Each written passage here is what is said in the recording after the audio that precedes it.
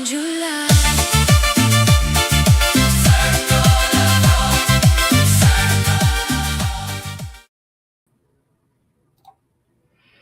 Well, hello everyone, and welcome back to the Christmas in July 24-hour live streamathon. This is our 5th annual, and this is the start of segment 2.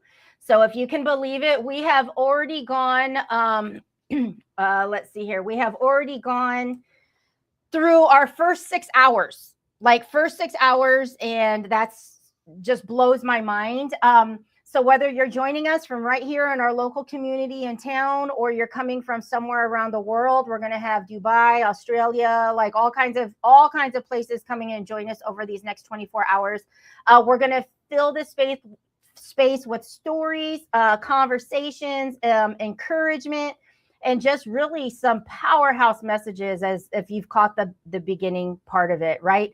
But what started as just a single crazy idea of a little live stream has turned into this global experience, and I'm just really excited. So to every speaker, to every sponsor, to every person that is taking time out of your day to either come on and share with us or just watch and comment and be involved, thank you. So appreciate it.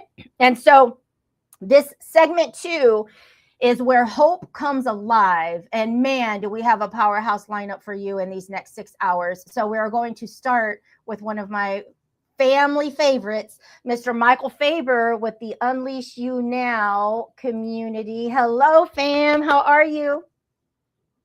You got me right when I was about to take a drink. So I was like, and then I took it down real quick.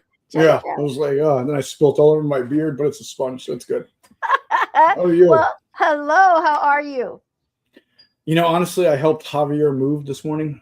Did you really? And walked in the door about 6 minutes ago. From doing that, I'm a little tired, but I'm excited. You know what I am? I'm full of hope. There you go. That this is going to lift me up and be exactly what I need, and hopefully what a bunch of other people need. Well, and you know what you did? You helped one person every day. You helped Javier. Yeah. Reach one, your job is done. Wow. Well, thank you. Take a breather. Right. You know, I've gotten smarter over these 5 years, with this being the 5th year, breaking this into like time segments, and so I can put some like couple minutes in between and actually go eat some food. And I'm like, gosh, why didn't I do this like year 1, right? But it's only taken us 5. We learn. We keep getting better and better. The awesome part of you is that you keep fighting to get better and grow so you can impact and help people more. That's a beautiful thing. You're not stuck in the level you were. You're a better level every year. Let's do it. So let's get into some questions and some messaging, because you're the king of messaging. But today's message is really for those that are feeling low. We've had some amazing guests. I know that with you moving and stuff, but one of the highlights, and I just have to share it, is 12-year-old Dominic, who's going through leukemia, and was able to share his hope out there. And I'm thinking, like, man, if we can't take notes from this young man, then what, right? So, so to you, let's just start off. What does hope mean to you? Well, I'm glad you asked that question. I didn't know you were going to, but you segue into. I didn't have to make it a weird segue to it. You brought me right to it. Yeah, it's taken me 5 years to get this part down too. So right, yeah, you're killing it. So when we talk about hope, like me and some of the people around me, it's hold on, possibilities emerge. Okay. Right. If you hold on, possibilities emerge. So hope is all about holding on. Hope creates belief, and belief is the most powerful thing this world has ever seen. Lands have changed, leaders have changed. Big movements have started and continued because hope led to belief. All right. So some of the stories earlier, I actually had a headphone in when I was moving and listening to some via Facebook. And I think a lot of those stories were crazy hard things, right? But they held on. And then possibilities emerged. I love that. I've never heard that one. So I love it. You're welcome. I love acronyms. Yes. And that's one I've heard. Hold on, pain ends. That's it. But I like your version there. You know what I really want to do on this one? I've never done this for yours too. It took me 5 years to learn.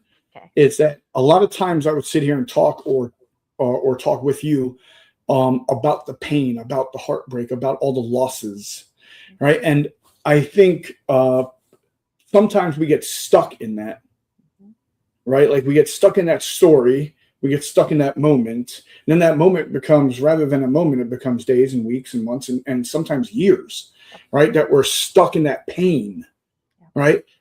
And rather than like look for ways out of the pain, I think then we're just focused on the pain.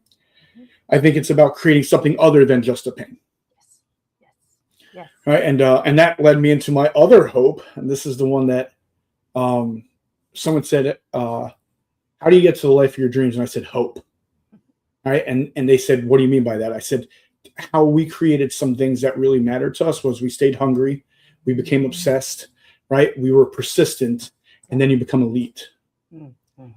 Right. And why I thought that was really important is the end brings it home. Right. It gets to out of whatever you're in to another level. Yeah. And I think that's what we really want. So this year I'm really focused on that with you. It's like, let's move. Let's let the hope lead us somewhere. I love that. I love that because even coming into this year 5, to me, it's a celebration. It's a celebration. And even though it's here because of a moment in my life that could have kept me stuck in that, like, I chose not to. It's like, we've got to do something with it. It's certain things just become imprints, but you're going to carry them with you. But what are you going to do with it? What are you going to do moving forward? What's going to emerge? Right. So what do you tell that person without wanting to just like hit them in the head? Like move on, use it, do something with it. What do you tell that person? Right. I'll take a page out of Trent Shelton's book, right? Current destination isn't the final location, right? And I think that's extremely important. I'm sorry, Mandy killed me with trying to spell out hope in the words, but then she did HPCE, and I was like, what? And then that tricked me. Then I had to remember what I said, so that got me a little bit. Sorry.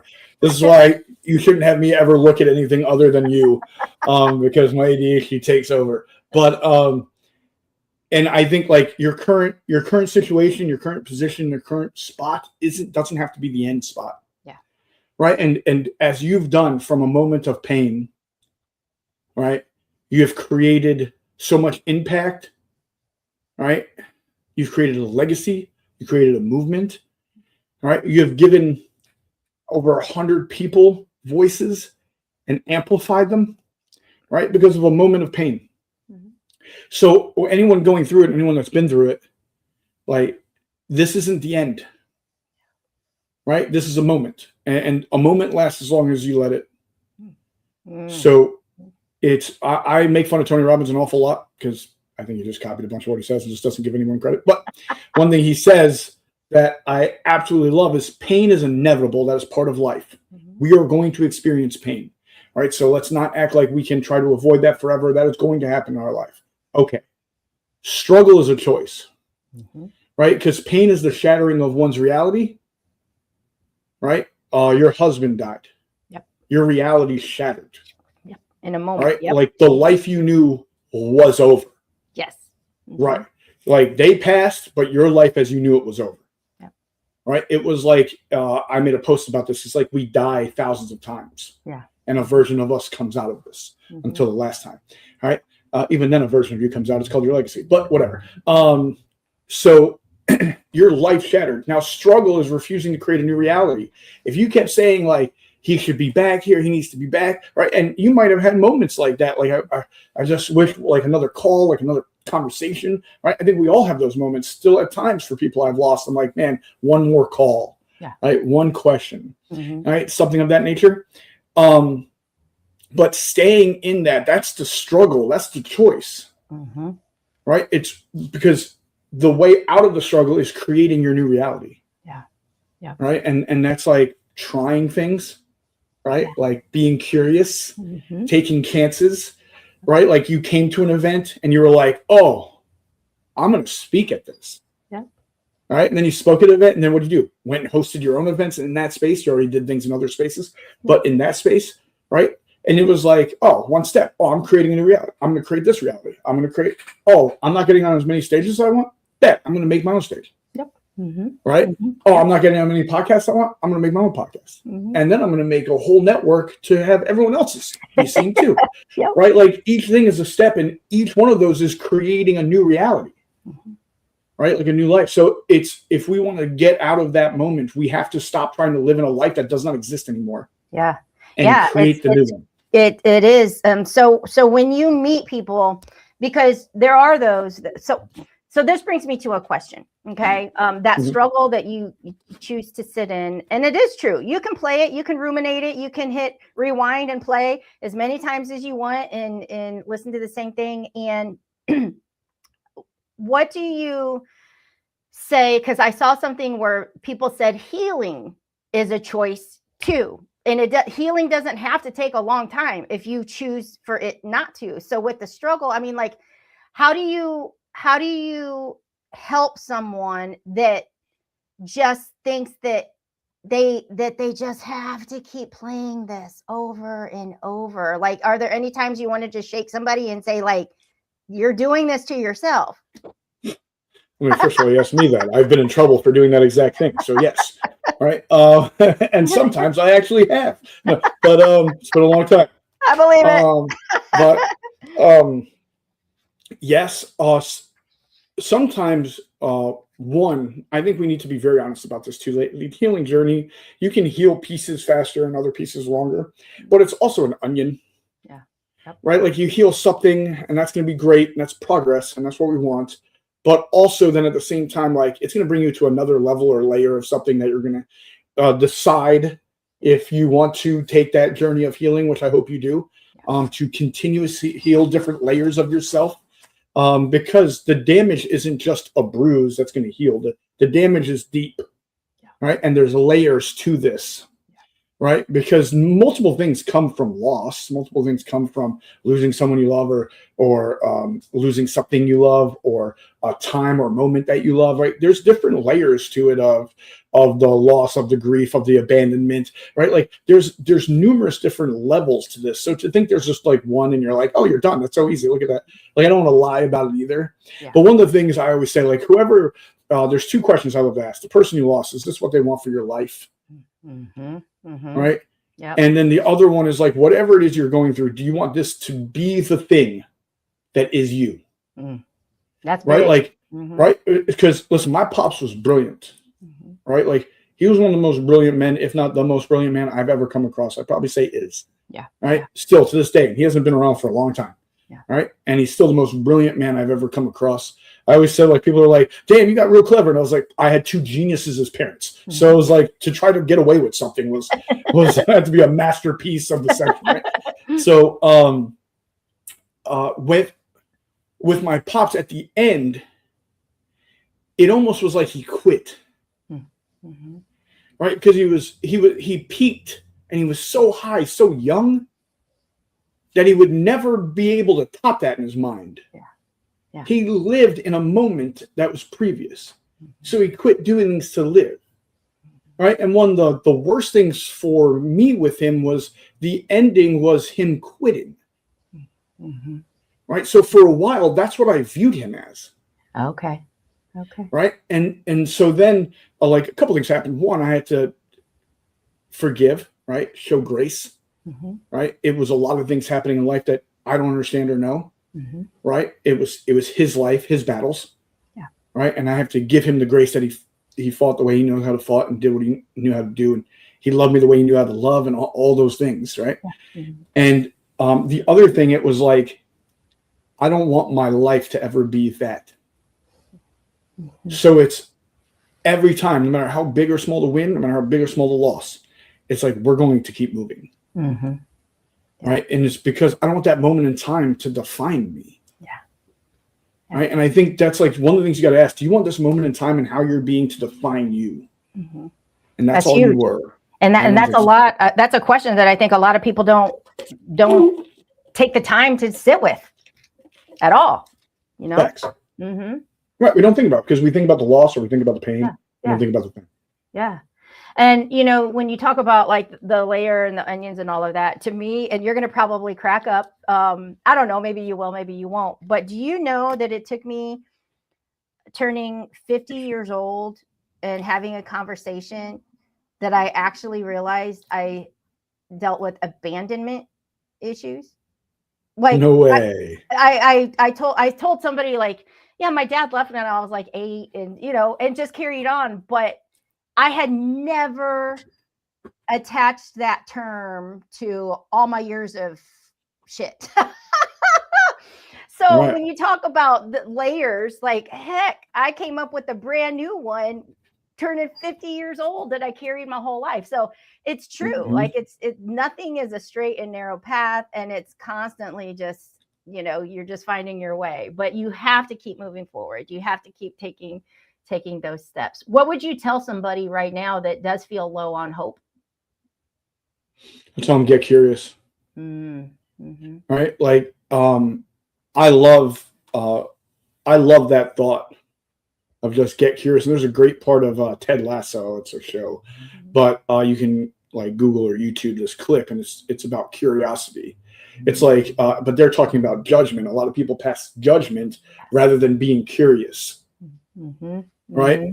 And it kind of goes through a lesson. He ends up beating the guy in darts because the guy didn't ask the right questions because he wasn't curious. He just judged him and thought he couldn't throw a dart, right? But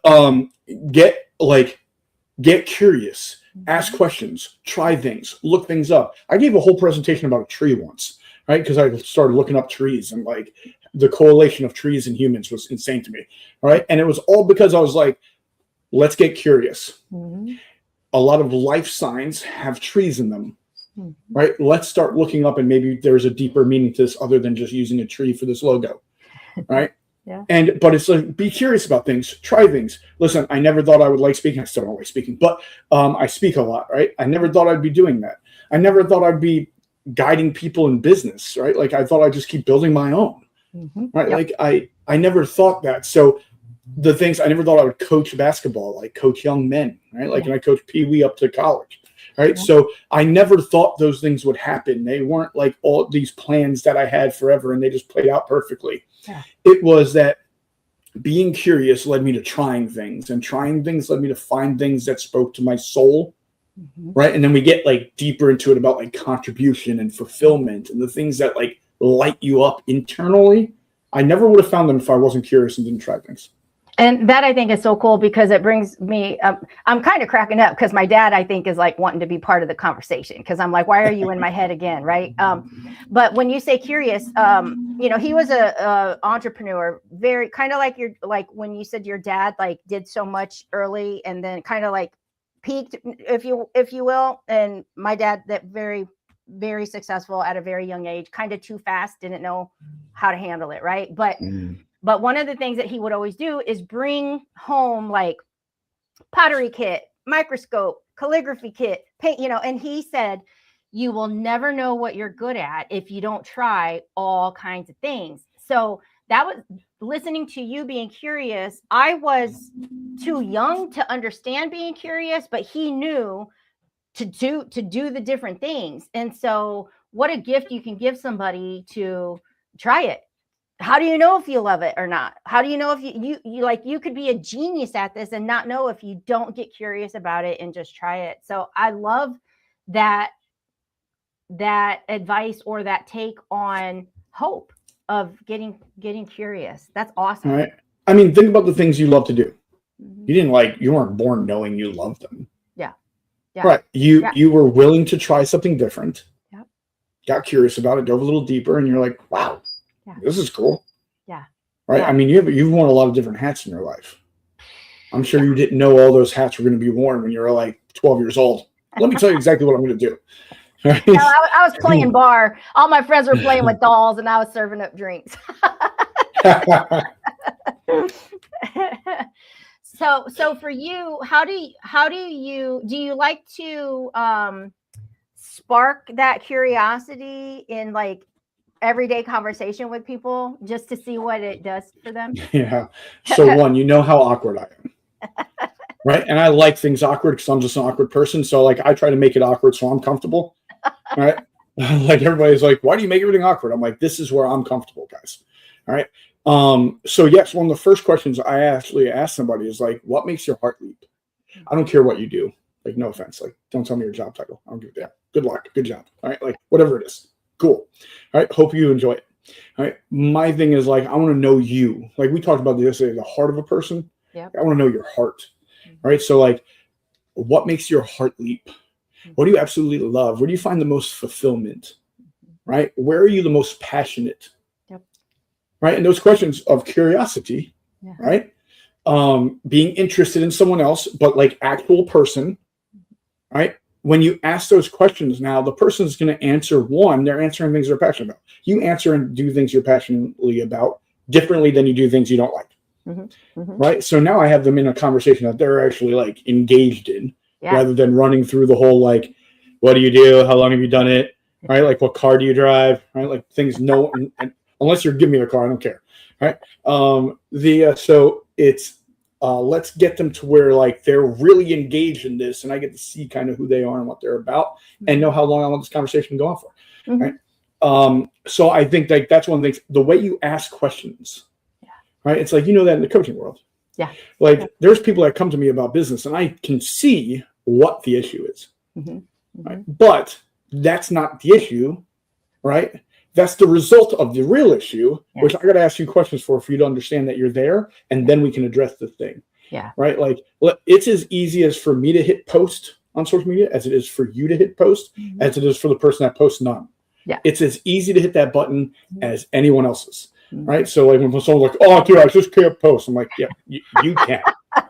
Right. So that's not it. So I think when we get curious, we ask those questions and dive deeper and not stay surface level.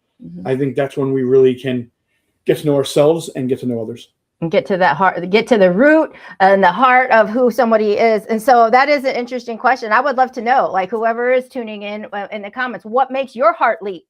Like, let's ask that question today. What makes your heart leap? That's absolutely beautiful. And so for you, you are a sponsor, Unleash You Now Mastermind, in the Movement Maker Live and all the things that you do. You are a sponsor. So what is something exciting that you have coming up that you might want to share? Oh, wow. I mean, there's a lot. One, I want to give a shout out to a lot of the Unleashed. They're doing things. All right. So a lot of them, you see some of them in the chat, they've been there, but a lot of them are either hosting events or expanding their business or being more willing to be seen and being out there, right? Being more consistent in their posting and communicating with their audience, right? Like they're doing so many things that inspire me to do more. Yeah, that's awesome. Right? And I mean, one of the things you can say you love about a community is people inspire you to do more. All right. So first thing I want to say is that because a lot of them have things coming up literally starting August. And I told people like August to December, I think I'm like dead, right? Like I don't think I can do anything anywhere. I think every like week is spoken for. And I was like, that's awful. I mean, awesome. Sorry. It's nonstop moving. I'm like, great. Right. This is exactly how I planned my life. So that's exciting though, because you see them taking charge, especially now because the economy is not what it was. We wrote a 10+ year bull economy. I don't care about your political views, right? We wrote a 10+ year bull economy. We have ran a couple years of not, right? We're still in it 6 to 18 months, right? So when things get harder, a lot of people run, right? Like I can say statistically from our experience in the space, this is what happens. The economy gets tougher. What happens? People stop taking courses, right? Stop going to events, leave communities because they're like, nope, save, right? And we go into retreat. We go into how can we, and don't get me wrong, there's a time when lean and mean is it, right? And I agree with lean and mean, but I don't agree with lean and mean to miss growth. Yes. I agree there's other ways to get lean and mean and not miss growth. Right? Because we need to, if any time we need to grow, it's during the harder times. The easier times, it's easier. We can grow less. Right? Like, I feel like it commonly adds up there. The equation's easy to follow. I failed third grade, so if I follow it, I feel like any of us can. Right? One, I think that's a time when people are retreating. That means there's more turf to gain. All right. So I'm big look for opportunities during those times too, because you'll find them. You'll find whatever you look for. All right. So that's exciting that I see people going for it. That I see people gaining turf. Right. Because this is always the truth. If you can find a way to make it through the hard, the good will be rewarding for you. Yes. Yes. All right. So that is the time we're in. So I'm really excited about the people that are doing the damn thing, all right, and building during a time when a lot aren't. All right. I think that's going to position themselves for when this turns to be in a great position to run and claim more turf. Then, of course, Moonmaker Live, this is the last one we're doing this way. So I'm super excited about that. We have a lot of people coming back that I absolutely love to be in the room with, and doing it one more time, the old Skipper way. Yeah. I think it's going to be a proper send off. I love that. And it's rarely in the space that you can end something on your terms. Right. Typically the space either dictates it or time runs out for you and you're just done. All right. So I'm excited that we give a proper goodbye to MML that's been around for 7-8 years. Right. That was like our original jump into the space kind of move as a conference style, and to send it off properly. I'm excited for that. I love that. I absolutely love that. Thank you for sharing that. And what is something that Michael is grateful for today? There's so many. The people in the chat, the people dropping blue and green, the people that rep, right? The movement. This movement is something near and dear to my heart, right? Like this is something serious to me. So anyone that reps it and moves it forward, I owe a piece of my life to. They carry my brother's legacy with them. So that matters to me. So everyone that does that, you guys are rock stars. I appreciate and love you for jumping into a movement that you didn't have to. And then carry the flame even when I'm not around. And let me tell you, you're all flames because you're not lights. All right, lights shine, flames light others up. You are flames. You light others up.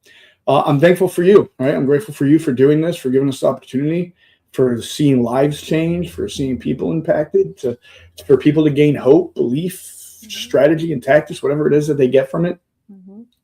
They say reach one, your job is done. You've reached many more than one today, so your job is done for a long time, I guess. For at least the next 24 hours. Yeah, so after you sleep a little bit, but and listen, I've had hard days, like we all have had. I've experienced loss, kind of cuts and breaks your heart, right? And your heart never heals or looks the same way after. There's always a difference in it because of it. And at the same time, I'm extremely grateful, man, because I got to experience love, right? I got to call their men brothers, right? From the fist fights to the smiles, to the wins, to the losses, no matter how big or small, right? Like I was telling everybody, whenever my time is up, I had a hell of a run. Yeah. Right? I was supposed to be gone over 20 years ago, so I had a hell of a run. I'm grateful for every day, for all the experiences I got to have, the love of a daughter, to see my mom grow old, right? Like things you're not promised or guaranteed in this world that a lot of us take for granted. And I was a lot of us. I took a lot of things for granted, and life had to school me a little bit. I think like all of us, right? It tends to do that sometimes. Like, yeah. Yeah. So yeah, I'm very grateful that I got to experience the life I've got to. Whatever longer I get is just bonus. I love that. And from a female perspective, a lot of times you hear them complaining that they're getting older and, oh my gosh, I got wrinkles and like all this kind of stuff. And it's like, it's a blessing to get older. Not everybody gets that gift. Not everybody chooses that gift. And so to me, I'm like, bring it. Look at my gray hair. But it is a gift, I tell my mom that all the time. My mom says getting old sucks. And I said, it beats the alternative. Yes. Right. And like, it might be harder, but it beats the alternative. Yeah, so absolutely. All right, my dear friend, we got one last final round that you can just pour out whatever you want to say to the viewers out there. Oh, we got Giselle. She's saying that part. So this is it. Your last little finale for the 5th annual Streamathon. All right. Well, first I'll start with something for everybody. You're worth it. Like whatever it is you dream of, whatever it is you hope you want your life, you're worth it. Go get it. All right. You just got to do it. Just keep going. All right. Every day. Go at it. Go at it. Go at it. Any setback, keep going at it. Here's the deal. Don't stop. The only time you stop is the last time your eyes open. So you won't even know. So you're winning or you won't know you didn't. All right. Create your masterpiece. The last part I'll say is thank you, Elena. Thank you for doing this. You don't have to. Thank you for taking the time and the energy. Thank you for sitting here 24 hours straight, which is ridiculous. Right? I remember when you came to me with the idea and I was like, what? I was like, okay, I get it. I like it. Right? It reminds me of the old like when growing up when they had on TV. That's the where phones. it came from. Jerry Telethon. Yeah. Yeah. Right. So it reminded me of that. To do this, to take the time, to put all these speakers on here, to organize this, to schedule it. I don't think anyone really understands the work that it takes, the energy it takes. I think they're like, oh, it's easy, nice little virtual thing. Right. And I'm like, pfft. Right. So for you to do that, for you to take the time and the love and the care to do that, it speaks wonders for the person you are. All right. So never let anyone believe you're less than the person you are, because you're the person that'll do something like this, and few would. Thank you. So appreciate you. Love you. I'm like doing that all the time now. See? Yeah, that's the thing. That's the thing. Thank you so much. Thank you so much for like sliding in here 6 minutes after moving.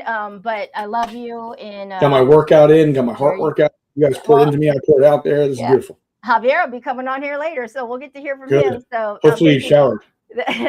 There you go. So love you. Thank you so much. Love you too. All right. We'll see you.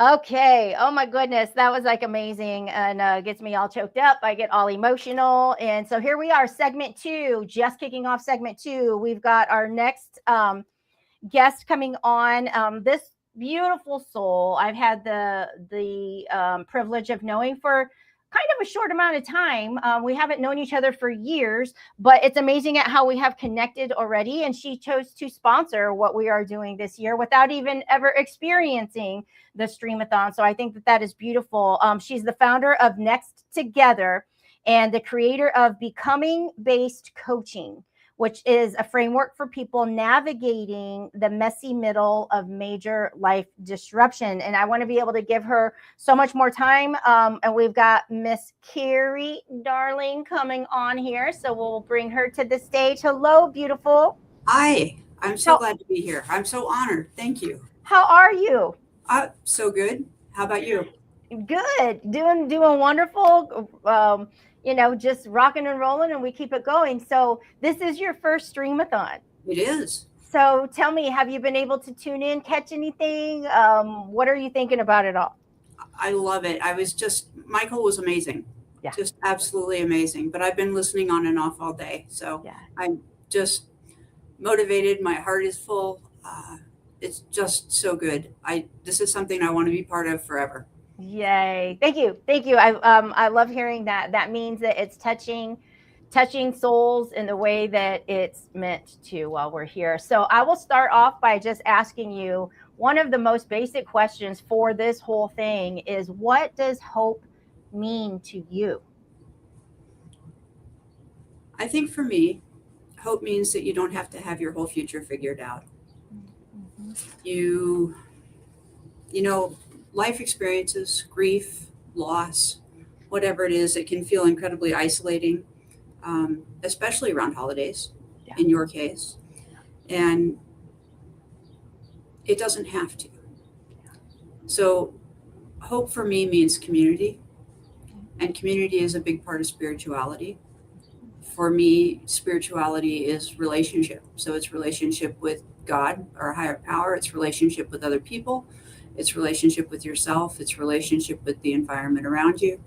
And hope is not giving up. So it's knowing that even though it feels really bad and it feels really hard, that there are people to support you, and there is something good that is coming next. I love that. There is something good that is coming next. Imagine if you had that Post-it note in your face every day, all day, for that reminder that something good is coming next. Is that why you named your business Next Together? Yeah, that's a part of it. And I don't want the other piece is the community piece, because I don't want people to feel alone. Some of the things that I went through, I realized that I didn't have community. I didn't have the support that I needed. So when someone is going through something, I want them to know that we're going to go through it. The next thing we do will be together. Yeah, I love that. I mean, that's like, did it just dawn on you that knowing that meaning that, okay, this is going to be the name of like the next thing that I build?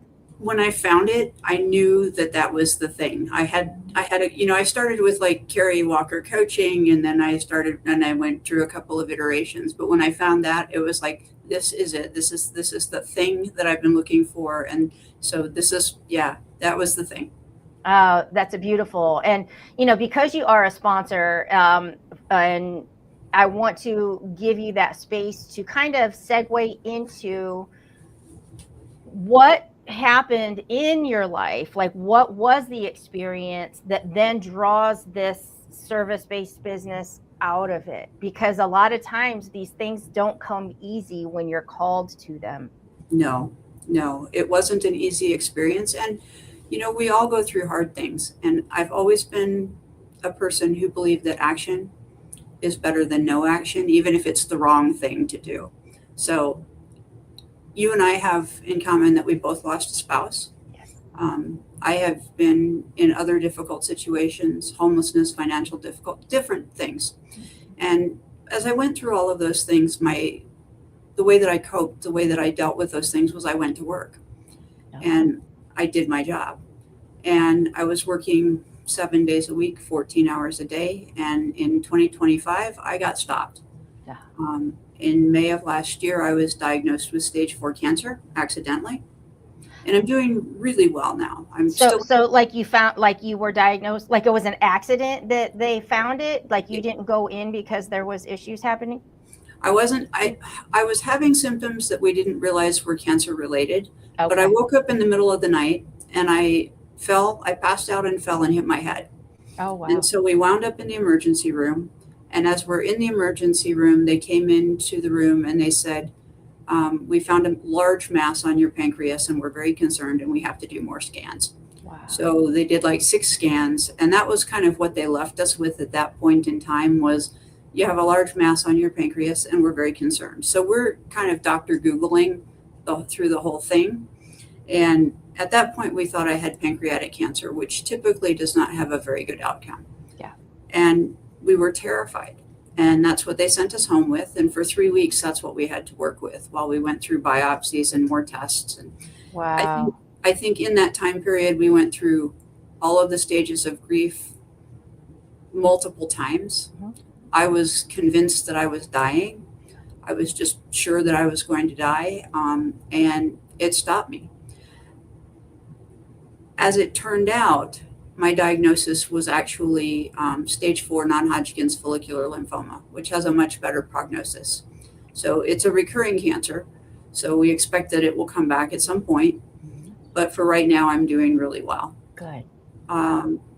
There were so many miracles, so many things, Elena, that happened in my story that just blow me away when I think about it. I mean, the first one was as we're walking out of the hospital, because I had just changed jobs at that point. So I had been at a new job for 4 weeks. Okay. And as we're walking out of the hospital, I turned around and I said to the nurse, I said, this just really doesn't work for me right now. I can't do this. I said, because I'm not going to have any insurance after next week. So we can't do cancer. That isn't. And she looked at me and she said, you need to get COBRA. And I had 1 week left to get COBRA. So we went home, signed up for COBRA. And even though we had to make the COBRA payments, we had met our deductible by April of last year. Mm-hmm. And $500,000 of bills were covered. Wow. And that was just the first miracle. There have been so many that have happened since. I have to share with you because our stories have been similar, we were talking. And so I know we're live, but I have to share this part. I had left my corporate job And then it was so many weeks later that my husband had his heart attack, and we were going to be discussing what we were going to do with insurance. What were we going to do Cobra through his, we were going to be discussing it. And then he had his heart attack. So when I'm sitting in the hospital, a friend of mine happened to visit that day and brought a gift. And she said, I think I said something about, I don't think we're even covered right now. Like, I don't think, and she said, call and check on your dates, because there's, you always have like so much time. This was on a Thursday. That Friday was my cutoff Wow. date. And I mean, if it would not have been her to say, just double check on that. And so it was by one day. And they had said, like, yeah, if you put the Cobra check, I think I had to pay for like 2 months, but it like retroed back. But she's like, go ahead and put it in the mail. It'll be postmarked. And my mom said, no, honey, write the check. I will go drop it off. But if we not have done that, we're talking 25 days in ICU. Like, but to me, I look at it as a blessing like that. Like just a random friend saying, hey, you should really double check on that. Right? And I had one day. Like, or I would have missed it. Yeah. So I'm like, oh my gosh, you had the Cobra thing too. Yeah, absolutely. I look at the cancer, and I would never say that cancer is a gift. When they called me, they actually called me on the phone and told me that I had cancer. And I was standing in my office at my new job, and they called me and said, you have cancer. They said, but you have the good kind. And I don't know what you do with that. I didn't know it. I didn't know at the time, and I don't know now what you do with that. So I wouldn't say there's a good kind of cancer or the cancer is good. But I would say, for me, the experience of cancer has been the best gift that I've ever received. Absolutely the best thing that could have happened to me, because it stopped me. Yeah. And it made me think about what is important, what am I doing with my life, and what do I want to do with my life? And what I had been doing was getting up and going to work. And the job that I was in at the time was incredibly toxic. I was in an incredibly difficult work environment. And I got to a point where I said, I'm not doing this. Not because they weren't working with me, because they were, but because I said, I'm not doing this anymore. So I quit my job with no plan, no income, no job, no idea. I just said, I'm not doing this anymore. And I walked away. And it was terrifying. Terrifying and empowering probably at the same time, because absolutely, you're making this crazy decision that in the eyes of probably many around you were like, wait, what? And you're just like, no, I'm doing me now. Absolutely. Absolutely. And I realized when I walked away, I was in corporate HR at the time. And I realized when I walked away that I had not had the impact on people that I thought I did.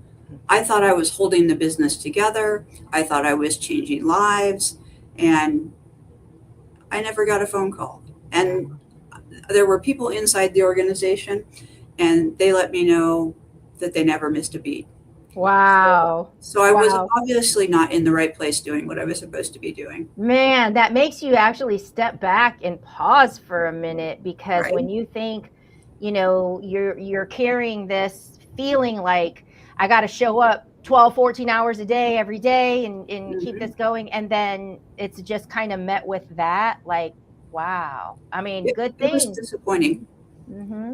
Yeah. But there was a good lesson in that. And I truly believe, I've come to believe that there are wins and there are lessons. So there are no losses, just wins and lessons. Oh, I like that. No losses, just wins and lessons. Yep. I Absolutely. love that. So in this, maybe somebody's tuning in that's watching, and they are embarking on a cancer journey of sorts. And I'm sure that you didn't immediately think that this is a gift. How did you get there? Like, did you just make a conscious choice that I'm going to look for the positives in here because I know I will find them? Like, how did you get to that point of realizing that it became a gift to you? The first thing I did was I made a decision. And I kind of made a decision before the diagnosis, as we knew we really felt like this is cancer and this is really bad. Mhm. And I made a decision, and I turned to my husband and I said, I don't accept this. I don't accept this diagnosis. I don't accept the prognosis. I don't even want to know what it is. I don't care, because I am going to live, and I am going to choose, and I'm going to change my life. So that was the first step. Nice. And did that feel like it was taking the reins, for as much control as possible, because you can control how you view it, how you show up for yourself every day. And by saying like, I don't accept this, like that's you choosing to walk through it with strength, with courage, with, all of that. And was that easy for you? No, but I really felt like attitude was going to be a critical component in my recovery. And there's a way to show up. And I made sure that when I showed up at my oncology appointments, when I showed up for my chemo, I was dressed nicely, I was put together. And the doctor said that they know the way that people show up. They kind of can tell how people are going to progress. Wow. So I always made sure I wore a jacket and, didn't show up in tennis shoes and sweats. And because I wanted them to know that this was my plan. Mm-hmm. This was my plan. And so I did that. But I truly believe that attitude is everything. And if you go into something with a negative attitude, you're going to get a negative result, because that's what you expect. Mm-hmm. If you go into it with a positive attitude, expecting good things, then you're going to get good things. And that's not to say that I didn't have those days, because I definitely did. And I think my husband is the only one who probably saw those days, because I put out a really good picture to everybody, and everybody I talked to, I made sure that they were seeing the positive Carrie and the positive attitude. But he saw them. Yeah. He saw them. And there were a few days where it was, where I'm asking, why is this happening? Why is this me? Mm-hmm. But I tried to not get stuck there. It's certainly okay to feel how you feel. You should feel how you feel. That's really important. And there's a grief that you go through with cancer, just like any other hard experience. And you've got to feel those feelings. Yeah. But I think it's really important that you don't stay stuck. And one of the things that I'll do for me is I'll say, okay, I'm going to wallow in this for 2 hours. Mm-hmm. I'm going to sit here and I'm going to wallow in this for 2 hours. And then at the end of 2 hours, I'm going to get up and I'm going to stop. Yep. And I'm going to go on to the next thing. I love that because you are human and you have to let those parts out. But again, it is a choice to not press play and repeat and stay there. One of the things for me that I needed back then, going through some of this when it was still fresh, is there was a certain movie that I would turn on and watch because I knew it would just make me bawl like every time. And because sometimes when you're just pushing forward and you're holding everything up and you're carrying everything, like it's really hard to sometimes let yourself feel vulnerable and break down. And so that was one of the things that I did, is I would just always watch this movie because I knew it would make me cry. And you get it all out. Get it all out, right? Yep. And then when the movie was over, it's like, okay, that's, I guess that was my 2 hours, let's get back to it. So tell those, as a sponsor, tell those that are tuning in, because this is going to stay out there. So people might see this tonight, next week, next month, a little bit about Next Together. Like what did you create coming through this experience yourself? Well, how I got to being a coach was an interesting story, and it was another one of those miracles. So as you're going through cancer, your community changes, and it's just a weird thing that happens. And so some people disappear, some people lean in, some people show up that you didn't even know when you started. So I was really looking for community, and community is my word for 2026. I went to a support group. I heard a speaker and was so impressed by this speaker that I reached out to her on LinkedIn. She asked me if I wanted to call, and so I said, yeah, I want to call. So we had a call, and at the end of the call, and she was a cancer coach, and that's what she does. And at the end of the call, I said, I think I want to be a coach too. So I ended up going to the school that she went to, and she is just, I want to be just like her when I grow up. She's just this amazing human person. And I ended up going to the coaching school and went through a couple of iterations, but it all kind of comes back to the same thing.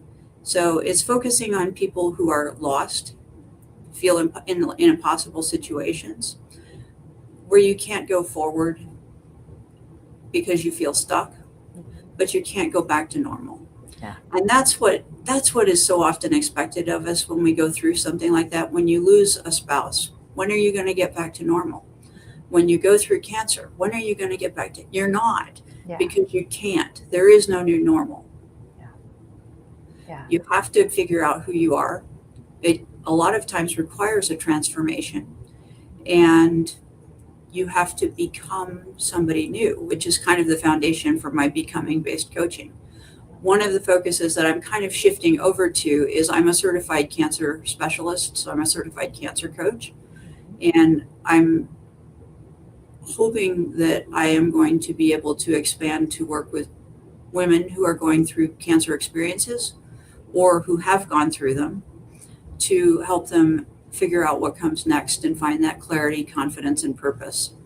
That's a beautiful gift, because you are right. Like, there are certain times that life drops a bomb in your world, and when everything has been like exploded, it can never go back to how it was. So I love how you say, like, there will never be that normal, right? Again, and even focusing on how to move things forward, knowing that you can't change anything behind you. So as you've started, this journey into this work, like, how has it been to have that impact on other human beings that are going through this stage in their lives? It's amazing. It's amazing. Self-care is really important. You can't fill someone else's cup if your own cup is not full to overflowing. And that's something that we have to think about, because we want to go out, especially as women, I think, we want to go out and take care of other people. We want to help other people. We want to do for other people. But if we're not taking care of ourselves, then we can't do that, because anything that we give is going to deplete our own cup. And what I'm finding is doing the coaching, working with people, being able to help them and seeing them succeed just fills my cup. It makes me so happy. Yeah. Oh, that's amazing. And so with your own personal journey now, and knowing that you've come through what you've come through, I mean, I hope you realize you're an inspiration. Yes. Thank you. You're welcome. So like, with that, what would you tell someone who is tuning in and maybe just received this diagnosis and is thinking, like, what the heck? What do I do now? Like, what would just be a very next step, or the next 1 to 2 things to just ground them and let them know everything will be okay?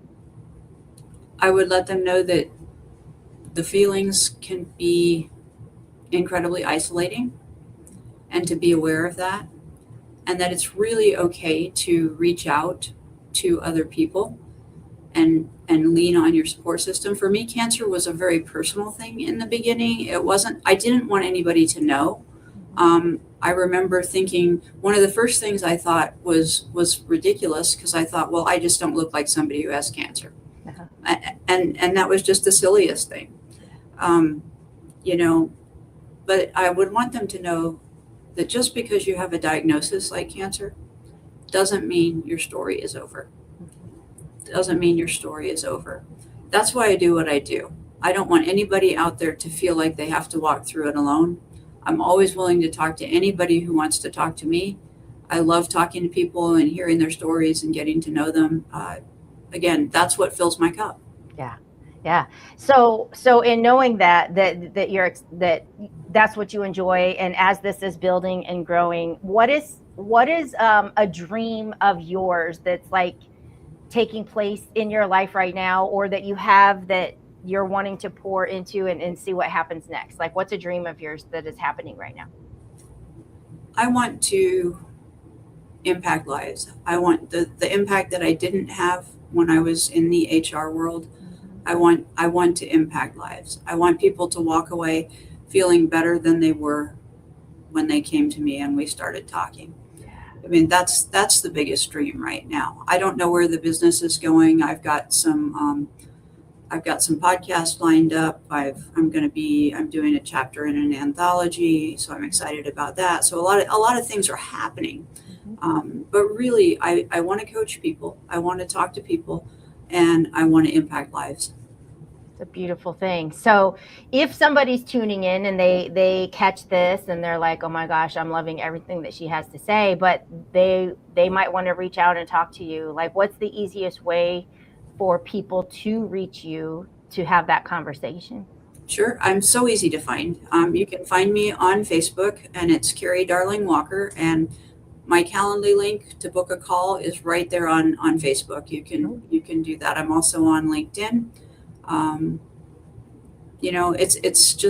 It's one conversation. Let's start with one conversation and see where it goes. I promise you'll take something away. Yeah. I promise you'll take something away. And, next steps can be so small and so impactful. I talk a lot about baby steps, and I talk a lot about reframing situations. And it's how we see the situation that helps us move forward.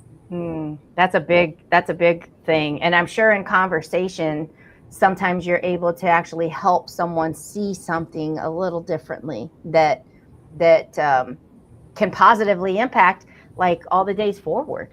It's always easier to see something from the outside, isn't it? Yeah. So if you're in the middle of it, it's sometimes really hard to be clear. Yeah. So a lot of times it's easier to see it from the outside. I agree. What do they say? You can't see the picture from within the frame, or something like that. I mean, there's so many. Or you can't read the label from inside the bottle, and Absolutely. Yeah, a lot of different things like that. So before we wrap up here, I want to leave you with the opportunity to share one last final message of hope. And in our circle of hope, it means help one person every day. What would be the one thing that you would have left to say to our viewers? I would go back to what we started with. You don't have to have your whole future figured out. Sometimes the bravest thing you can do is take the next honest step, even when you can't see the road in front of you. Yeah. That's beautiful.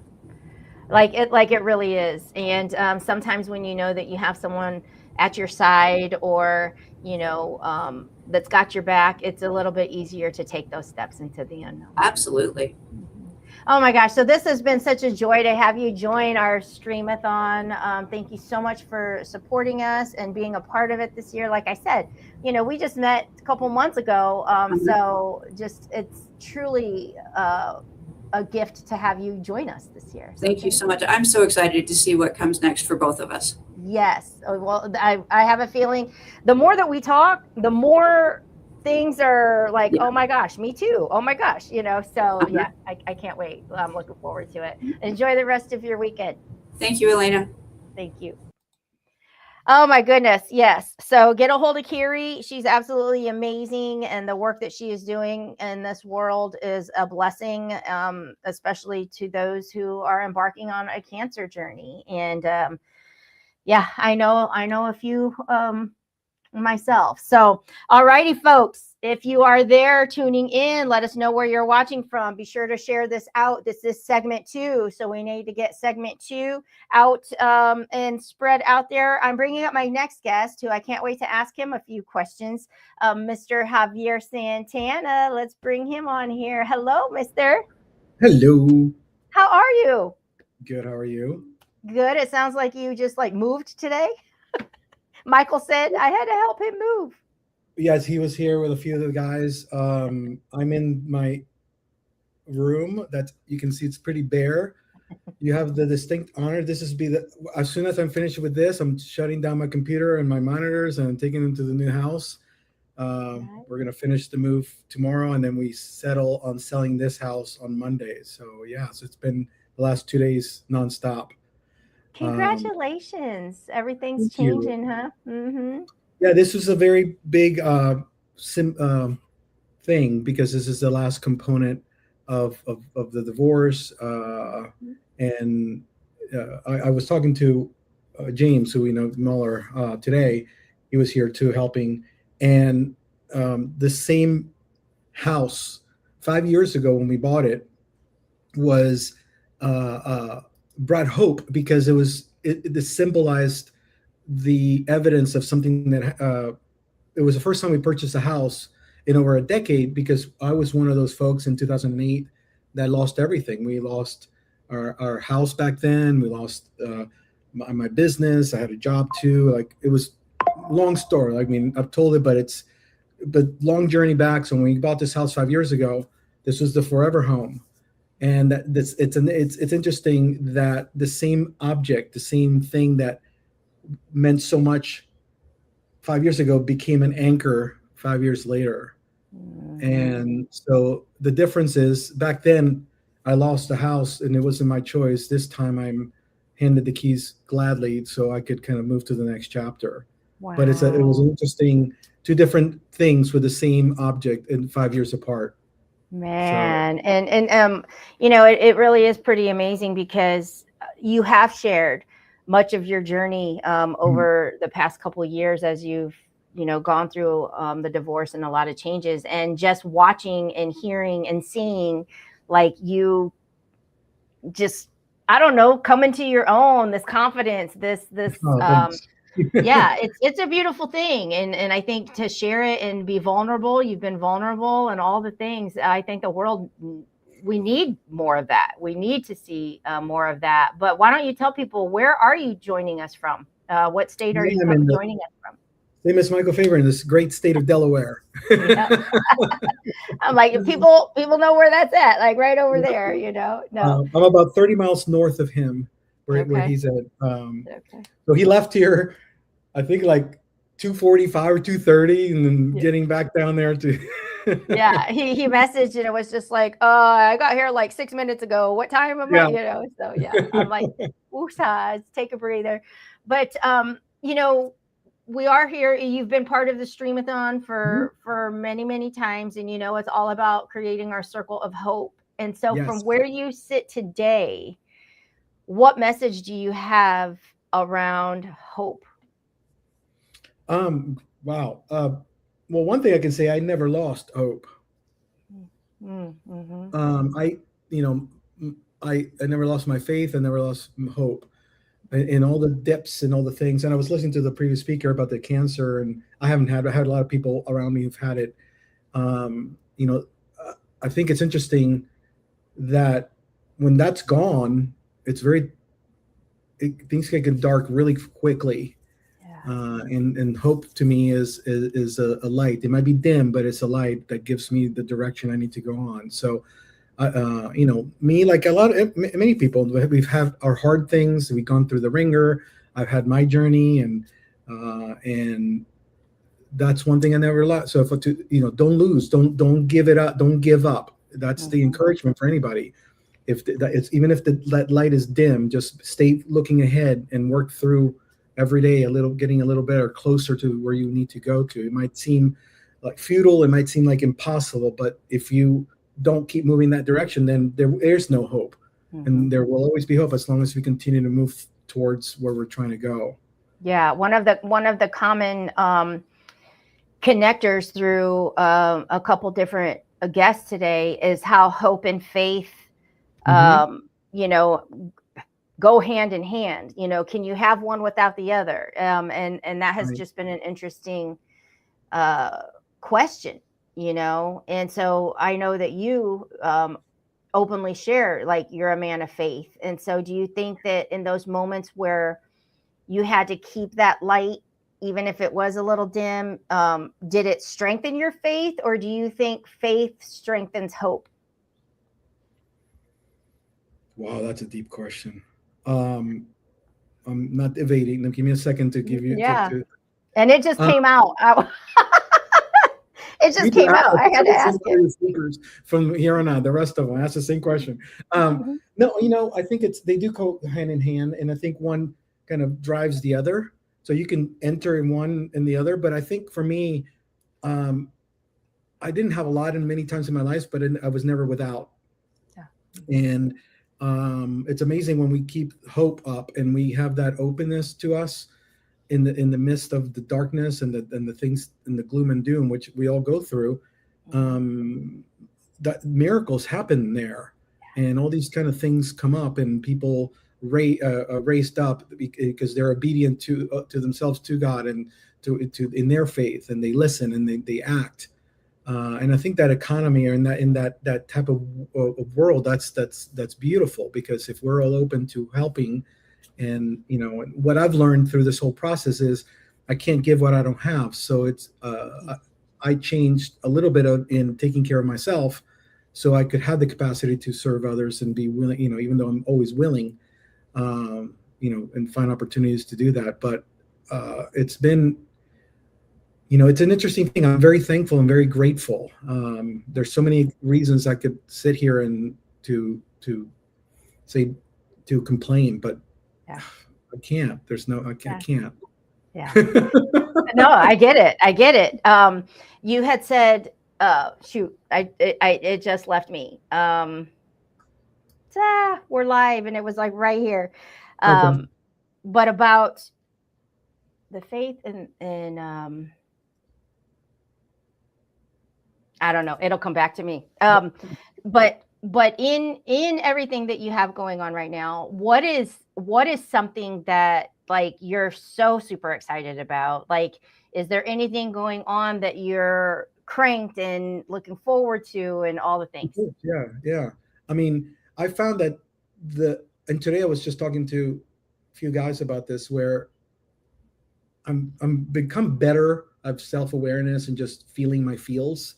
But I get caught up in the busyness, and if anybody follows me at any given time in social media, they see I have a pretty.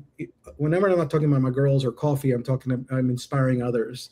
I use the term "live now, leave a trail," and but I practice that every day, and it's very difficult to practice that every day. So I'm not like I've arrived and I'm telling people to do that. I'm with everybody. Like, it's a reminder to slow down and to be able to enjoy the moments. My personal mission is to inspire others to live fully and leave a trail worth following, because we can choose to leave a trail of smoke and destruction, or a trail of light and joy. That we have that choice every day in how we speak to others and how we treat others in anything that we do, and also to awaken people's souls, because a lot of people are numb or asleep because they're just caught up in the everyday busyness of life. But once somebody kind of has that awakening, then all of a sudden everything looks different, and they make adjustments, which is what happened with me. Yeah. And again, I haven't arrived, but what I'm excited about is I've been sharing my message a lot recently, and people are really resonating with it in a good way. On social media, just sharing my messages, and my coffee company that I'm going to launch, that I'm talking about this for a while, but I've been doing a lot of things in the background while in the middle of it, trying to pay my bills and continue my business and my other things. But my message is what's going to be connected to this coffee bean. The coffee is the front for the message. Yeah. And of bringing people together, of mindfulness, or just living now, enjoying the moments, more than the milestones, the moments in between, the big things, which are important, but the everyday little minutes and moments that we kind of take for granted. We get into cruise control, or we get into scrolling, or we get into places we just want to disconnect. And there's a lot of things in between those big moments that I am trying to remind myself and others to not overlook. And that's what excites me. I'm seeing the consequence. I'm seeing the the fruit of all that effort of, I know the message resonates because it's, even though it's my story, it's not like a unique story. I'm just reminding others. But now when I'm seeing at scale and this message kind of multiplying in a very meaningful way, and seeing the responses, and seeing how people are making decisions and life choices, and it encourages them, kind of like what you do, you have to continue, because the mission becomes bigger than you. Yeah, absolutely. And when you mentioned, well, and I love the fact that it's like pulling in coffee. Like, I'm so excited for you for when this like takes off. It's very close. I'm sure, but just kind of when you're talking about, leave a trail, but be present and Right. be in the moment. I mean, what a better way than to think of focusing on just having your coffee, enjoying that moment, because I think so many just get up, pour their cup, they're going, everything's already in fast motion, and it's like almost your message with this product that can kind of just like take the coffee as a chill moment, Yeah, it forces you. You should force you to slow down. I call it passion, presence, connection. But it is a reminder to slow down. People talk a lot about regulating your nervous system, and these are terms that are new to me, but I understand them now. I understand that I used to walk around with my jaw clenched and keyed up, and even though I'm working on it, I'm still a little high strung about certain things, and I'm very cautious or very aware of when some things gonna trigger me. I just respond to them a little different than before, because I'm now, okay, I see, I need to work on that. But coffee is on many cultures is embedded into the culture as a symbol of community and connection and slowing down. And I always say jokingly, like, try running around with a hot cup of coffee, you're going to burn yourself, so you might as well.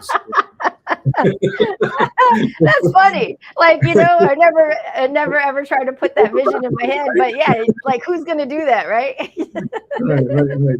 But I always say each cup invites you to slow down and to savor the moment, and engage deeply in the people, in the world around you. And that's one of those things that I've learned and continue to every single day of, you can't do that in fifth gear. And just like you said, the one thing that you had said was you can't give like from an empty, right. Like, you can't give what you don't have is actually right. And the lady before us said the same thing. Something similar. I'm like, preach it, because it's true. Yeah. We have to. We have in the overflow, and we have to have margin to do that, because if we give away all our oxygen, even though we're well-meaning, we'll suffocate in the process. We have to be able to. And my entire life operated from a place that I thought that was selfish. I didn't realize that was a thing. Yeah, when I that it was like a priority, like it has, you're better for everyone when you do that for yourself, Right. Right. So you actually also said, like, kind of coming into this awakening and, this space that you're in. Do you think people can decide to step into this new space? Or do you think life actually has to jolt you? Like, life has to kick you in the booty to make you make the change? Or can you just decide, no, I think you can. No, that didn't happen with me. So I'm speaking from a place of assumption, but the evidence tells me that's not true. I always say, why do you have to wait for the proverbial 2x4 to hit you across the head? Why do you have to wait for the big moment to, like, for me was the divorce? It doesn't have to be that way. Like, if I know, so that's why I'm sharing my message, to awaken people, because if something's on fire and I see somebody's going to get burned, and I tell them, they can choose to stay there and wait till they get burned to move, or they actually can listen to me and say, well, maybe I just won't get close to the flame. Yeah. I believe people do have a choice, but I think there's a place that we don't have their attention until they're awake. So that's the interesting thing. And I'm just looking at it from where I see it, where it's almost like the Matrix in the movie, where the moment the person kind of there was a red pill and the green pill, and then now you've seen the other side. Well, are you going to go back to the life you knew? Well, I woke up, but I say that the awakening doesn't have to wait for something. I think for most people it does. My mom says this, and I've heard it said many times in different places. People act when they see the light or when they feel the heat. And the human nature is more towards when they feel the heat, but that doesn't mean they're not capable of doing it when they see the light. I'm hoping to bring enough light to say, hey, you don't have to wait for the big blow up or the big life thing that's going to hurt you for you to actually waken up. I can help you wake up with stories of people that have, in my story, and hopefully that helps. But I love that. Yeah. Number one, I love your mom too. So tell her I said hi. But when you say that, it is true for many. It takes the heat. It takes the getting burned. It takes that moment of impact. But it is amazing to continue to share the wisdom learned, if the lessons, before, you have to, kind of like when you're driving and you have to learn certain safety things before getting in the accident. Like, you don't need to get in the accident to know that you need to do other things to prevent that. But I'm gonna use an analogy. Sometimes we're bullheaded. Yes. I'm gonna expand on an analogy, because I've used this say, because you talked about driving. So if you're driving on the highway on an interstate, they have those rumble strips on the left hand side. Yeah. So those rumble strips are there to kind of wake you up before you run off the road, because you might drift. Yeah. I'm the rumble strips. I love it. There's your new logo with your leave the trail, and you're the rumble strip. If you keep going, you're gonna go off the road, but you don't. You can turn back and straighten up, because there's enough time still. Yeah. I love that. I'm the rumble strips. Now every time I'm going over them, I'm going to think of you, Javier. No, that's awesome.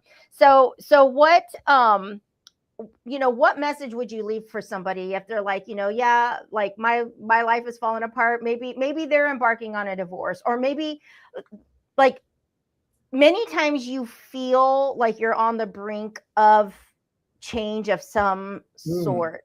And I feel like that's the time that you could possibly reflect on, do you work on fixing the situation this way, or do you just keep letting it go and see what happens? Like, coming from your experience, what would you share with somebody?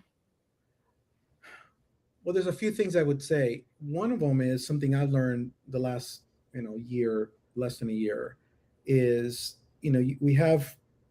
I'm a person that people say I'm intuitive. I mean, I think we're all intuitive. But there's your head and your heart and your gut. And I used to follow my heart, but I started leading my heart rather than follow it. Because sometimes feelings can be misleading if we don't kind of monitor them. Mm-hmm. But my gut, I'm not saying I'm always right, but many times I didn't listen to my gut, and I was like, I knew it. So I think people know when there's a change that needs to happen, or some adjustment. It doesn't mean just relationships, just in anything in life and different things.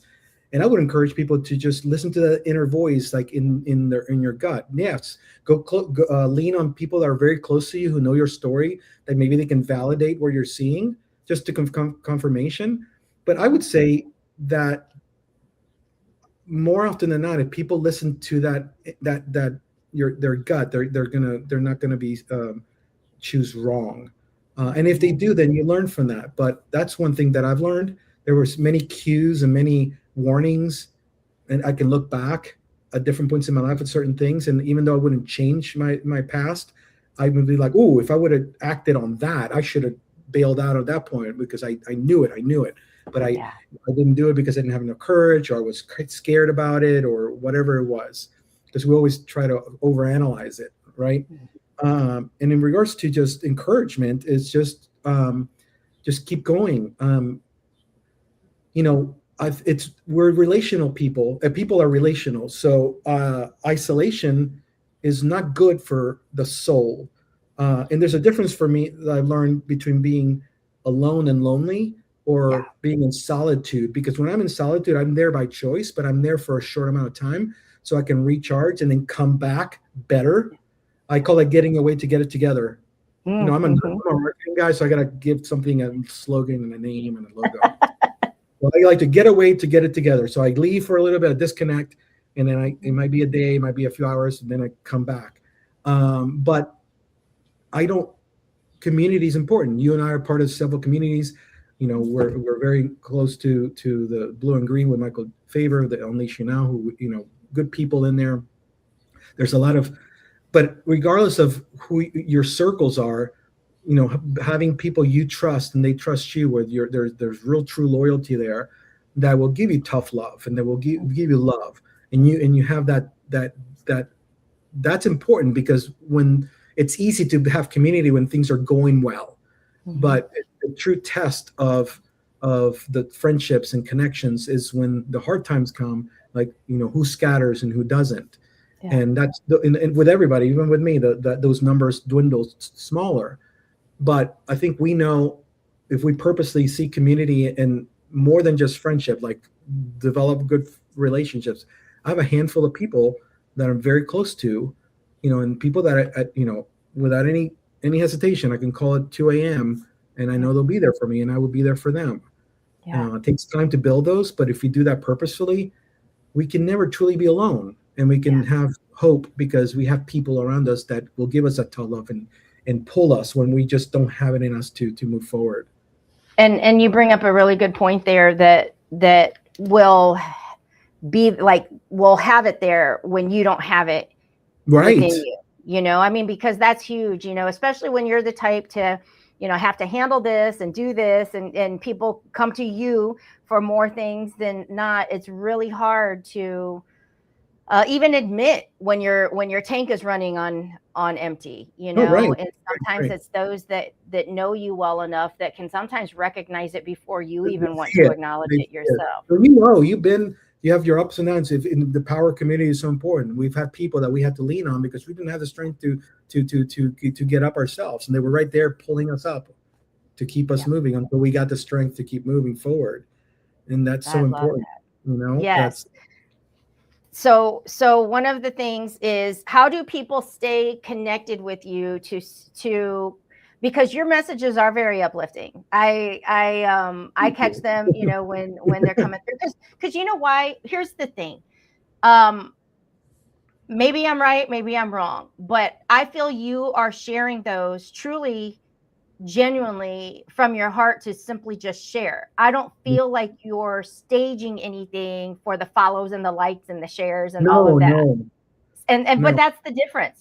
I can feel it. Like, you can feel it. And so it's almost like you're able to receive the little messages that you're putting out there because they're genuine, you know. And sometimes you come across things that it's not. You can just tell that it sounds good, but it's for building whatever they're doing. And yours, I truly feel, and they come from the heart. So if people, you know, even want to follow the coffee journey and what's happening, like, how do people find you? How do they follow you? Like, what's the best way? I mean, right now I'm very active on Instagram and Facebook. You do Javier Santana, you know, at Javier Santana. I'm there for Instagram and Facebook. I'm actually going to start a new channel on Instagram. I'm not sure if I'm going to go to TikTok or not, but to kind of take this message and give it its own kind of space. Nice. So it's, I don't want to say litter, but I don't want to, so it's, they're all there rather than, you know, dad jokes and coffee things and like, you know, to kind of, because even though my goal wasn't to get the engagement, I want more people to see it. So now I have to can make adjustments with the rules of these platforms to make sure that the message gets there. But when the message organically kind of reaches the people and grows, then it's validation to do that. But I'm on Facebook and Instagram are the two main platforms I'm on for that. Like the coffee business, I am gonna start doing more of that coffee journey. I've been kind of putting a lot together to start kind of documenting that. But you could go to Vivir Coffee, VIVIR coffee.com. It just Okay. shows, it's a landing page there, just kind of shows a little bit of the mission of the company, and then just they can put themselves on the mailing list, because I'm going to start pushing out those updates about how we get closer to launch for that. I am so excited for you for that. Like, I really am. And honestly, you know, this is kind of a off topic, but if somebody is watching, I mean, because it's like you picked coffee, I picked lipstick, you know, like I created something out of lipstick. So it's kind of, how did you know, like, I've got to do something with this? Was it just because you love coffee? Are you coffee picky? Like, I know for me, it was like, I'm lipstick picky. So I'm just creating my own line. Yeah. What stepped you into like, okay, I'm going to embark on this huge industry and like start my own thing? No, it's a great question. That might be hopeful. That might give somebody hope today that has this dream that they think is absolutely crazy. No, it's a great question, because I mean, it is a commodity. You can get good coffee anywhere. So yes, this is going to be really good coffee. My flagship product is going to be Puerto Rican single origin coffee. I'm working with several farms. I have one supplier kind of lined up already, and I'm working on getting a few more. So I'll be importing the beans and roasting them and packaging all that. It's not gonna, but then there'll be other countries. But for me, I can remember at 3 years old, I kid you not, I have a memory at 3 years old drinking coffee with my aunt Maria, and she would put in café con leche, and then would toast with butter, and I would dip it in my coffee. So I was, part of my many cultures, Italians, Latinos, coffee is part of their life. Now, I've been a coffee snob for many years, but about 5-6 years ago, I was like, yeah, I'd love to start a coffee company, or like start a. But then as I started learning, more about business, doing more things, I realized that, and especially the last few years when all this happened, I'm like, wait a second, I can combine. Instead of saying coffee company, it's more like a lifestyle brand. That's found that the coffee is the center of it. Your Besitos, yes, it is lipstick, but there is a message behind it. There's an agenda, which is good.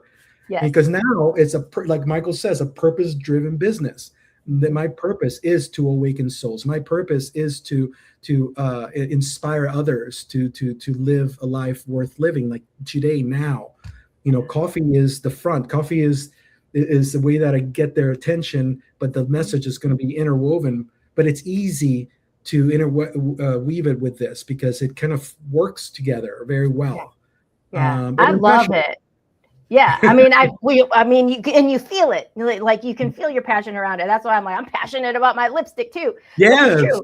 You can go to dollar store, you can go anywhere and buy lipstick, but not mine. Like for the reason that I created it. So that's why I'm like a #1 fan. I can't wait till you launch it and we can buy it and order it or whatever we need to do. But we can do it like a Besitos blend.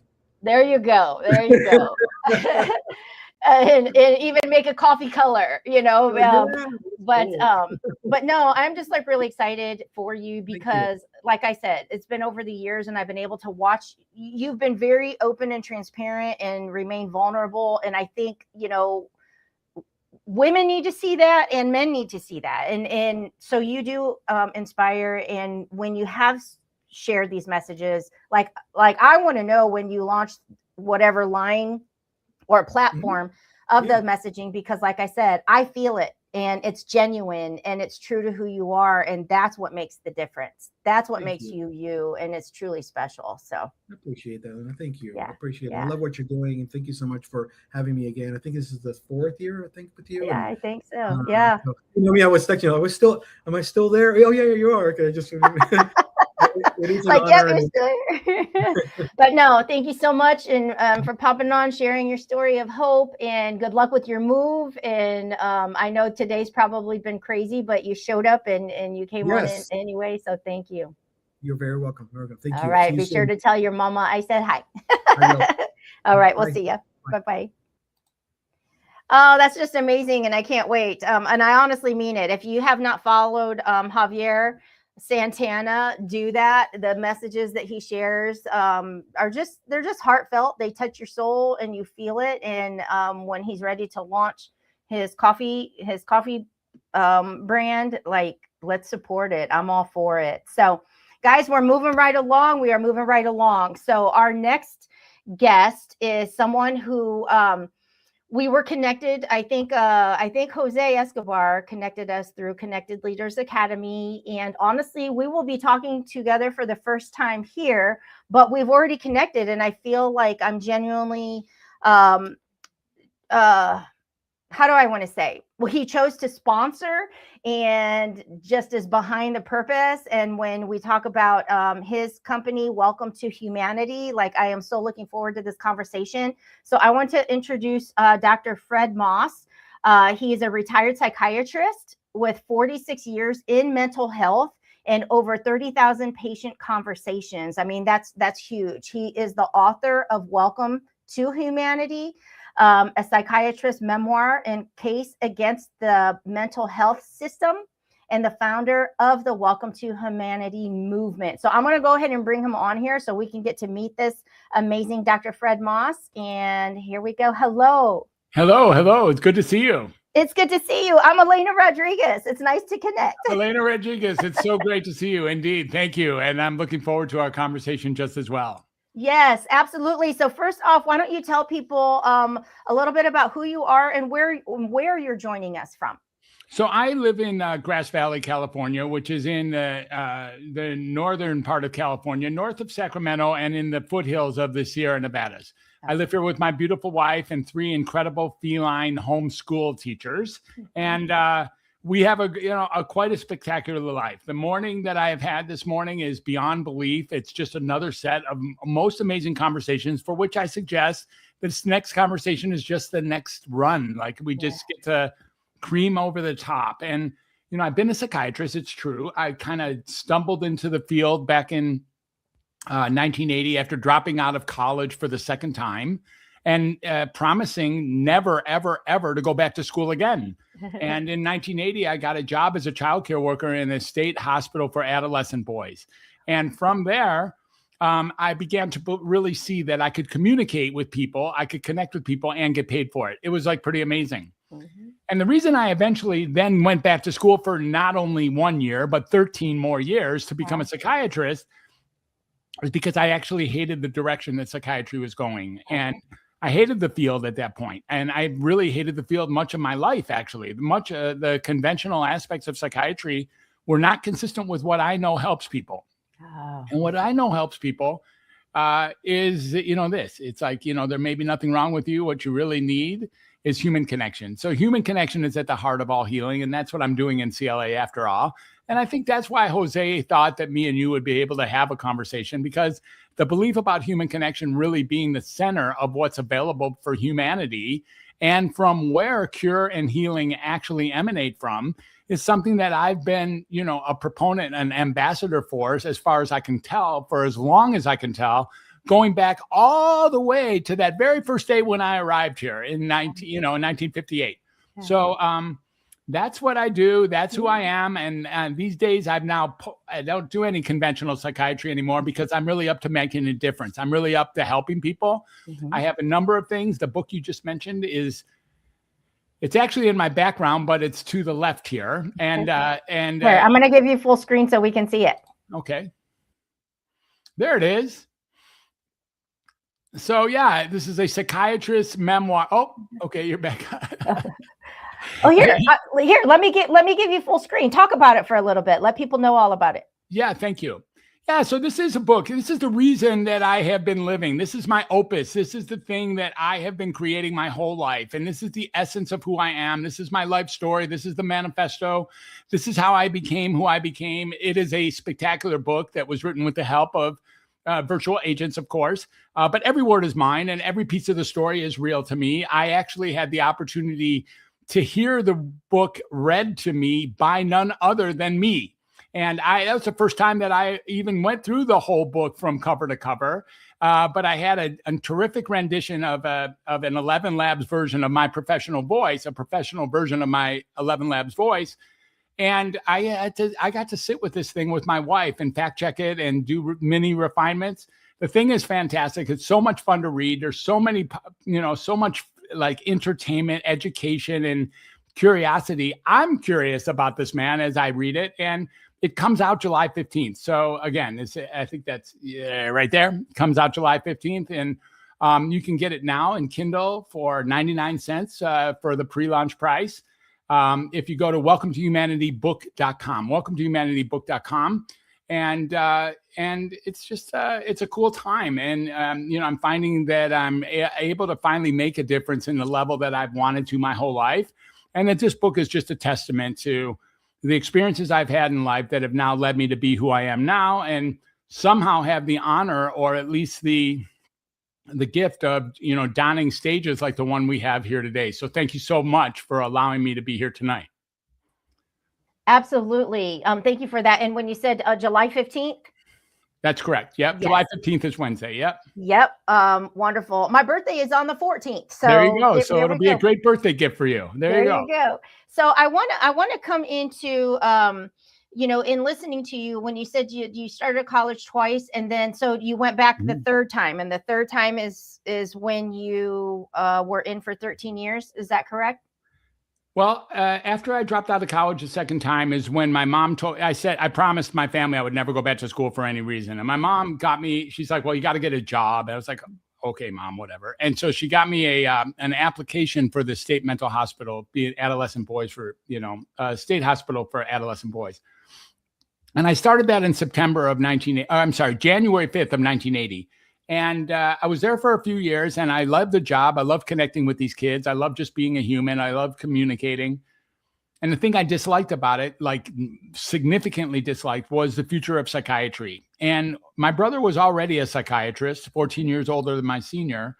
And I knew that there was a pathway to be a psychiatrist, but it meant going back to school, finishing my degree, going to medical school, then going to residency, then going to fellowship, then getting out. And that's 13 years. And I had nothing else better to do. So back to school I went in order to be a psychiatrist. And then when it was all said and done, I was spat out at that time. And I guess it wasn't, I guess ultimately it is about 13 more years. When I got out, it was like, it isn't 13 years. So I'm wrong about the numbers, but it was I graduated in 1988 from medical school. I guess it is. If it's 1993 when I'm finally post-fellowship. So there you go. There's your 13 years. There's your 13 years. I love that. And so, and the reason that I brought that up is because it's, with this being inspiring hope and all of that, like maybe somebody went and didn't finish, maybe life took a different turn, and now they think like, well, it's too late for me to go back and do what I was going to do or finish what I was going to do. Like, what's a little nugget that you could leave for that person if maybe their passion is still drawing them to something, but they think, well, I started and I didn't finish at the time and it's just too late. What would you say to encourage them? I think I would say to that person, I didn't get any of my education from school. Yeah. Got it. It's humanity. So going back to school might not be the best idea. I'm not saying it is or it isn't. Yeah. All I got was an MD. That's what I got, which is a big deal. I get it. It's a big deal. And it set me up to be, have a powerful position in society for the next 37 years. Mm-hmm. But ultimately, what we're really talking about here is when you follow your passion, when you follow your heart, when you follow your core values, when you follow your authenticity, when you follow your genuine nature, when you actually are honest and real with yourself, and then pursue that, like move the stuff out of the way that's in the way of you being aligned with who is really you, so that you're left with all that's left at that point is being aligned with who you really are, then keep going. Because then you're on a path that's going to lead you to that level of why were you here in the first place, and how can you find the greatest sense of satisfaction or joy or contribution or whatever is driving you. Do you want to be, and the more we move out all the muck, all the mud, all the rust, all the cobwebs from the person that, we have laid that stuff onto our core self. Mm-hmm. And when we start like moving out of the way, the things that were in the way, then we get access to our real, honest, true, authentic, genuine self. And from there, now you might even have the road very clearly in front of you of what there is to pursue in order to meet your purpose. Wow. I love that because I work a lot with small business owners, and the hardest part is you can tell when they're trying to take a model of somebody else and trying to just do that instead of how you say it. You got to clear that stuff out and do what's truly coming from here first, and then it can all take off. So how do you get people started in something like that? Like, I mean, how does somebody even begin to recognize, number one, that that's a journey that they need to embark on, and number two, to just begin? Great question. So thank you for that. So first of all, it is. Mm-hmm. You don't have to find out. It is. I love that. Every one of us. It's not. There's nobody that's exempt from it. 100% of us have stuff in the way that's in the way of us being our true and honest, core, authentic, aligned self. So we do. So it's a journey that doesn't ever reach an end. And in the way you said it, I want to just give a slight correction to it, which is, it's not like you clean it out and then go pursue. You'll be pursuing the whole time. You don't ever arrive at a place where you're entirely cleaned out. You're still going to be pretending to be someone that you're not in order to protect the person that you are, because that's how we've been taught in this lifetime. That's how we've been programmed. Ever since early school, let's say first grade. You know, I was quite an elementary school student, as it turns out. I had, a couple brothers who taught me how to be,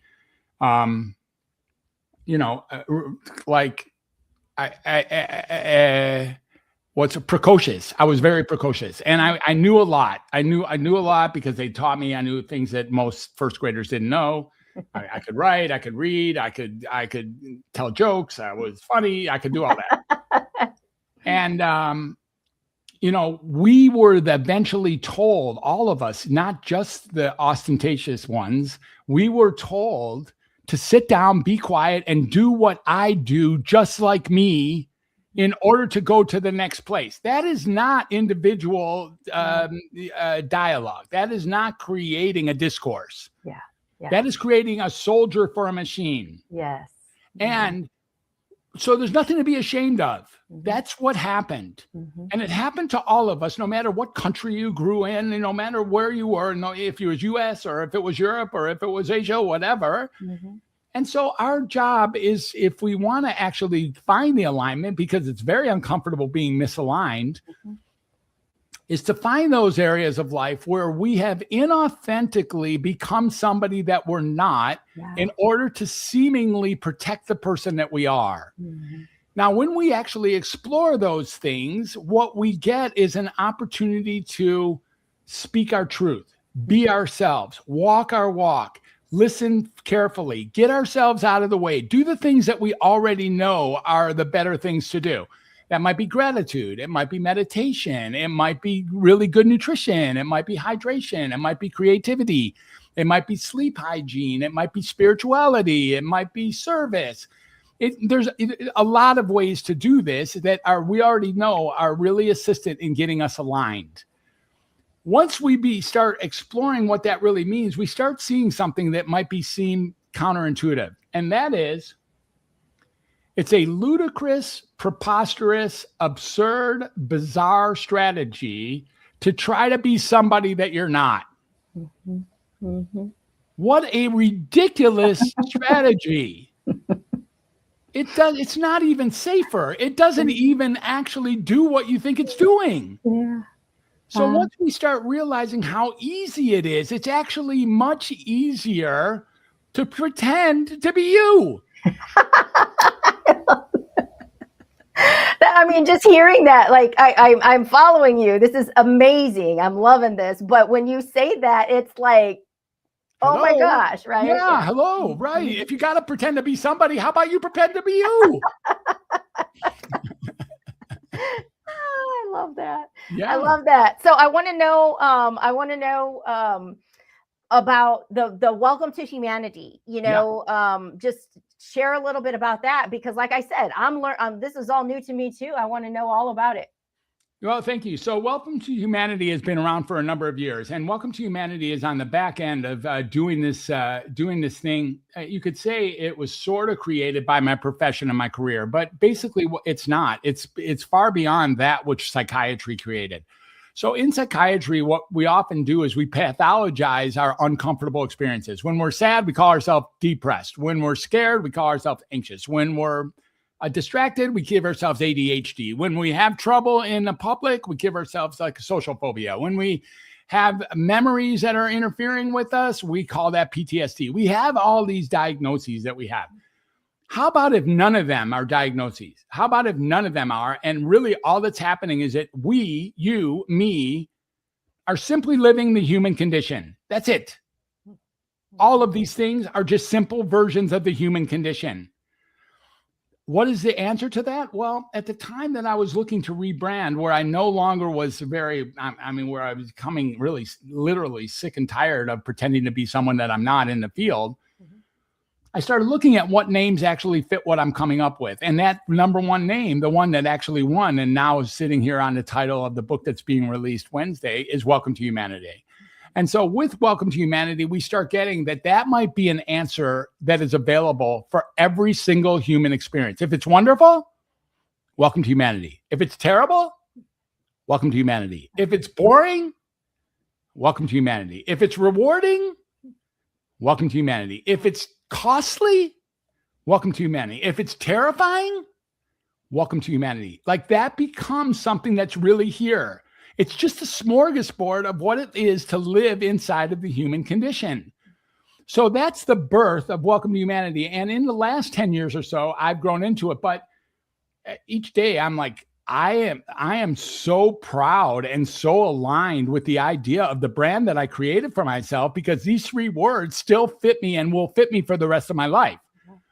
So that's how Welcome to Humanity got created. And then when I wrote this opus, because this is an opus, it's my entire life story, details included of all sorts of the things that we just talked about, as well as a manifesto about the development of mental health from 1980 forward, because there I was on January 5th, 1980, taking that first mental health job and thinking I would only last 3 weeks, by the way.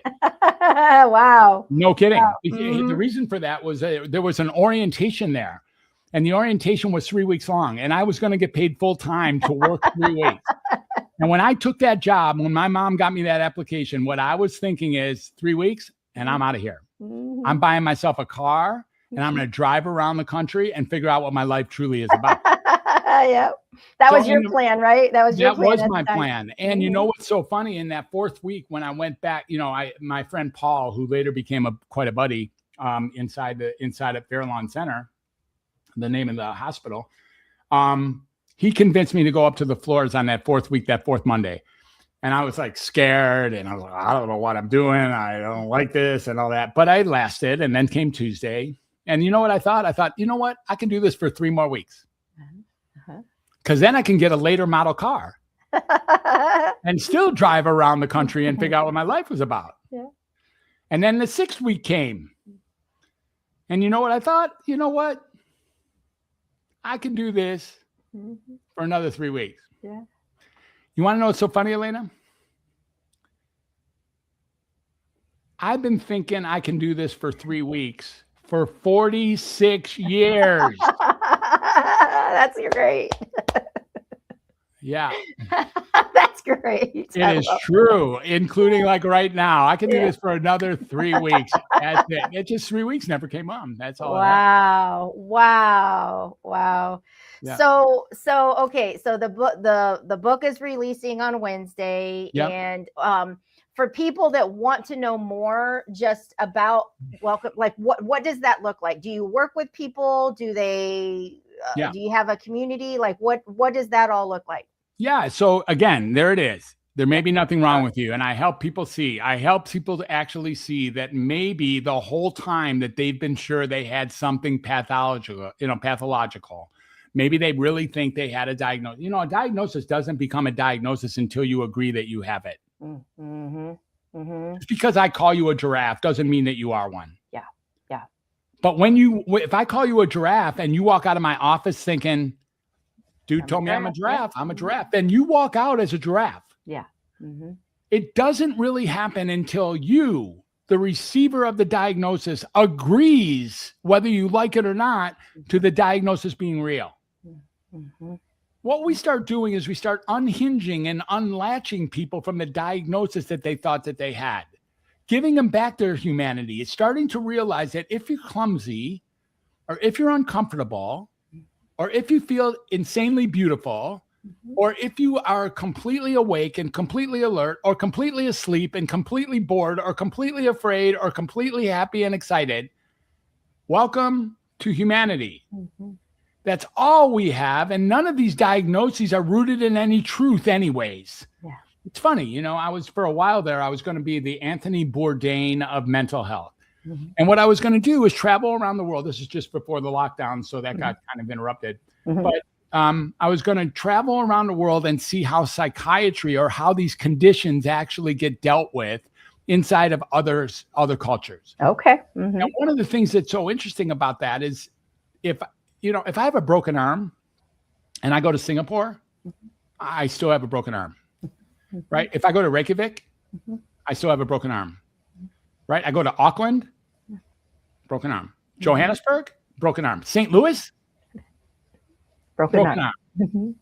None of that is true with psychiatry. If I have something that's called a certain condition in one culture and I move to another culture, I don't have that condition anymore. I have what that culture calls it. Oh. Because it's not real. See, definitions don't change culture to culture. Stories change culture to culture. If there's an event like a broken arm and you're truly sick, that's true no matter where on earth you are. But in the world of exploring all the many alterations of how people see what are called symptoms or ways of managing life, we start to see that the whole thing is made up from the very beginning. Wow. And since it's made up from the very beginning, we can dissolve it. Now, some people, they don't want to dissolve it. They like their diagnosis. They're like, you know why? You know why? And for the most part, it goes like this. Because if I have a diagnosis, I have this waiting for me. I can relinquish responsibility for the parts of my life that I'm not very proud of. Yeah. I can say stuff like, that wasn't me. That was my ADD. Yeah. That wasn't me. That's my bipolar disorder. Yeah. That wasn't me. I got narcissistic husband. That wasn't me. I got PTSD. Yeah. That's very convenient. Yeah. Elena, if you want to take responsibility for the mistakes I've made already today, and so that I don't have to make them, go ahead. Yeah. Hey, why not? Yeah. I'm in. Right. Let's Sounds do like it. a plan, right? Yeah. It's a good plan. So, when we really, really start looking at what's here, we start seeing that, diagnoses maybe don't serve us. And what's really important about that, and I want to say this as a disclaimer to the listeners who might be thinking, I like my medicine. My medicine's helped me. My diagnosis helped me. My therapy's good. I love my therapist. I love my treatment plan. That's completely okay with me. I'm not here to argue about that. Right. If you have reached a point where upgrade is not even a possibility, more power to you. Because what an exquisite place that must be. If you really think that you have reached the end of the road with respect to your so-called diagnosis and your therapy and your treatment plan and your medications, and you wouldn't trade it for the world, who am I to argue with that? Like, good for you. I'm here talking to the hundreds of millions of people who already know that the mental health system has failed them by either overdiagnosing, underdiagnosing, overtreating, undertreating, overmedicating, undermedicating. These people know who they are. This is who I'm speaking to. And they're ready to find a new way to do this because the system hasn't worked for them. That's who I'm talking to. No arguments at all, seriously, with the people who are totally satisfied with how things are going. Yeah. And there's a handful of people who are like that. No problem. Yep. So that's a really important feature here. And you know what I say to them? You can guess. Welcome to humanity. Exactly. I love it. Exactly. Oh my gosh, this is amazing. Like like I am so thrilled to connect and to have met you. So for somebody that's like say they're catching this, that could be next week, it could be next month, because this is going to be out there and still streaming in like 17 countries.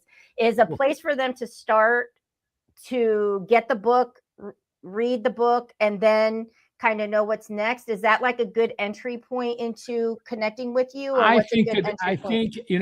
I have a couple people who have read pre-versions, and the power of this book is that not only do you get to know exactly what I have come up with, but you get to see some incontrovertible ideas. You get to see things that are they're not very arguable. They're just straight up. I mean, they just are what they are, And then in the process, because it is such a precise version of my actual life memoirs, you get to meet me.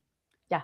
So everyone who reads this book is going to know me better than I do, because this stuff is for real. Yeah.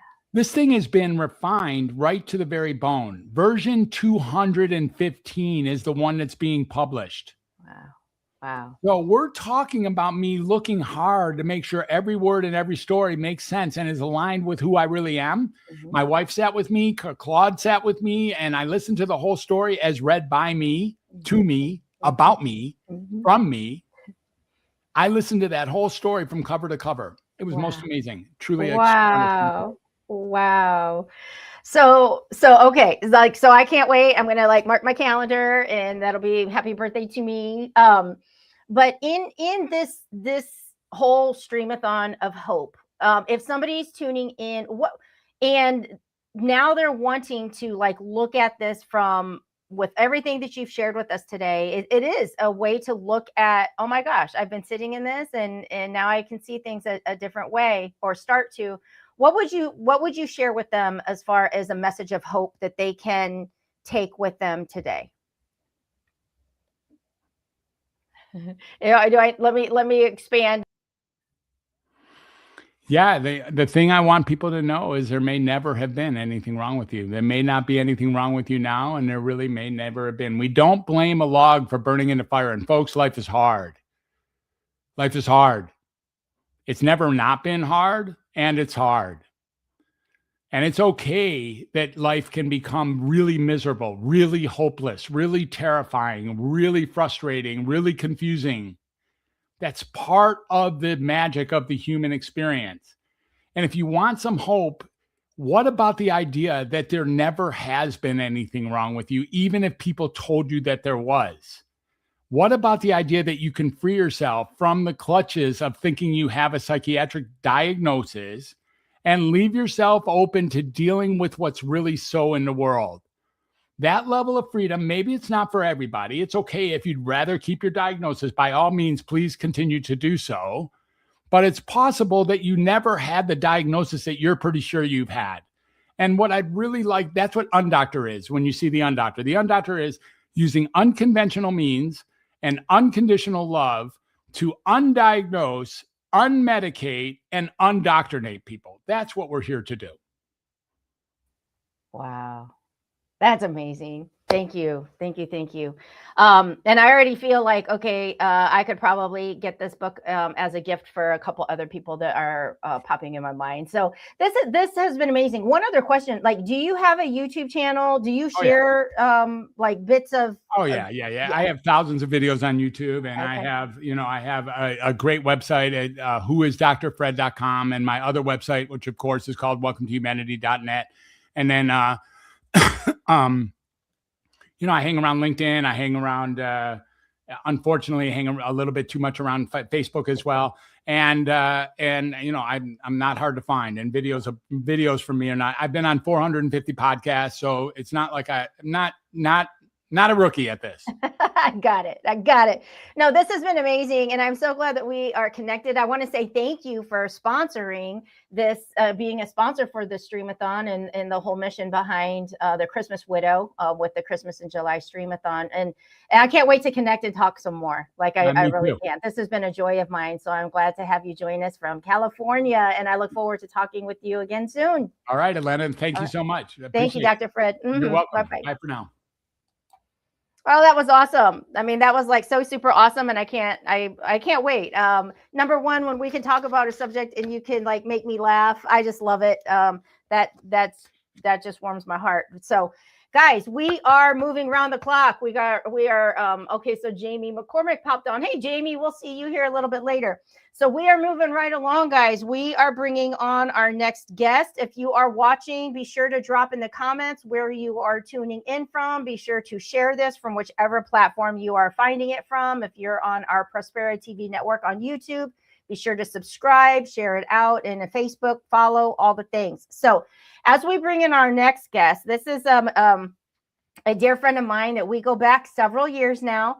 And I have been on his platform, flying out to be part of Speak at his mastermind. And he has been on the Christmas in July Streamathon years past. And so it's just my honor to bring on Mr. David Vrablic from Colorado. Hello, Mister. How are you?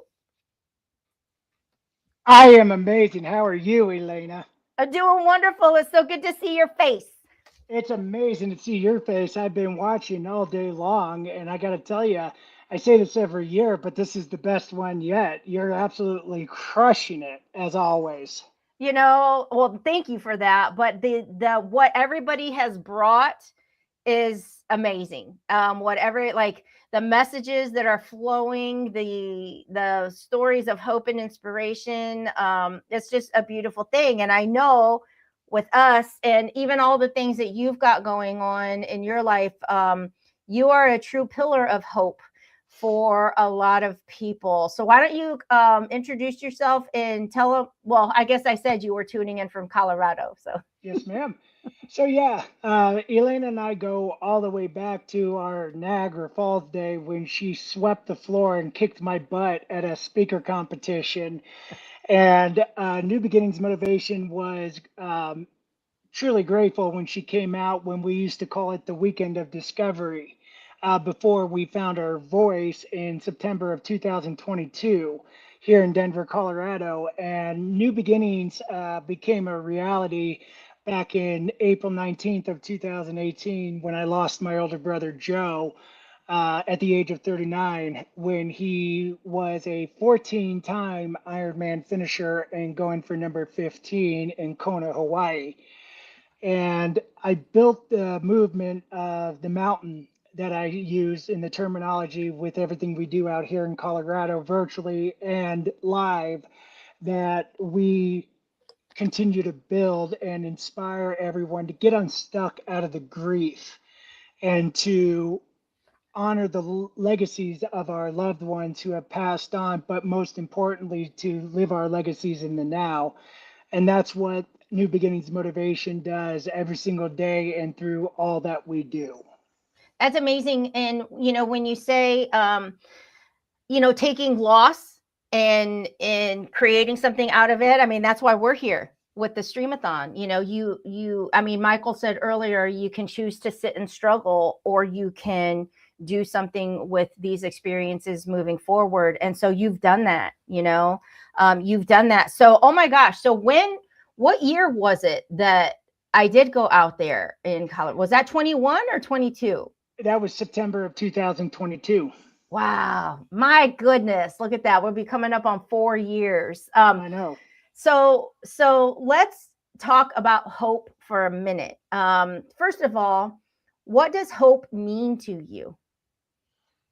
Hope means to me is stepping out of the shadow of the mountain, because in the grief space, a lot of us lose that hope because we lose such a vital piece of somebody that we love and care about. And when you lose someone like that and you want to start continuing to live your life again, you feel like you're betraying the one that you lost. Mm-hmm.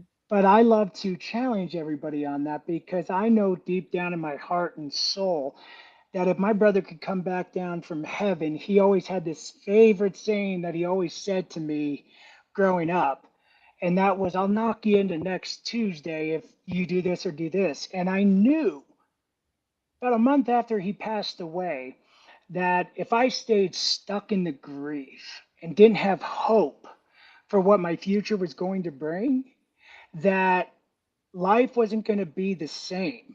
And I had to do something with that. And as difficult as it is, and especially back in those days, that's when I had to decide to take it one step at a time and surround myself with those who had a stronger sense of hope than I did. And that's when I met Michael Faber, and that's when I met you in Niagara Falls. And I surrounded myself with those who had that same amazing, hope on life. And that's when everything changed for me. Yeah. Yeah. And so number one, sorry for the loss of your brother, because I can't imagine what that,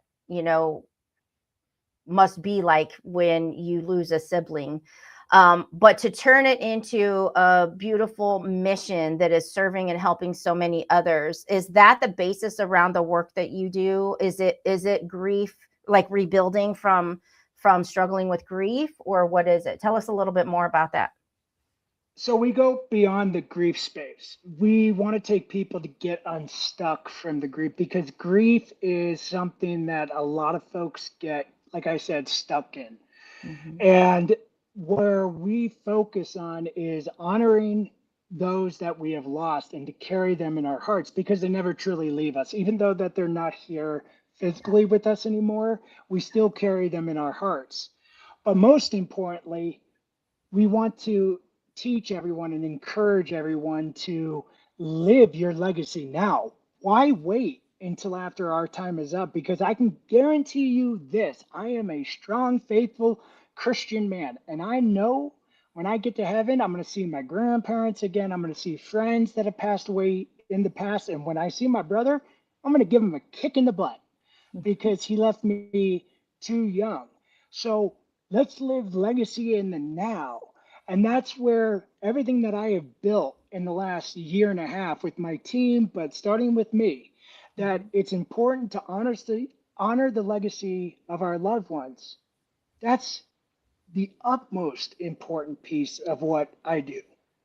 Wow. Oh, let's live the legacy now. So with those who have children, I don't have children, but I have a godson and his two younger brothers. I have three amazing, beautiful second cousins who look up to Uncle Davy. Now, nobody can call me Davy except for those kids. There you go. Yeah. So everybody take where we note. take That's it. not his new nickname, right?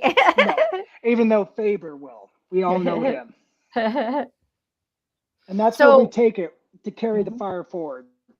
So you do events, you do a lot of virtual events, multi-day events. Like, tell us what that journey's been like in building that, because I've literally watched it grow. Because somebody might need a little hope in knowing that they have this idea. They might not know how to get started. Like, what can you share about the consistency in continuing to show up, and the growth will come? Absolutely. The biggest piece that I can tell y'all: get out of your own way. Get out of your head and get into your heart. I had two very dear brothers of mine that said, Dave, you know exactly what you need to teach on. You're just running away with it, running away from it. And when I finally accepted that and went head into this and challenged the emotions around the loss of my brother and said, to hell with it, I'm going to do it, and stayed consistent with it, even though it was hard at times. That's when my healing truly began. And we started out with 15 speakers at our first Mountain Summit Virtual, and now we do over 40. Nothing compared to what Elena does, because she does 80 with 24 hours, but we do 5 consecutively Mountain Summit Virtuals a year. And it's absolutely beautiful when you see the growth and the trust that each men and women, when grief is not something that a lot of people want to talk about. But it was said at my last summit with our beautiful MC that she actually said live where she looks forward to it now, because we get to talk about our loved ones who are no longer with us, and we get to cry the good tears, the sad tears, but we get to remember the ones that we lost instead of going, oh, are we bringing the mood down again? with our loved ones, but to have a space where everybody trusts and feels safe. Seeing that growth in the last year and a half has been the biggest win in my book.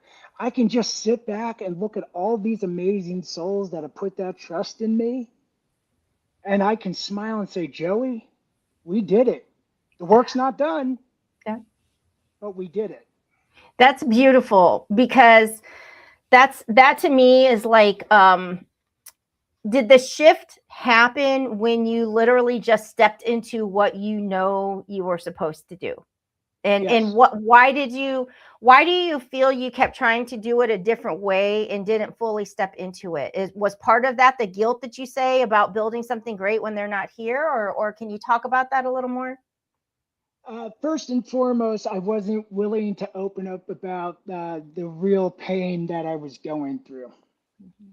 You know, there's a stereotype that goes through our world, unfortunately, where men shouldn't really show the vulnerable side of us. We have to show a toughness within us. And when Joe died, I didn't really let a lot of people see me cry because I knew the pain that my parents were going through, and I could see the pain my rest of my family were going through. And the only person that really saw the tears was my ex-wife. And I knew that when I opened up that piece, that side of me, that true vulnerable side, I'm a cupcake. And it wasn't until the sixth summit when everybody got to see that side of me, when I broke Number down. 6, the Mhm. 6. Okay, so you're hosting this, but it literally took you to do that 6 times before you could fully show up and let it flow. Mhm. Okay. And I couldn't get the words out. And it took my big sis, Tish McDaniel, the fiery redhead, to say, Dave, zip it. I'll take it from here. She gave me the couple minutes to compose myself. And after that was when everybody got to see the real Dave. Because I always had this wall up around me. And that's when everything shifted. Yeah. And How did that feel not for you? Like, I just went, like, how did that feel for you finally? Like, to have that happen, and it probably caught you off guard. I mean, I'm sure you didn't go into it thinking that was going to happen, but it must have been time. So how did it feel?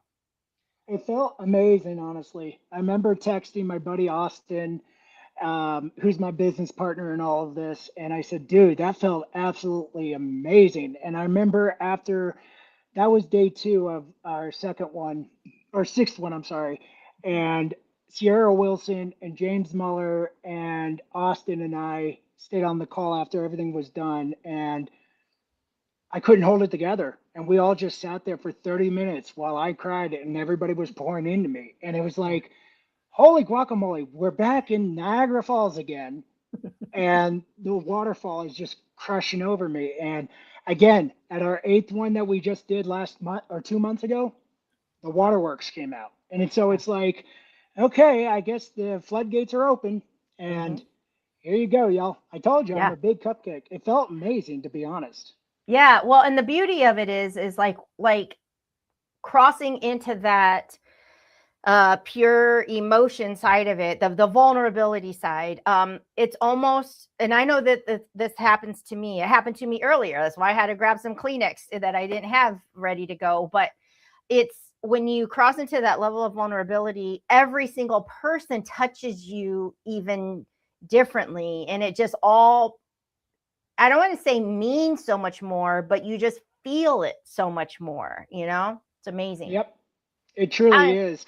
I am so excited. I'm so excited that you've had that breakthrough, because now it's almost like the growth, it's snowballing. Like, now it's rolling and now it's growing as it continues to go and go and go.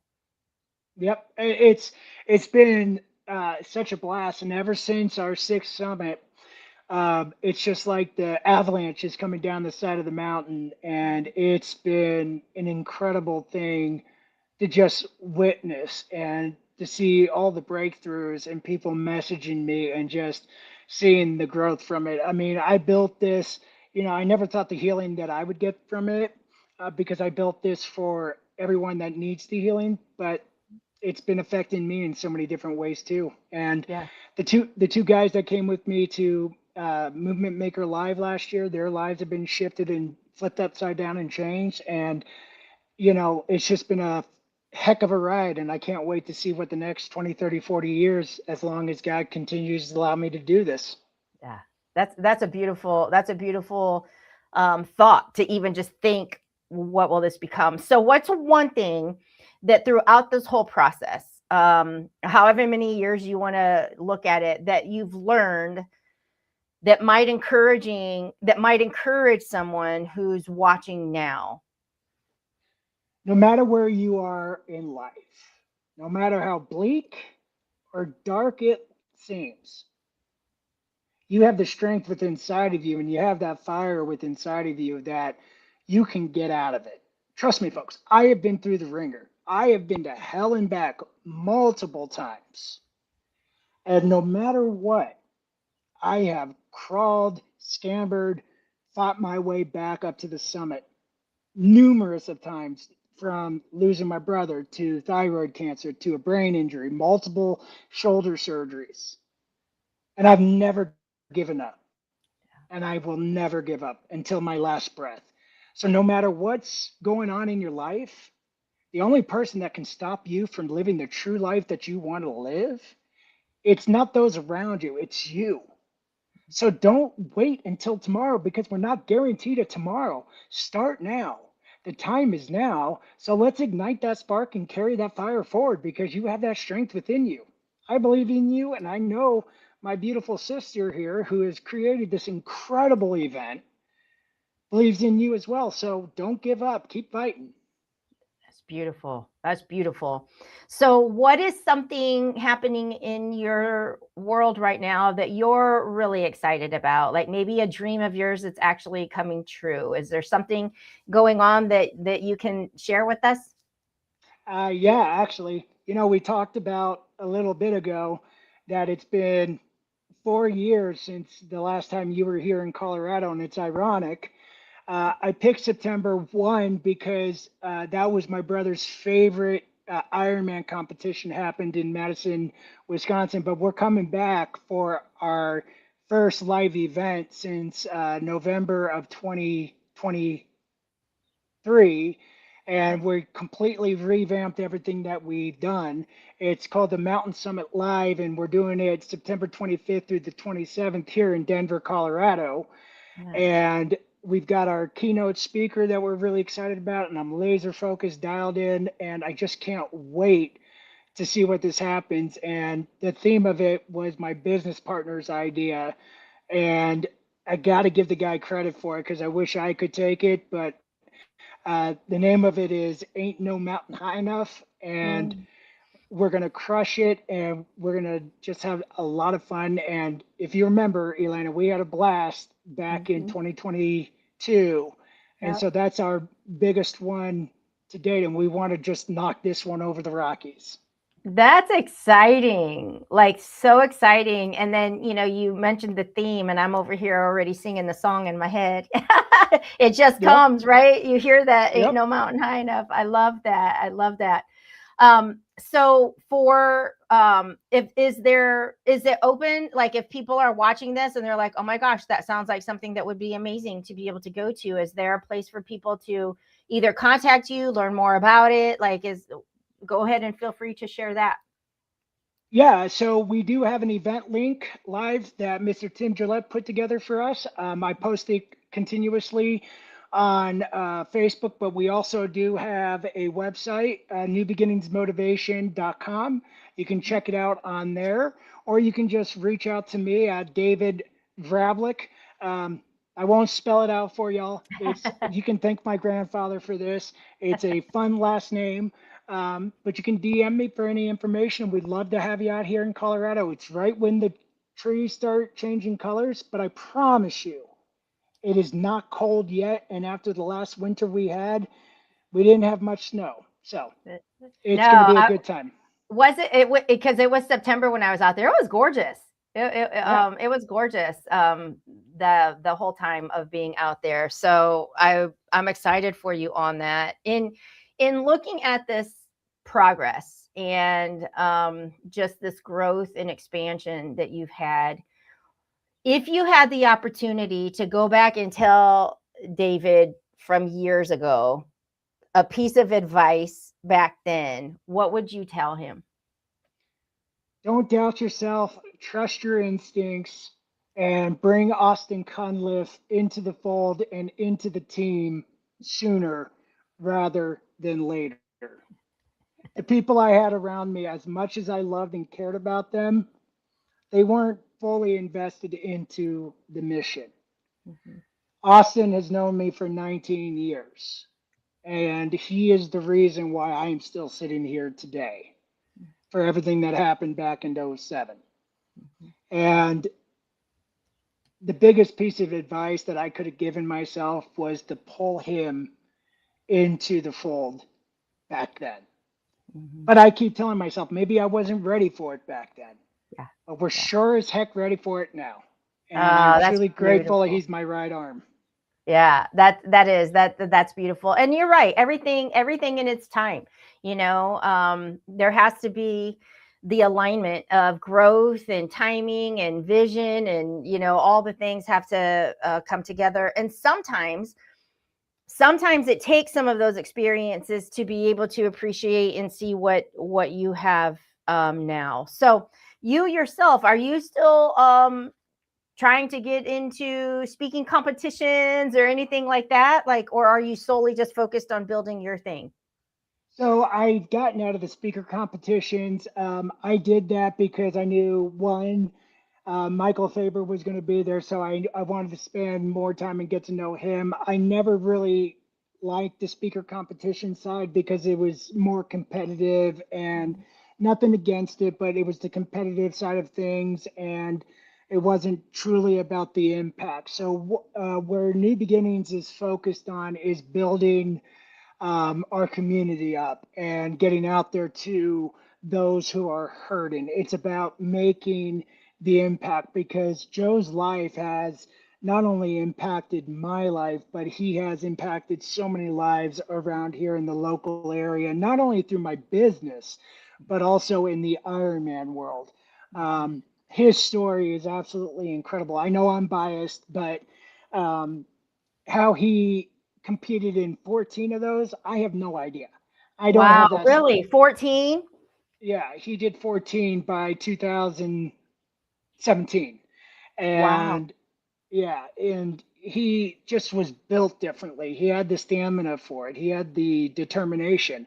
And so it's about the impact. It's about getting to the soul who feels lost without the one they love, and to show them that they can come to us and have a home and feel safe and loved, and they can talk about their loved ones and never feel like you're going to feel like you're a waste of time with us, because Yeah. that's never going to happen with our family.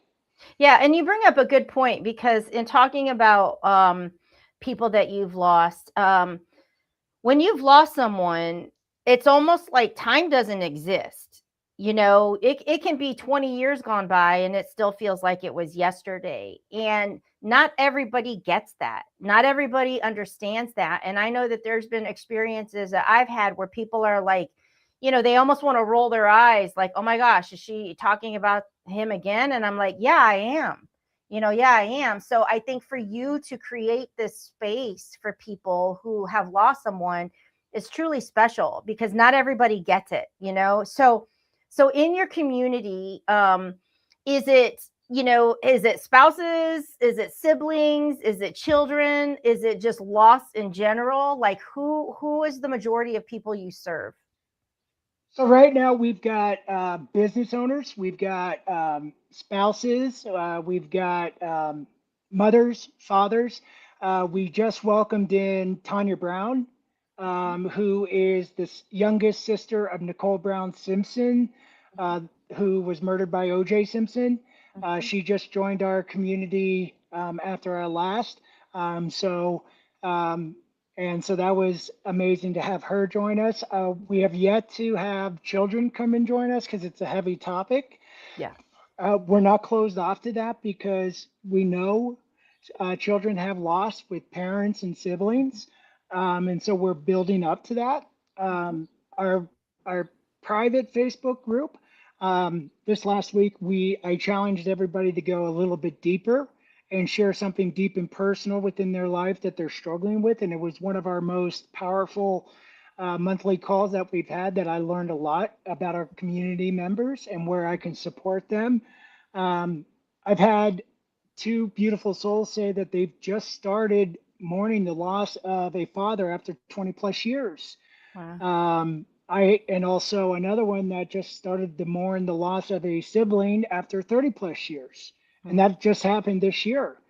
And that's thanks to what the Mountain Summit Virtual has done and with everything that we have done. And so that's where the focus is.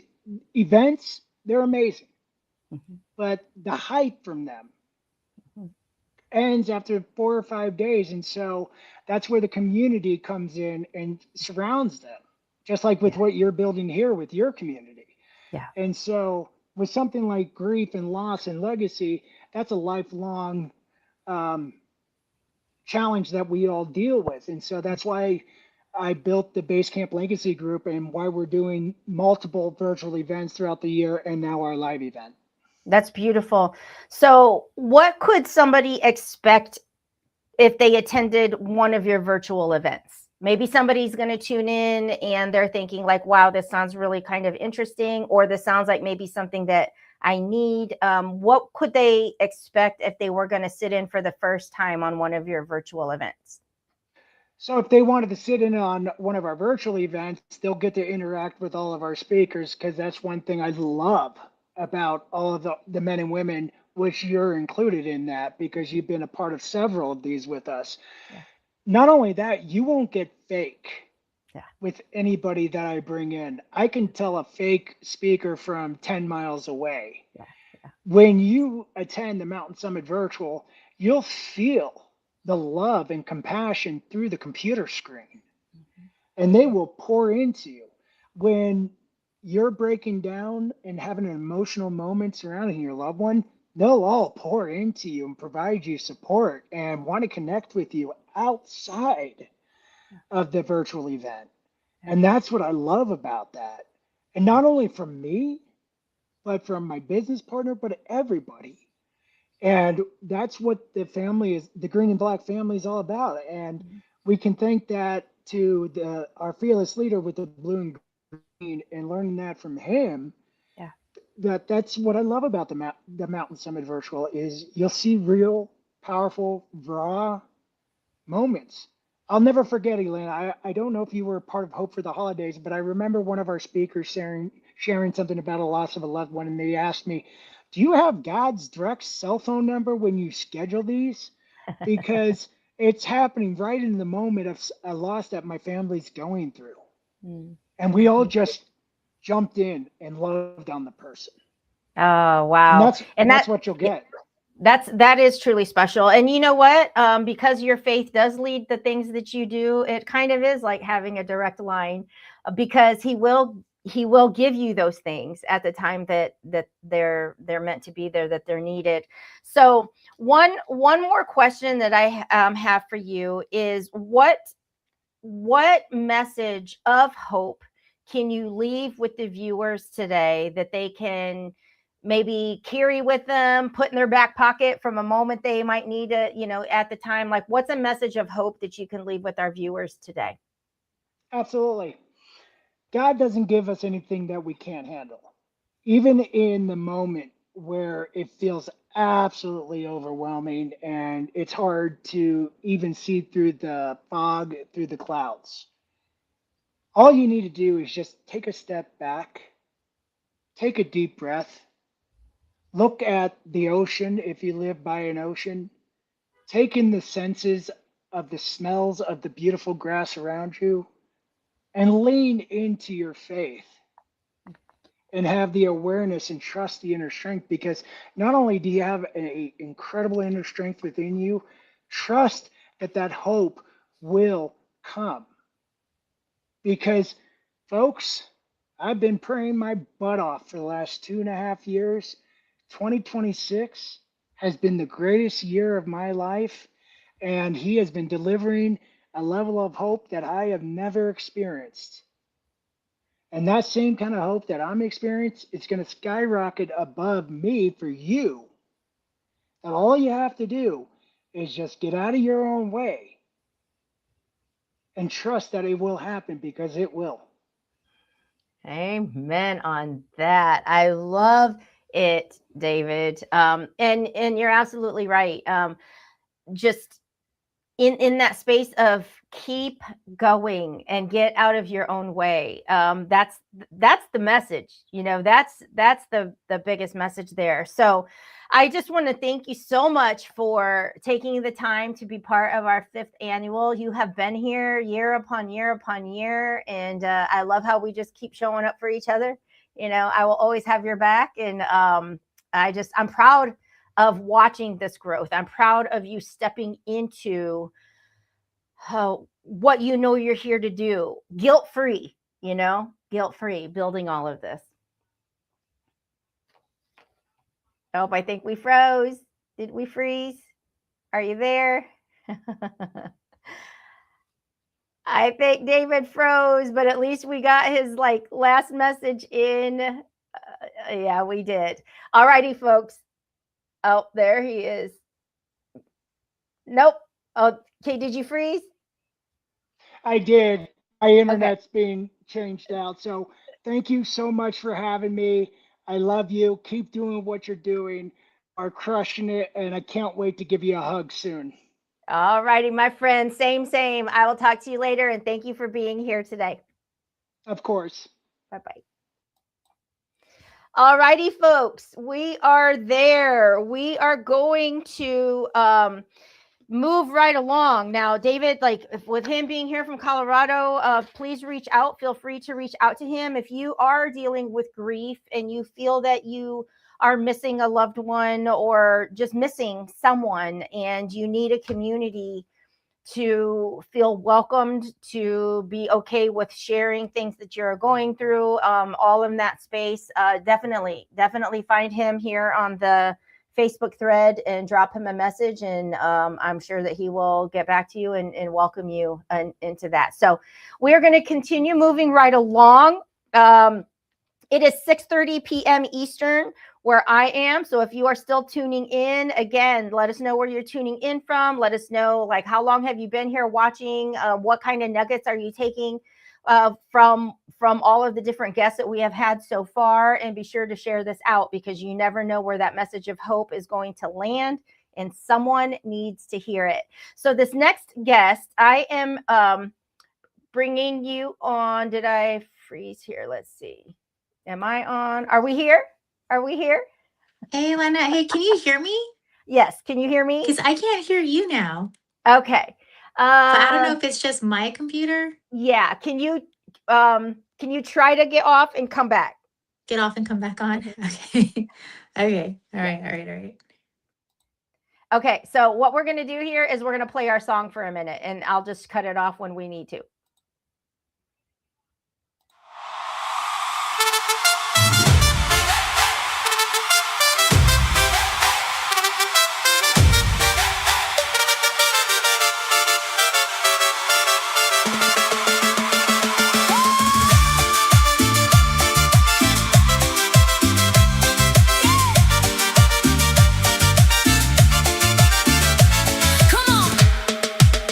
There was a night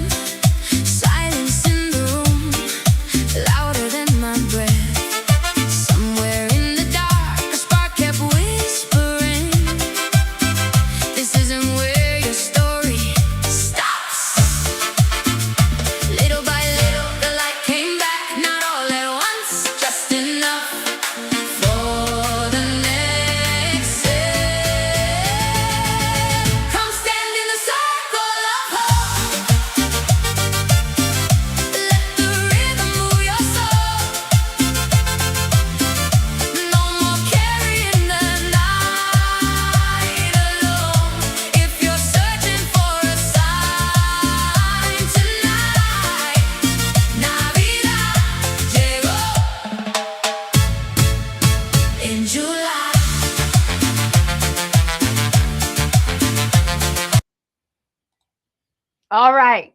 Can you hear me now? We're going to cut the song short so we can bring Dawn back on here, but I just want to make sure that we're all good. It sounds like yes, we are here. So that happens. We probably froze up. So my next guest, I am so proud to be able to introduce you to as we bring on Miss Dawn Rodriguez from San Antonio, Hey. Texas. Hello. Hi.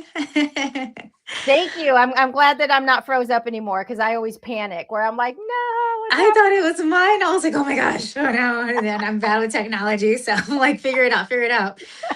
Yeah, thank you so much for inviting me and having me on here. It's truly an honor. I love all the things that you do and to be a part of like all of the amazing projects. Like I'm like blessed to have this opportunity because like people will be like, oh, like you're doing like a YouTube show and then you were in a book and you're doing, I'm like, it's all my friend Elena. It's not me. Like I just get invited to these things, but this is all her. She puts all these things together. It's amazing. Aw, thank you. And I just love I just love that we are building these opportunities together. It's one of those things we're Mhm. doing together. And I will never stop going back to the blessing that my cousin left us because I we met know. because of my cousin that passed away. And I just, I think about him all the time and I thank him. Like without him, I wouldn't probably know you. So that's a beautiful, It's beautiful gift. Yeah, such a blessing. We were actually talking about him the other day. I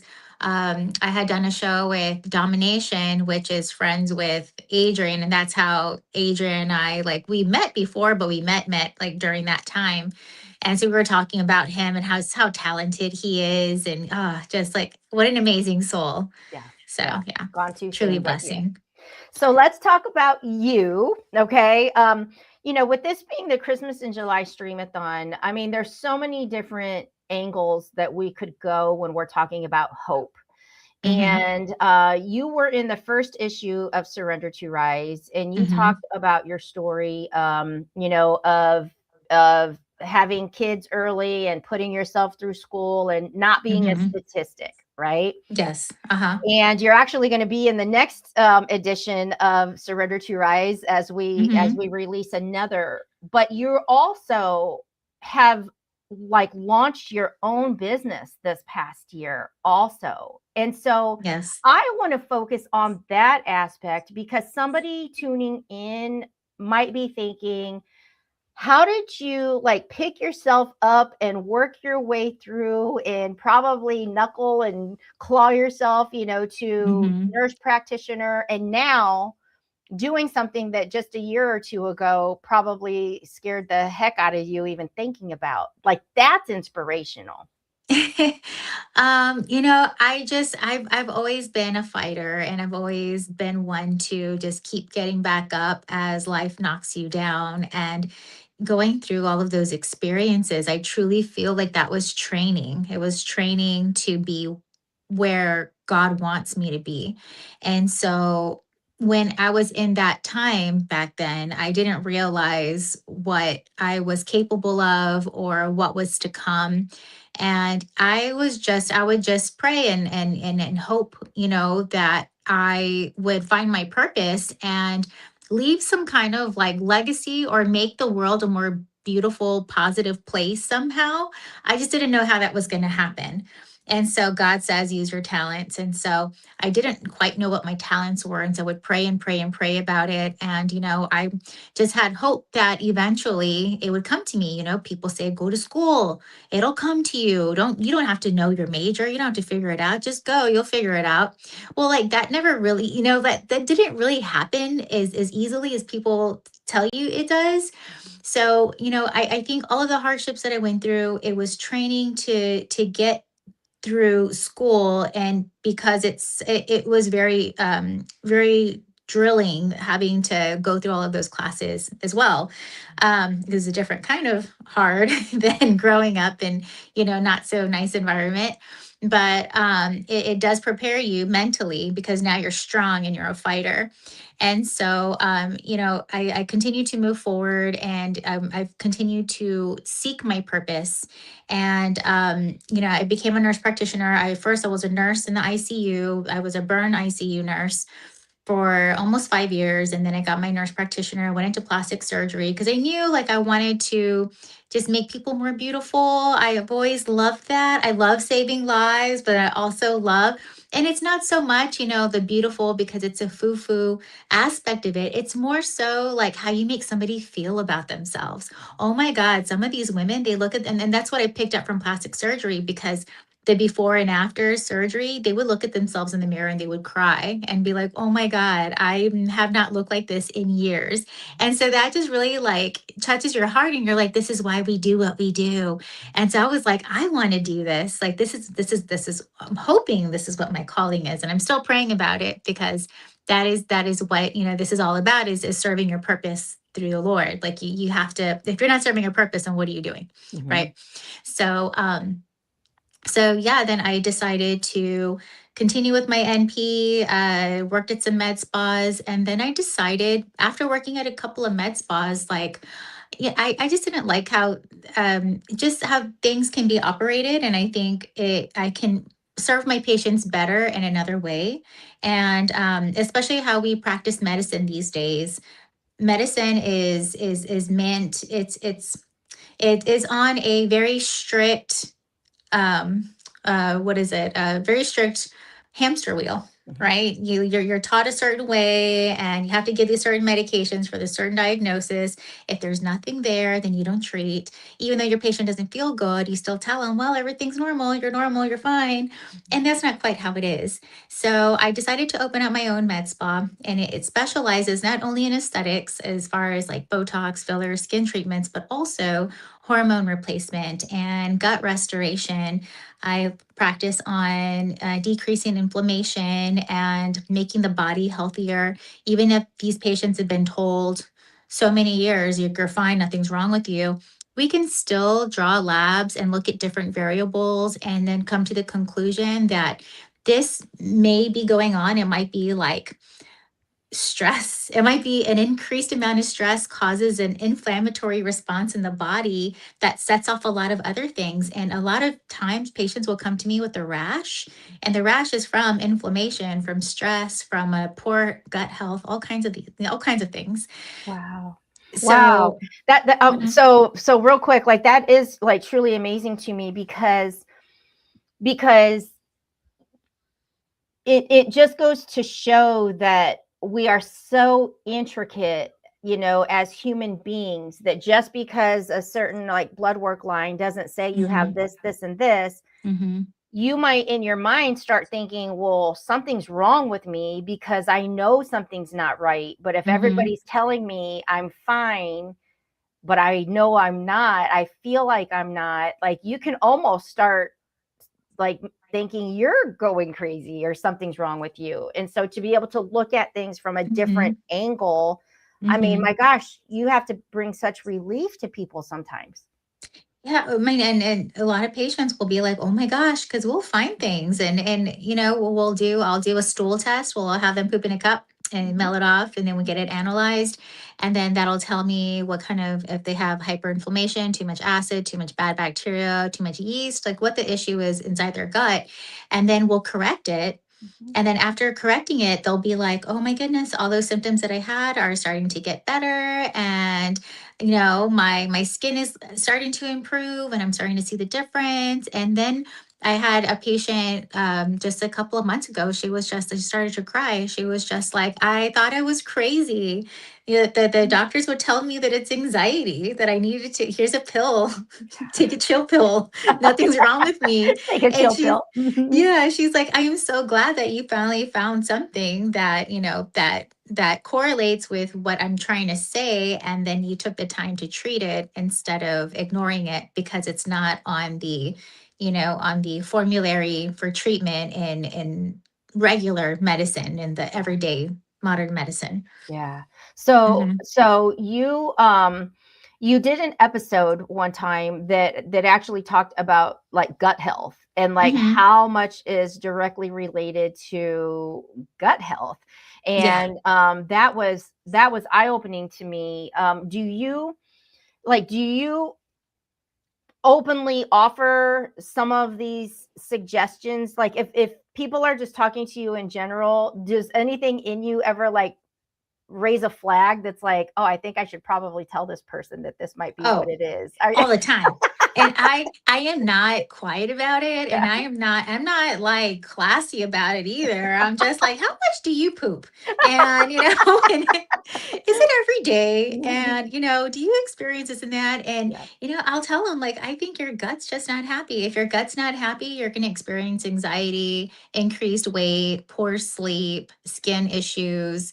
I mean, the list goes on and on. A lot of autoimmune disorders are linked to poor gut health. And so it's like, oh, I got a new diagnosis of Hashimoto's or lupus. And, I'm not, and I always have to stop and be like, yes, follow what your doctor is saying. I'm not saying don't go with I'm not trying to take away from that. I'm just saying you could also add in the healthy gut factor that could also supplement and help. And if the symptoms start to resolve, then maybe you can get off some of those medications with your doctor's blessing, of course. Yeah. So Yeah, because even medications, I mean, sometimes long-term side effects of just medications that are there to help. I mean, that can be like something all in itself. yeah. So okay, so this your spa has officially opened. You Mhm. embarked on this like new journey, and what gave you the courage to say now's the time? Well, because like I said, I was in situations that I didn't agree with when I was looking at how other med spas do their processes. Trying to choose my words carefully. Mhm. Um, and I just figured, I think I can serve my patients better if I have my own place, and then I can call the shots. And if I feel like a treatment is necessary, I can recommend that. If, because a lot of patients will come to you and they'll be like, I want peptides. I want peptides. Peptides is like so big on TikTok. So these med spas are like peptides. Yeah, selling peptides. And I'm like, well, how's their poop? Like, how are other things? And Yeah. they're just like, what are you doing? No. That's not what, no. Money is peptides is money. We're Yeah. selling peptides. And I'm like, I just don't feel like I'm doing my patients a service. I feel like we're just putting a band-aid on a bigger problem. And if we can fix a bigger problem, then they won't need peptides. I know you probably don't want to hear that because we like getting their money and selling them peptides. But I think if we can treat the underlying issue, and then maybe peptides is like icing on the cake later on so that they have more energy and all the wonderful things that peptides do. So, I decided I was going to have my own spa and do it just that way. So when patients come and ask me for peptides, I ask them, why do you want peptides?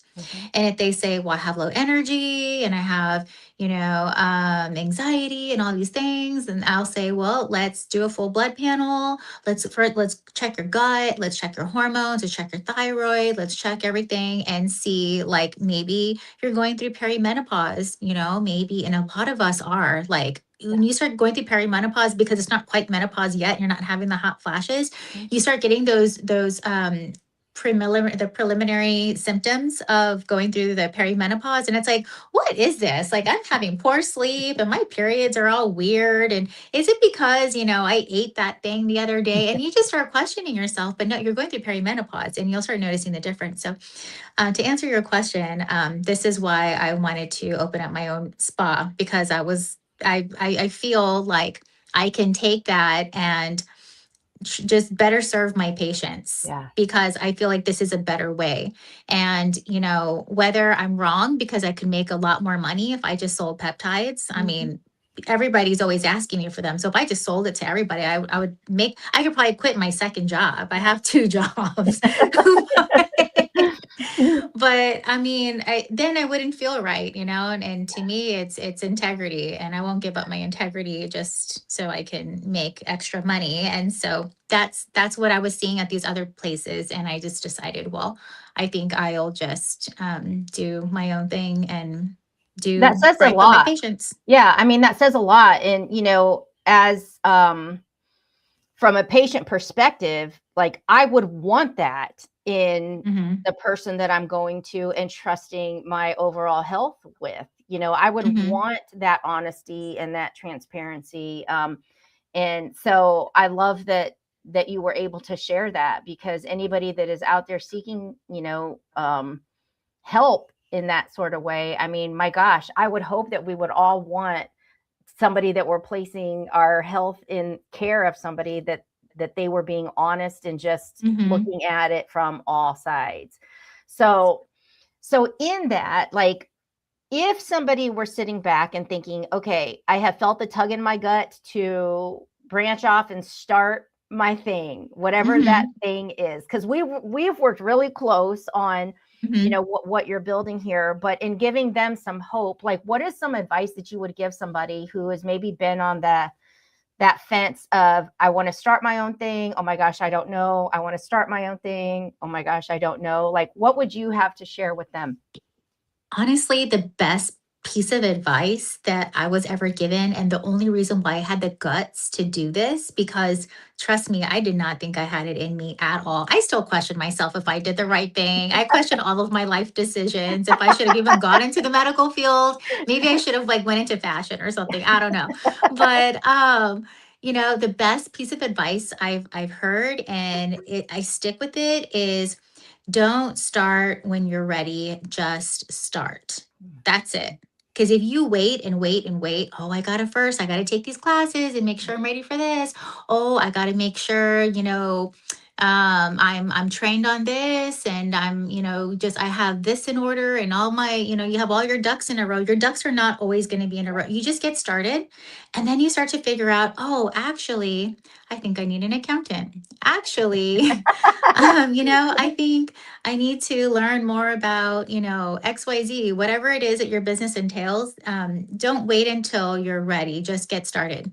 Just start looking it up, and then follow people that are in a position where you want to be, and listen to what they did and what they do.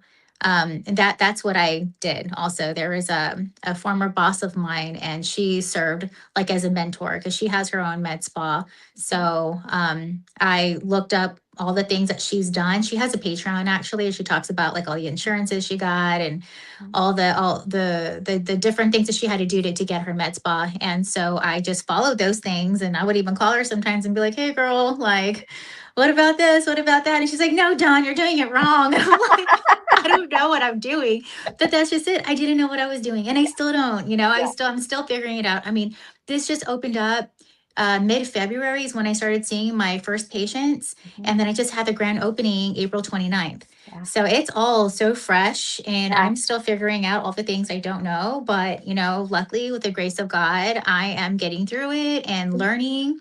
And so that I have the time to go back and figure it out. And my patients are just so loving and supportive, and they just want to see me win. So they're just coming in to see me and spread the word. And I think, but I'm going back to what you said, I think the best piece of advice is just start. That's it. You're going to be scared, do it anyway.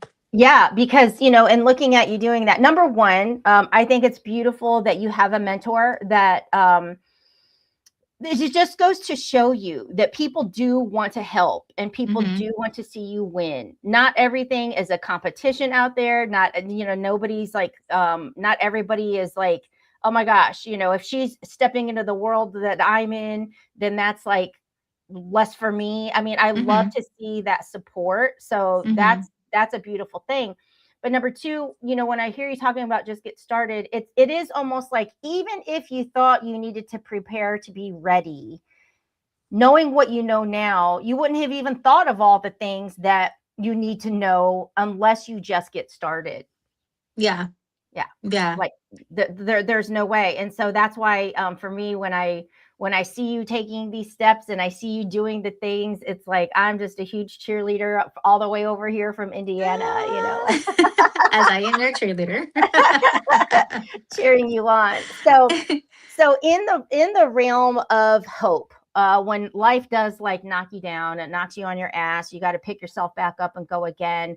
What advice could you give to somebody who's really feeling maybe defeated and like maybe they don't have any fight left in them. As you called yourself a fighter, you came from the place where that it's just what you know.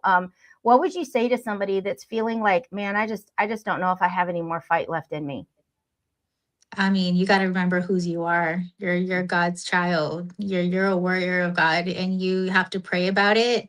And just know that no matter what anybody says about you or how they make you feel in this world, I mean, this is all on you. This is your responsibility to move forward in your own life. Nobody's going to do it for you. You have to put in the work. You have to force yourself, even though you don't want to. You crawl yourself out of bed. You force yourself to get up and go work out or get started on whatever it is, because I mean, we all have those times when we're up and we're down, and sometimes we feel like we're on top of the mountain and we are just like on it. And then sometimes all of a sudden you just fall and you're just like dazed. You just don't want to do anything. But that's okay, because we're human. It happens. You just get back up and you just keep going. And you just have to force yourself to do it. Because at the end of the day, we all want that comfort. We all want to feel safe. And, maybe you're scared to take that leap, or maybe it feels better to stay where you're at. But at the end of the day, if your heart is tugging on you to do something bigger and to do something more, just get out there and force yourself to do it. Even though you're scared. I mean, we're scared all the time. I mean, I think that's the worst thing is being scared to fall in front of other people and other people to see your vulnerabilities and to think less of you, or I guess to be embarrassed and feel less than in front of other people.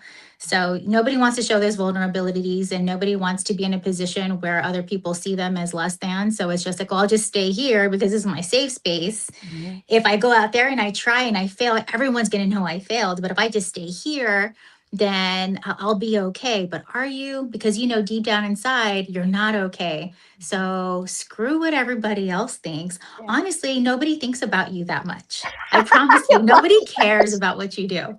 Everybody's worried about themselves. I can tell you that, because I know sometimes I'll be in a room and, I'll say something and I'm like, oh, did that sound right? Maybe I should have said, and I'm like in my head thinking about, all these social anxieties, and maybe I should have said that, or, oh man, I forgot that girl's name, or whatever the case is. Honestly, these people don't care about me. They don't care about what I just said. She's probably more worried about, her hair, or, something that she said. Maybe she thinks that she said something to offend me. Like, people don't worry about you that much. So just worry about yourself, get up and go do the work. No one's going to do it for you. And even if you feel like you've lost that fight in you, it's still in you. You have to pray, and you have to hammer it out. You got to force it out. Yeah. I mean, and that, no, I mean, and I love that. And the fact that, okay, so that makes me think, like, especially in business, when people are afraid to get started, I always say it's because they don't want to be seen starting at the bottom. And everybody does. Oh yeah. Everybody does, every single person has had to start at the brick number one and go from there. But you're absolutely right. I mean, people are so worried about what is going on in their space. They probably don't even notice half of what nobody cares. You will play over and over and over again in your head. And I saw this not too long ago. And I don't even know where I came across it, but it was talking about the opinions of others, and realizing that anyone from the outside, no matter what opinion they have of you, ultimately does not affect you. Like, it doesn't affect inside your home. It doesn't affect what you choose to go out there do. Just because someone has an opinion, it really doesn't impact anything that you're doing unless you allow it into your own head. And so when you think of that, it's like, it really doesn't.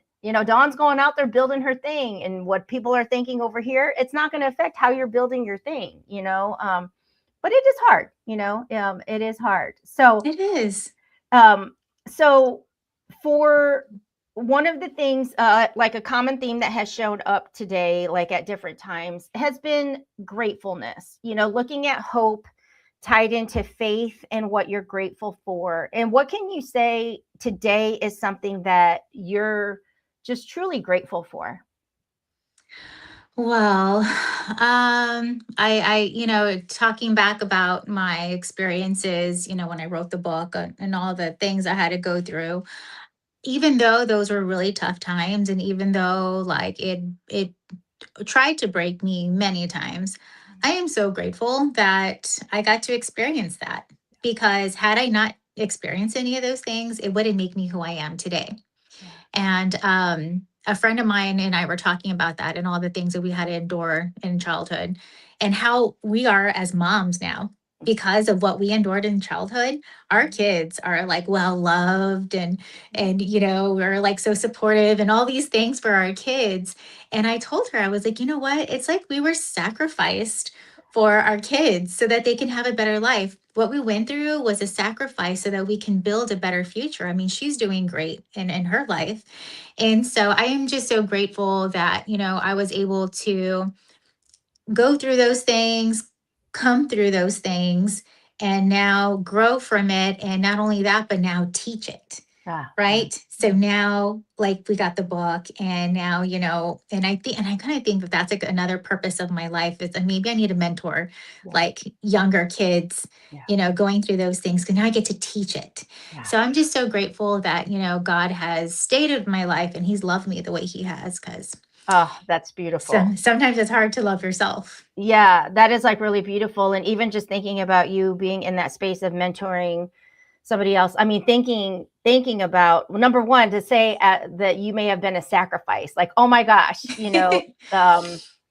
that's tough, right? It's tough, but it's brought you here today. But in thinking that there are those young ones that might not have a mom that's there, or might not have an older sister or a tia, or just that mentor. And so that I remember you bringing up probably a couple of years ago, that was just something in your heart to be able to be there for these young women, these young girls. And that obviously hasn't gone away, at what part when you look at your journey, was your faith always there, or was there a time where you felt like God was somewhere else and maybe forgot about you or something? I mean, was that always there, or was that something that you had to choose to embrace fully as you grew?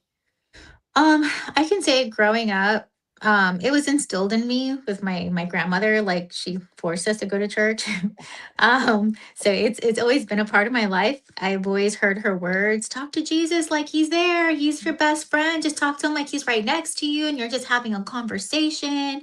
You don't need to go to like the temples or anything. I mean, you can, but he's just right there. He just wants you to talk to him. So I've always had that in my head. Just talk to him like he's there. I can say that as a teenager, and then getting into my 20s, I drifted away from that and got into some bad things, and didn't practice with the Lord as much as I should have.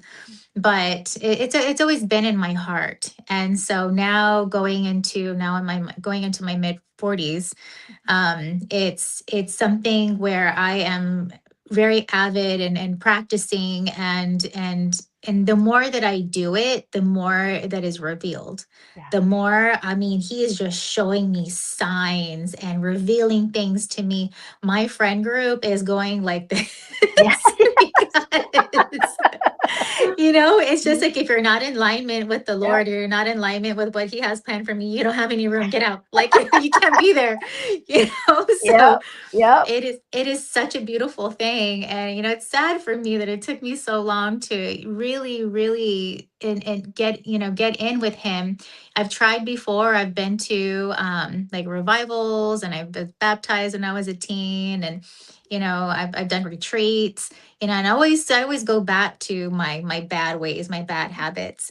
But I don't know, maybe it's just, maybe it's a part of getting older, or, maybe now it's time. Now he's like, okay, you're ready. Yeah, You went through all yeah, those things and now you're ready. yeah. So he's always been very, very, very big in my heart. And it's truly a blessing to grow up that way, because I know not everybody had a grandma to Yeah. yell at them for not going to church, or threatening that they're going to go Oh, to hell if they yeah. don't go to church. Yeah, trust me too. My grandma was the type that when she would burn the incense in the house, if it smelled to us, she would be like, "It's because you're bad. It's because you're bad." And then I'm like crying because I'm like a sinner at like 5 years old, and I don't like the smell of incense. So I get it. But oh my gosh, girl, this has been amazing to have you on. Thank you so much for joining our Streamathon. This is our 5th year, and I really can't believe 5 it. So years. I am so proud of you for everything that you're doing, and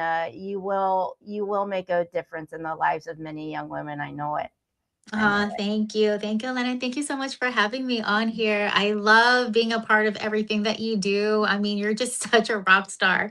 Like, how did you even have time to like spring this up? Like, I know you're so busy with everything else, and it's not even like your projects. I mean, life. You have so much going on in life too, and you're just like, okay, I'm just gonna pick up another project. You're like this, and then you're holding on to things with your feet and your head. Kinda, yeah. I'm gonna need to come see you so you can fix these bags under my eyes. Oh, yes. Yes. I got the Yeah. perfect treatment. There we go. There we go. All righty, girl. Love you. And I will be talking with you soon. Thanks for joining us tonight. Of course. I love you too. Y'all have a good night. Bye-bye.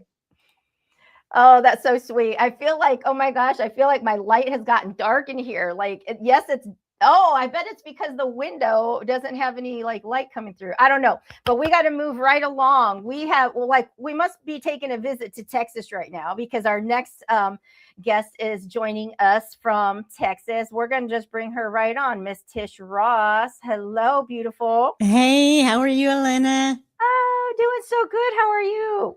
Oh, I'm good. Thank you so much for having me. I'm so blessed to be a part of, Christmas in July. It is amazing. It's such a beautiful thing that you do every year, and it has exploded. Well, it's not complete without you. So thank you for being here tonight. And why don't you tell people where you're joining us from? Yes, so I am joining from Fort Worth, Texas, a little town outside of Fort Worth, Crowley. It's a very small town, but so here in Texas. Nice. So let's get right into it, right? Because we are here to talk about hope.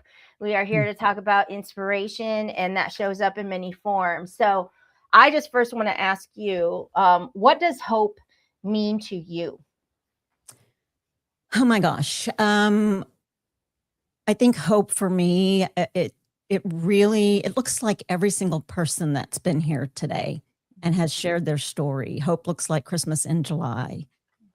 This Streamathon that you have going on. I mean, every single story. And I have to say that Dominic and I've been watching all day, but the Durnell family, Christina, the siblings, Christina, Dominic, my gosh, if you missed the first segment, anybody that's watching and listening, you've got to go back and listen to this 12-year-old child's story of hope, and his faith is huge. And I think that is me too. My faith comes from, or my hope comes from my faith. It comes from God. And I know that in the darkness, I can still see glimpses of light. And in any situation, I feel like sometimes, before God elevates us, he empties us. And if that means that he has to remove what pride has built, or shame, or guilt, or whatever it is, he'll do it. He'll do it. And you may seem like you're at the bottom of the barrel. And you may be, because you may feel stripped, you may feel abandoned, but you're not alone. He's with you always, always, always. Oh, that's beautiful. And, it's amazing because we go back, we know our stories in and out. I think that we could probably count multiple times that we have felt like we're at the bottom of that barrel and God pulls us out. And sometimes you wonder, oh my gosh, how, like, now what? Like, now I'm here again. And I think sometimes it's sometimes I think we can be so strong in our faith that he knows his glory is going to shine through this trial, right? Yes. Sometimes I think that he does choose for these toughest moments, those that he knows is going to honor him through it no matter what, because to me, he's up to something, you know, he's up to most something. definitely. Yeah. Yeah. I believe that. I believe that you're so right. And those of us who, our faith is everything. God is everything to us, and he knows it. Like you said, there will be trials and tribulations. He said his word, in this life, there will be trials and tribulations, but he's overcome. And I think that sometimes, as we are, again, stripped or something else happens, something else is coming along, that faith that I cling on to, I know that there is work behind it, no matter what the outcome is, no matter what the outcome, he will use that. And I believe that one of the things that I had been stripped from for many years is just having a closed mouth, to keep my mouth closed and to not share and to not say, because we really didn't discuss things growing up in the time that I grew up with my family. And I think once I started overcoming that fear, then the enemy started trying to attack. And, someone told me the reason why is because you've held it in for so long. And now you're speaking out. Now the enemy is trying to shut you up because you're valuable. And that goes for everybody. Anybody that feels like the enemy is trying to quieten them, if they feel like, gosh, I shouldn't say that, but you're feeling your heart, it's pounding, and you feel God, the Holy Spirit, whatever you want to call it, pounding like, I want to say it. But in your mind, the enemy is getting in there and trying to quieten you up. Don't open your mouth and share, because you are valuable. You are a weapon. You're a weapon. Oh, that's big. Being valuable, because I believe that, people want to be loved, accepted, but yes, valuable and a weapon. Wow. So yeah, sometimes when life comes and knocks you down, it's because you have so much goodness, it's because there's greatness that it's just trying to dim that light. Yes. So in your journey, okay, so you have a podcast that you share some big stories, and you've been on Prosperity TV Network, and you've gone through all of this. What is something going on in your life right now that you're either really excited about or that could be challenging you? I want you to share where you're at and hope, just hope. Most definitely. So yes, I have been blessed to be the host of No Judgment Here with Tish Ross, the podcast, for many years. It was on radio for a few years, and Elena is a huge reason why, as a mentor in my life years ago, when I was just at a low time in my life. I wasn't really sure where God was calling me to go, and lo and behold, he puts Elena in my path to give me some help and some guidance and to pour into me. And I'm forever indebted to you, Elena, for that, because then immediately, sometimes God works very quickly, sometimes it's very slow. And it was immediately after I did a live on Facebook, someone reached out to me and said, hey, we want you to come on our radio show. And God's timing is perfect. It is perfect. And again, sometimes it's immediate, and sometimes it can be years, months, days. Only he knows when we're ready and when we're fully prepared. And so I have been taking a little break from my podcast for many reasons. One is I believe that God has called me to be still and to listen. I think sometimes the uncomfortableness of things that may be going on in your life brings huge revelation. It can bring closure. It can bring uncomfortableness as you are navigating. But I think uncomfortableness brings growth, and then the growth brings healing. And you have to be willing to be uncomfortable, though. And I believe that currently, so I'm taking a break from my podcast. And I know that God knew way back when you and I were chatting about Prosperity TV Network. Mhm. I hadn't received the news yet, but it was shortly after that. And during that time, though, God was already preparing me. He was like, you need to slow down. You need to take a break. Something's coming. And I had been experiencing for about 2.5 years. Please don't follow my path in terms of going to see the doctor. I'm a little bit on the stubborn side, very independent. And for about 2.5 years, I'd been experiencing some headaches, some balance issues, a little bit of hearing issues, and then some issues with my vision. And I just really attributed it to old age, quite honestly, because we lose those things as we get older, you know? Right. You're like, So what? Exactly. Yes. And I can't see you. What's happening? So, yes, that's exactly. I thought, my balance, my equilibrium, I was training for a marathon 2 years in a row. And for those 2 years that I was training, I kind of lost my balance a little bit as I was jogging.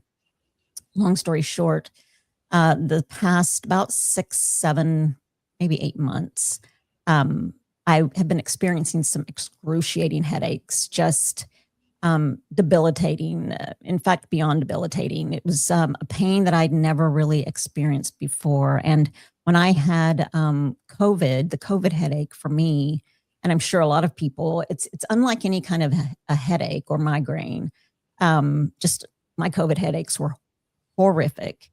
And this headache that, like I said, it's probably been now about 6 months now. It was just knocking me to my knees. I just thought, whoa, there's something is wrong. And had a really bad headache about 3 days in a row. It would not let up no matter what I did. I took Advil, 4 Advil. Went to the doctor. My doctor asked me, is this the worst headache you've ever had? And I said, yes, it's the worst headache. And so she sent me to have some MRIs and some scans done, some blood work drawn. And I have a tumor. So I have a tumor in my brain. The good thing is that it's not in my brain, it's on my brain stem. And so I've been dealing with some health issues from that, a little bit of setbacks from that. But like I said, my hope comes from God, things that I may not have been able to see, but in my lifetime, he's been there. He's answered my prayers, mine and my children's prayers as a single mother. You guys know if you've read the first book, To Surrender to Rise, but he is good to me. He's good no matter what. He's good. He's there. That is beautiful. Number one, prayers. We're praying, for you and for your healing through that journey. And thank goodness you went in to get that looked at. And I know the stubbornness and, how that can be. But it is true when you look and think like God has been laying down this steady path. Like I always like to say, sometimes he lays things down gently. So that you have time to process, prepare. But I knew coming into, because with your podcast, like things had blown up, like you hit this topic or this theme of working with people. And it was like, I was thinking, oh my gosh, this is going to turn into your full-time thing. You're going to need an assistant. You're going to need like a scheduler, all these things. And then all of a sudden it's just like, no, I need to take a break, and so I know for you being a powerhouse, a doer, you strive for this level of perfection. And how has that part of it been for you? Has it come easy this time to just sit back and say, like, I can set everything down and just be? Or have you met that with a little resistance? Like, this is really uncomfortable for me. Good question. In times past, it would have been something that I would have struggled with.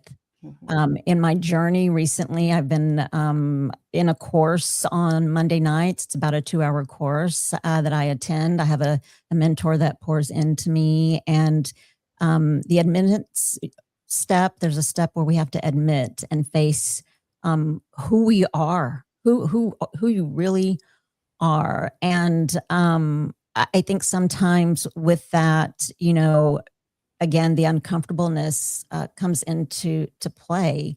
And the Lord has been so good, and I'm so humbled to not only for the revelations, but for his grace and his mercy that he has shown me through my life of stubbornness. You had a speaker on, my gosh, just a few speakers back that said, sometimes things happen. If you feel like you should do it, just jump and go and do it. But I'm the kind of person that does have to be hit on the head. I have to be hit on the head. I'm like, my discernment over the past lifetime has not been the very best. God has to slow me down. And he created me. He knows that. Now having such an intimate relationship with him, I know that he knows that about me, because this very moment, this very time that he said, I need you to slow down, was at a peak moment of the podcast and on Prosperity TV Network. I partnered with a prison ministry, and that was exploding. And yes, I was like, my gosh, I can't handle this. I do need an assistant. I had emails and people just reaching out left and right. And I was at first not okay with slowing down. Long answer to your question. But after processing with God, and after going through these classes and admittance and having a mentor pour into me, a very godly woman, Janie, thank you. I realized that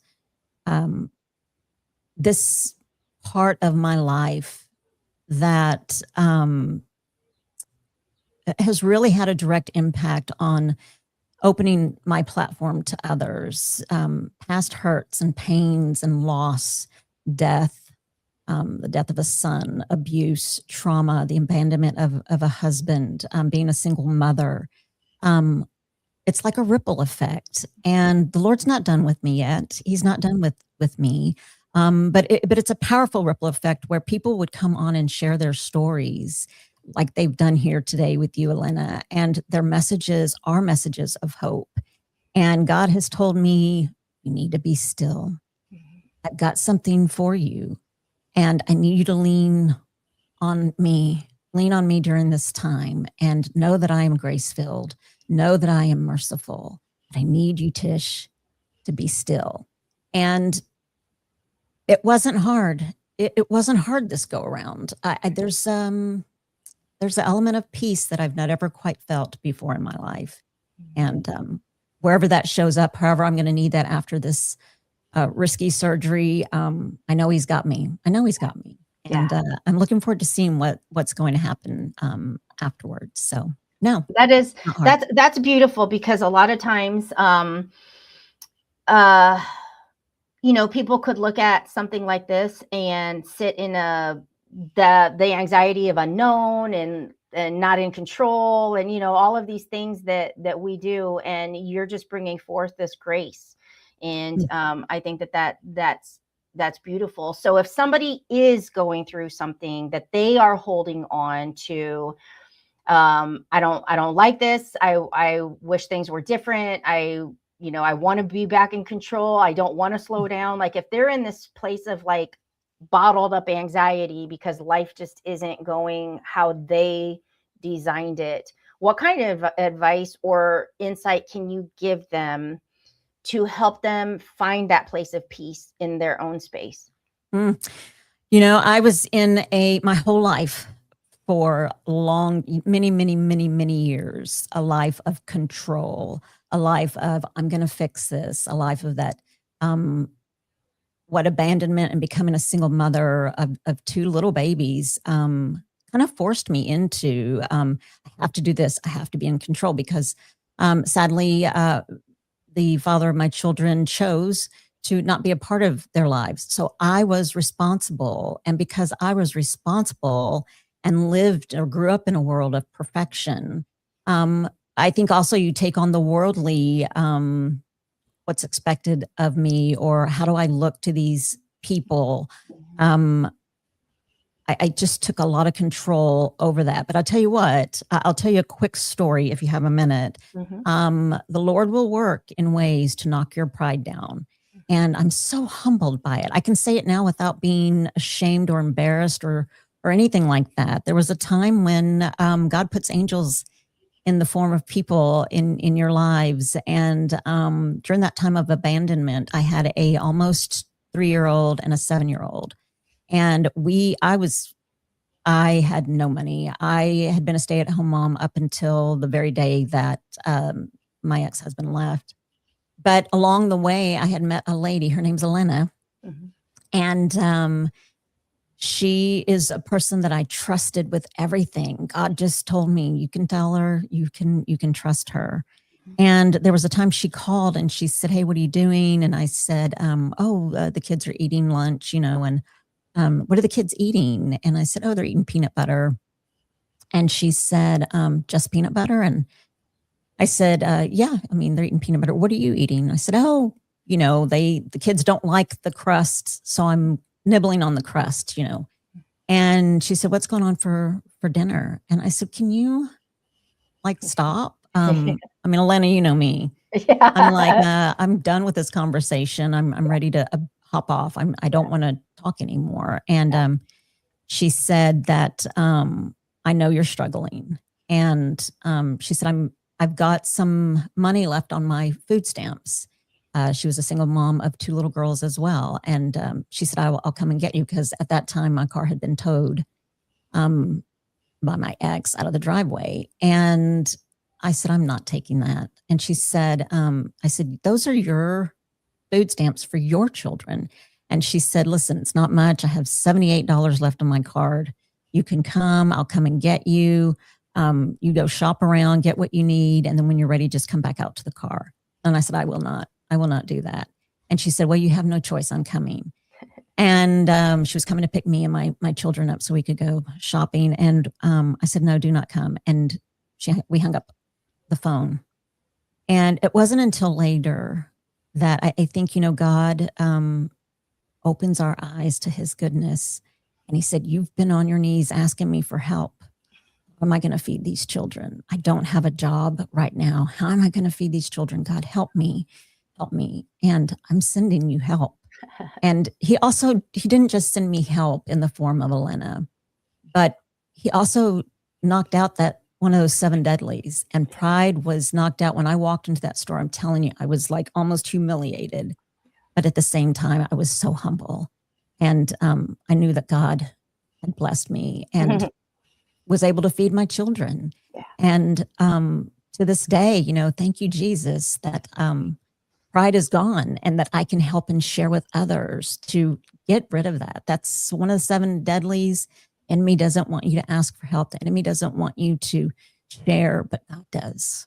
God does. Oh, okay. So here we go. You got me so today, through a couple other conversations that we have had, when we're praying for a sign, or we're praying for an answer, or we're praying for that miracle, it's amazing at how often we miss it because it doesn't show up how we think it should show up, right? Yes. And so and I meant to say that earlier. I can't remember who I was speaking with, but that message actually came through my brain while I was listening, because it takes me to this funny, it's like a funny Facebook meme where there's this girl laid out on the ground with a street sign over her head, but it says, "When you keep asking God for a sign, but you're missing it." And so for you to share that basically the Elena was the answer to feeding your kids, but because it caused you to step into that place of shame, embarrassment, the humbleness that you really aren't ready to step into, you almost missed it, and how many of us can honestly say that we probably have missed the answer to the prayers that we're sharing because it just doesn't show up in a way that probably made you feel uncomfortable, because it was there to teach more than just answer a prayer. It's like a whole Yes. gift. It's like a Yes. whole gift wrapped up. And how many of us are, you know, prideful? Nope, I got it. I'll figure it out. You know, thank you for the answer, but I'll just kind of stay here and like still struggle. And I think you Yes. sharing that tonight. And the Lord's like, how are you going to figure it out? Because Yeah. I've just sent you help. I just did. And you're so right, Elena. I felt stripped. I felt misunderstood.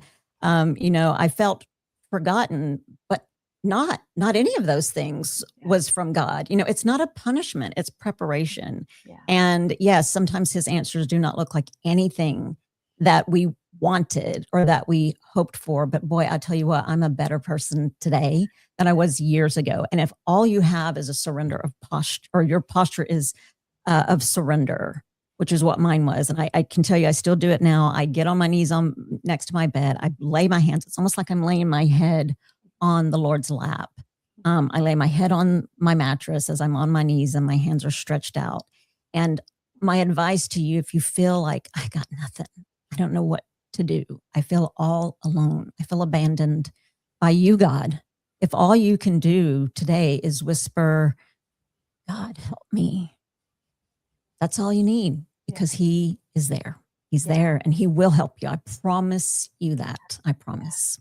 I love that. I love to always say, God is so big. If you simply reach for him, you will not miss. Like, he is that big. Like, and it doesn't take some grand gesture, and you don't have to pray a certain way. And Exactly. it's just that little whisper, like you said, and that's all he needs, you know? My goodness. So we're going to pray for you, for you. your surgery, that all is going to go well, and that he is working through you again, Yes. through this type of this situation that you're in. And he's got something on the other side of this for you to come through and share. And I just want you to know I love you. I love you too. I thank you so much for being part of this like 5th annual Streamathon. Gosh, thank where you. all we're doing is sharing hope, and you gave us that tonight. So thank you. Thank you. Thank you, Elena. I love you. And gosh, God bless everybody that's been on here sharing and that will continue to share the rest of the evening. But you do great things, my friend. I'm so proud of you. And thank you for allowing me to be a part of this. Absolutely. All right. We'll talk soon. Love you. Okay. Sounds good. Love you. Bye. Woo! I had to get the tissues out for that one too. I mean, that's just beautiful. I love listening to Tish speak when she started her podcast, and it was not a video podcast, it was just voice podcast. I was like, girl, you are so made for this, because your voice is she's just got the voice, right? So all right, as we move on, I am bringing on another dear friend who's been in my life for several years, total powerhouse. And I actually asked him, yeah, can I give you full screen? Can you share? Because every time, the first time I saw him speak, I think it was in Connected Leaders Academy, I think. But I just know that I sat in and just watched this guy speak, and I'm like, holy smokes, who is this person? And where's this powerhouse coming from? I've got to meet him. So I am honored to be able to bring on my dear friend, Mr. Justin Danforth. Hello. Hey, what's going on, Elena? It's so good to have you here. This is our 5th annual. You've been part of the Streamathon in years past, but you know I'm a fan. Yeah, thank you for having me again. I'm honored that you reached out and asked me, because I know you had mentioned it some months back. We exchanged some messages, and then I ain't gonna lie, I completely forgot. Mm-hmm. So when you reached back out, I was like, oh yeah, definitely. Thank you. Yeah. It's a pleasure and an honor to be here.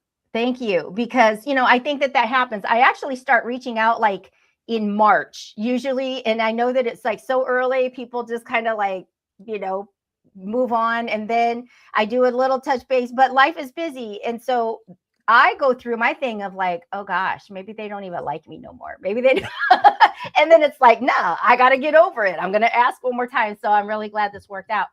Now, for you, we are bringing stories of hope and inspiration. You are a powerhouse. I love to watch you speak. And that's why I asked you, can I just give you full screen and you just do your thing? Because you always have a message that hits that hits people in a different way. And that's part of what we need to bring here too. So is that cool?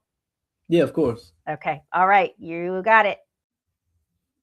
All right. Once again, thank you. So again, when Elena asked me to speak, the first thing I thought of was, well, what is the theme? Because most events all have a theme, and that's what I like to kind of gear my speech around. And I seen that it was Hope Comes Alive, but it brought more about the question of what deserves your hope. So I sat with it for a while. The theme at first, Hope Comes Alive, and the more I thought about it, the more uncomfortable I kind of became, because it's hope is one of those words like everybody loves until you ask them one simple question: hope in what?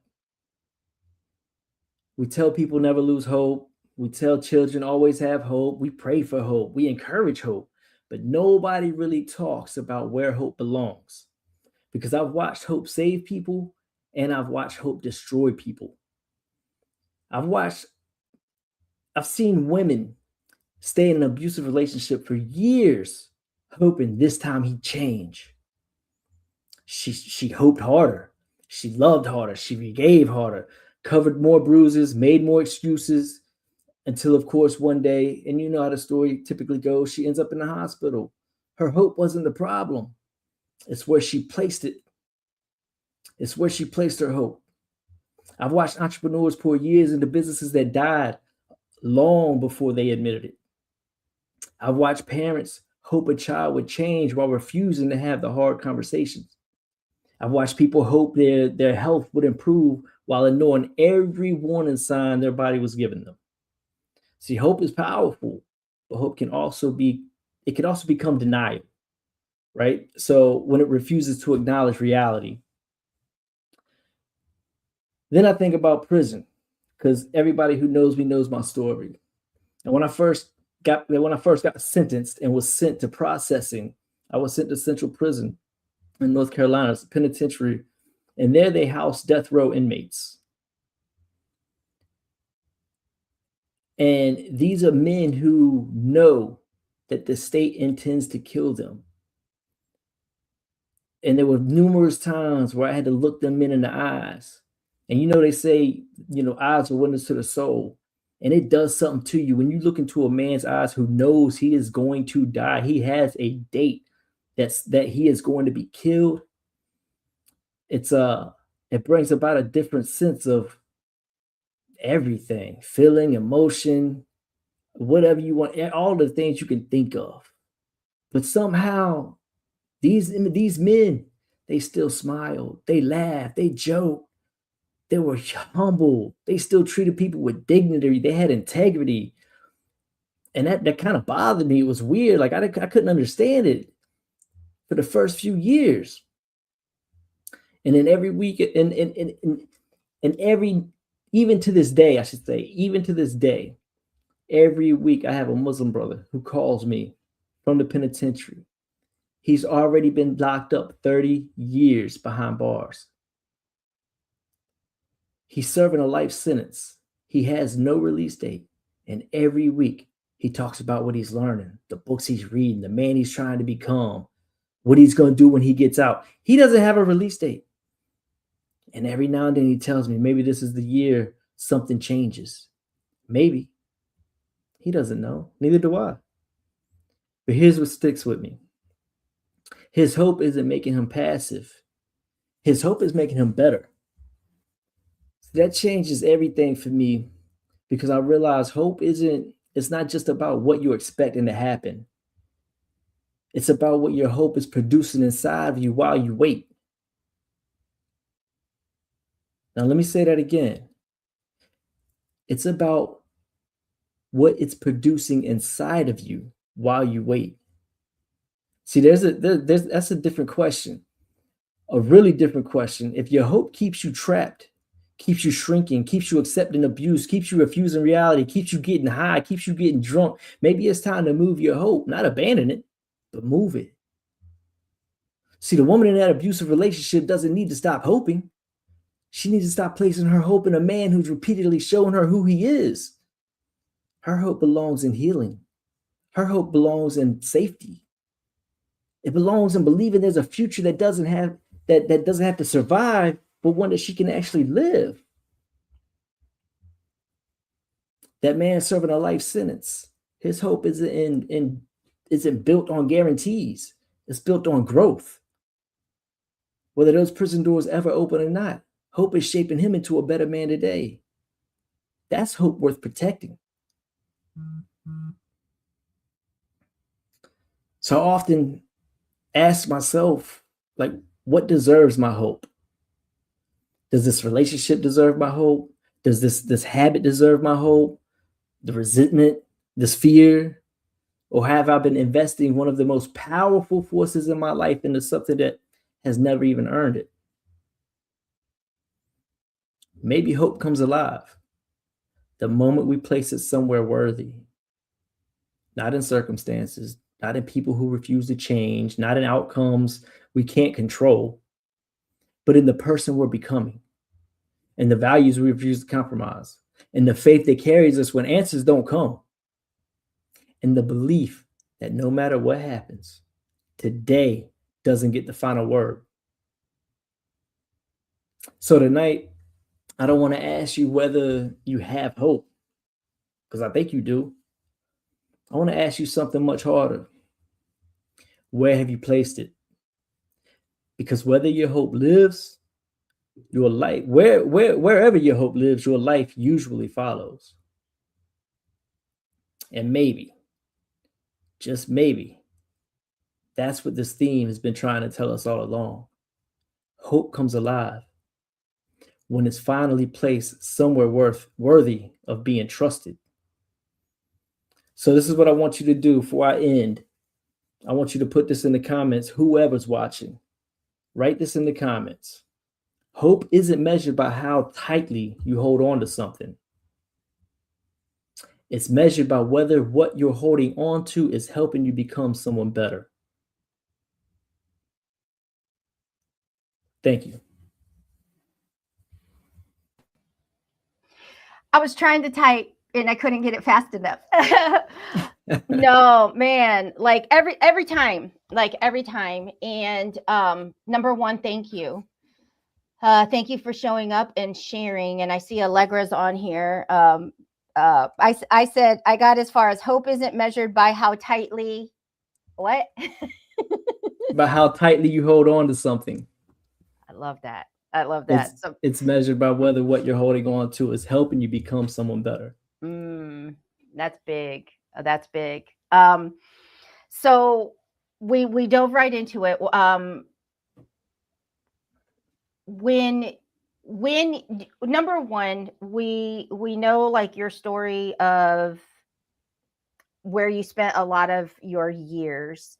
Do you ever get tired of talking about that? No, never. It's always a constant reminder of how far I've come, and not the mistakes that I made. I love that. Now, I saw you on, I think it was the interview with Jamal a while back, and you brought up the book that you had put together to spark conversation. Can you share a little bit about that? Because I think more people need to hear about that and how they can get it. And I'm not trying to do like a plug or promotion, but it's, when I heard you talk about it, to me, it's something that I think so many people could benefit from with opening conversation. Can you just share a little bit about that? Yeah, of course. So, what everybody knows, when I got locked up at 21 years old, at 8th grade education, my daughter was 10 months old.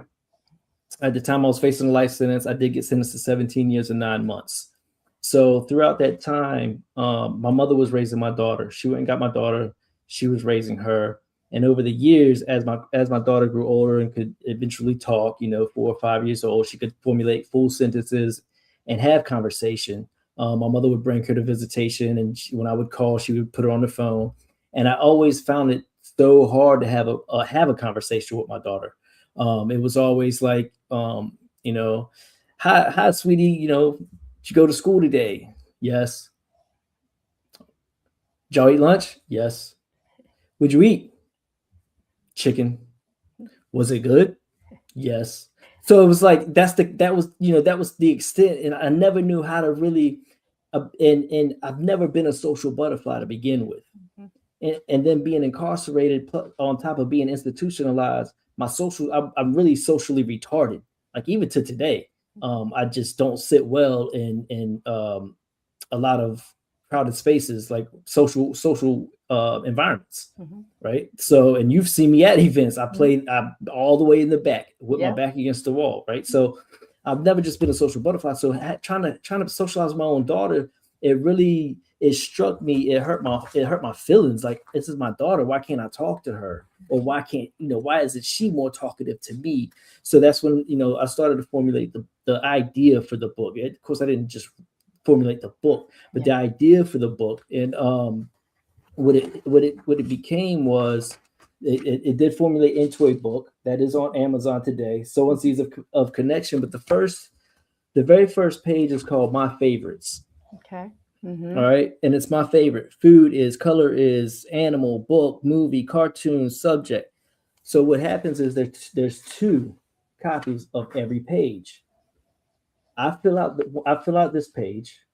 I take a blank copy of the same page. I mail my filled out version plus the blank version to her. She fills hers out and mails it to me. Now, when I call, I can go, "Oh, your favorite food is chocolate. That's funny, man. I love chocolate."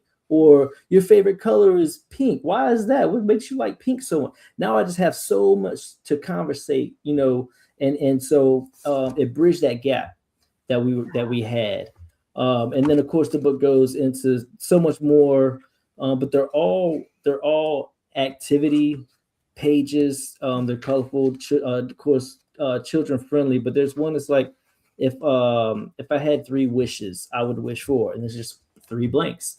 So if at the age of 9, she says, "I wish for a purple unicorn, an endless supply of Skittles, and some toy or something," I'm like, okay, now I know the psychological level at which to gauge my conversations with her. Because if at 9 years old she goes, "I wish to end war, and I wish for world peace, and I wish to save the dolphins," or something like that, I'm like, wow, at 9 years old, here's her maturity level, her psychological maturity level. Now I know how to gauge my conversations. Yeah. So that's what the book did. It was allowed me to bridge a whole lot of gaps that we were having. And like I said, they were just handwritten at the time. It wasn't a book because I was in prison. So I was drawing pictures for her to color while filling in the blanks and just making it. Like, I think that is, I love that. What's the name of the book? Sowing Seeds of Connection. And Okay. it's on Amazon. Okay. So Sowing Seeds of Connection. And then do they look just under Justin Danforth? Like it's just all there? Okay. Yeah. Okay.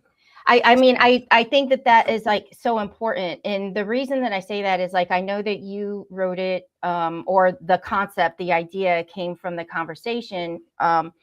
But I think about that. Like my dad didn't go to prison, but he moved across the country, and I only saw him a handful of times until I turned into my 20s and wanted to be in his life more. But our phone call conversations were kind of the same. "Hey, how you doing?" "I'm good." "Well, what?"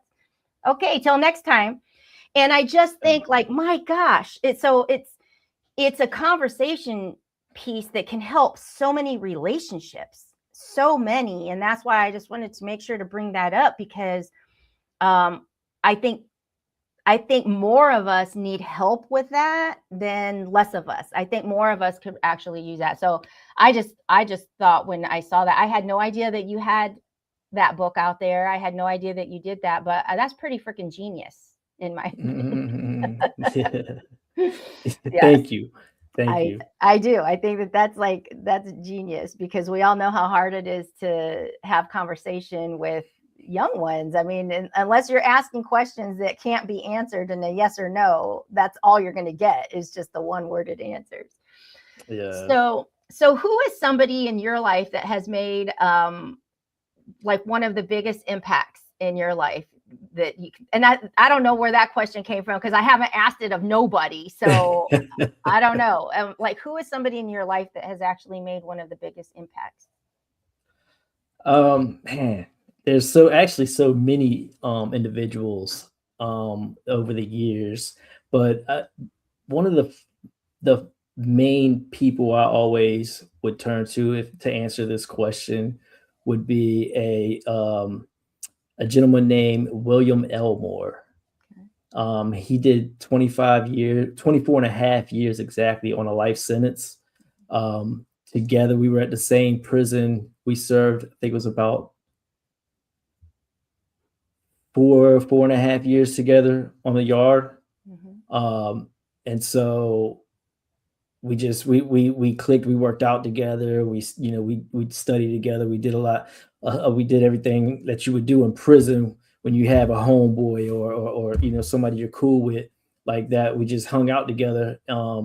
And then even after he got out 9 months prior to I did, he stayed in touch. And I've stayed at his house. He's been to visit me, his family. Like he's somebody I would leave my mother and my daughter in his care if something happened to me. Like we're just that tight, and he's made that much of an impact on my life because he had served so much time. When I met him, he provided a lot of insight into the route that I wanted to take during my incarceration. That makes a big, like by you saying that makes a big difference, because these are things like I would have never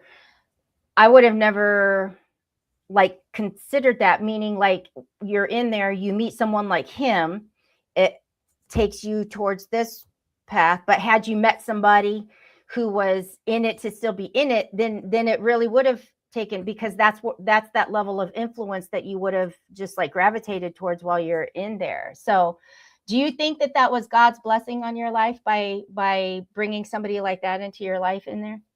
Oh, always. There was. So when I was still sitting in county jail waiting for trial, there was a guy who had served 10 years. He came back to county jail to go to court for his appeal. And at the time, like I said, I had only done probably 20 months in county jail. So I was waiting to go to trial. I was still arrogant, dumb, and proud. And he was like, everybody who's done a lot of time, they always call you young blood. It's like, young blood, the same what you want, man. He's like, I've already done 10 years and I'm fighting to get out now before I have to do the rest of my life. And he's like, I would be happy working at McDonald's, flipping burgers, driving a beat up car just to get me to McDonald's and sleeping under a bridge than to go back. And I was like, man, hell no. It's like, like I said, because I was young and arrogant, but he said, don't worry, you'll learn.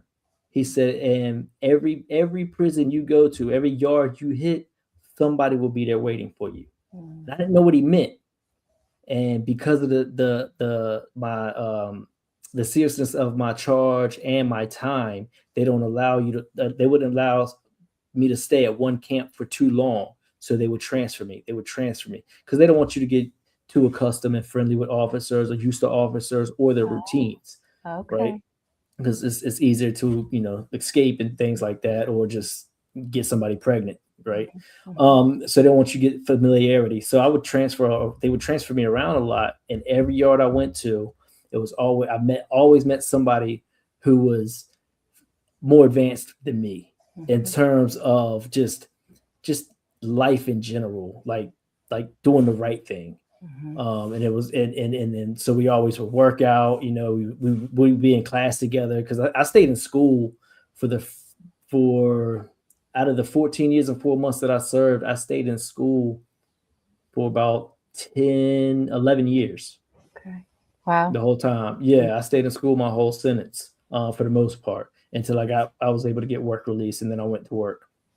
So that being said, I was always in class, and I stuck with positive individuals, like I said, who had already done 10, 15, 20, 30, 40 years, old guys, like we call them old heads. They ain't going nowhere.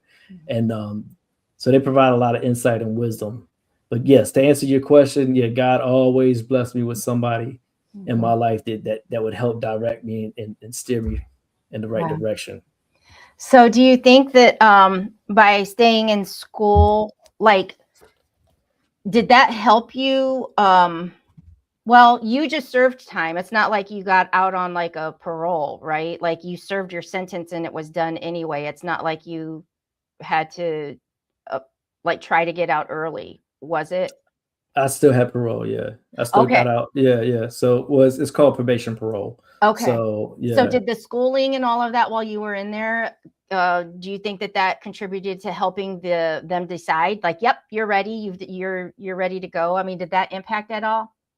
All right. So how that worked for my case? All right. So it's twofold. I didn't get paroled out. Okay. I was sentenced to 17 years and 9 months. But because I stayed in school, I didn't get in a lot of trouble. I got my time from 17 years and 9 months down to 85%, which was 14 years and 4 months. Okay. Had I got in trouble, it would have went up. If I didn't go to school or didn't get assigned, it would have went up. So that played a part in me getting out early, which was 14 years and 4 months, and not serving the 17 years and 9 months. And then once I'm out, I had 9 months post-release, which is parole and probation. Okay. So, I just ask these questions because I've in our Surrender to Rise series, someone was in for, gosh, I want to say like 17 or 20 years and ended up putting him went to school. He's like, if I'm in here, he got asked a question of what are you doing with your time? And so he kind of came up with now he teaches it's the acronym TIME, but he has to ask himself, what am I doing? And so he went back to school and got some degrees and stuff like that. And that actually helped, it looked good, looked good. So that's just kind of why I asked. If somebody, like, let's say somebody is catching this and they maybe a mom whose son is in or daughter is in, and they're losing hope. Like they're losing hope. Things aren't feeling very good. There's not a whole lot of light at the end of the tunnel. What can you share? Is there anything that you can share that could possibly give them hope that it will turn out okay? Or is that something that you really don't have any control over? What's your take on that? That's a very good question. So to me, hope is cultivated through action, right? So as the saying goes, right? Well, I think it's like Murphy's Law: hope for the best, prepare for the worst. Well, I might be confusing two things, but I know the saying: hope for the best, prepare for the worst. Right? So the action cultivates the hope. If you're doing what you're doing, if you're going to start a business, you start it in hopes that you generate revenue. You get it runs well. You do the thing, but you have to do all of the things in order for it to run well, right? No difference than, okay, from a religious perspective, a spiritual perspective, you hope for God's reward, paradise. So you do what? You refrain from, sin as much as possible. You ask for forgiveness. You act. You do the things. You fear his punishment, but you hope for his reward. So it's I would say for the mother and the child who may be going through something similar, like he's locked up, how do you give him hope? He puts his head down and does what he's supposed to do, regardless if them gates ever open or not. Who is he going to become tomorrow by what he does today? And that keeps hope alive. There's so many guys, even me, I spent money from the inside because I had some money when I got locked up from doing illegal activity. I was still spending, I took a plea agreement and I still spent money on an attorney to try to get me back in court. Find a loophole, because there's always loopholes. And that's that little seed of hope, a mustard seed of hope. Knowing I took a plea, I said I'm guilty, but there's a mustard seed of hope that there's a loophole. There's some way to get me out of here. And so, I wouldn't have been able to hope that there was a way out if I wasn't staying in school, if I wasn't keeping my nose out of trouble, if I wasn't doing what I needed to do to prepare myself for being out. It's no different how we always say, if you give a person who's been poor all their life, a winning lottery ticket, they'll be broke within the first however long it takes to spend all that money immediately, right? Yep. It's because they didn't become the person who could handle that amount of money. Yep. So they could never hope to be rich. So you have to become the person, whatever it is you hope for, you have to become the person that can handle what the outcome, the result of that hope. If I hope to lose weight, then what do I got to do? I got to become the person who hits the gym, who does the diet, who tracks the macros, whatever it takes. Yeah. I got to become the person. Yeah. I love that. Thank you for sharing that, because while you were talking, you envision all these things, you think in the pictures and you can see this. And so I'm literally envisioning, like, you're in prison, you're hiring this attorney to work to find that mustard seed, that loophole, and then I envision you like acting a fool in there, right? Like and it doesn't go, like it doesn't match. Exactly. You know what I'm saying? So when you were saying that, it's like, yes, I get it. Same with like losing the weight, like I want to lose weight. I want to lose this, but then I'm over here eating donuts and doing whatever. It doesn't go. So by you saying that, I think that you're giving people a lot to actually think about and consider when they're saying, I'm hoping for this or I'm hoping for that. But are you really, if you're acting completely different from it? So thank you for sharing that. What is something that you are really excited about in your life right now? Like, what is going on? Do you have any new initiatives besides them cute little Nora? Or God, well, I'm like beach bum. I'm thinking of the beach bum Frenchie. I'm sorry. I want to like give her kudos. I voted for her, but I'm like, oh my gosh, besides those like cute little puppies all the time, do you have anything that you got going on right now? Yes. Thanks for asking.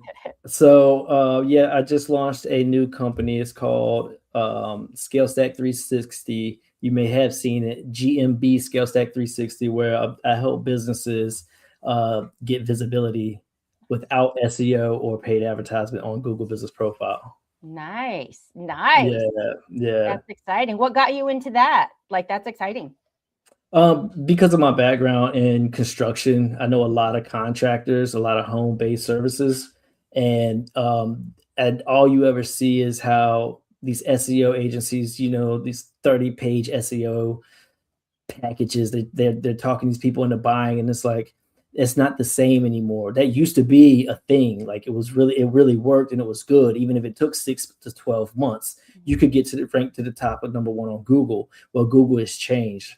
And that's the part they're not telling anybody now with AI and all of the things. I won't go into all of the detail, but it's not the same. You don't need to have a 30-page SEO package or SEO agency to get visibility in your local market, like really fast within 30 to 60 days.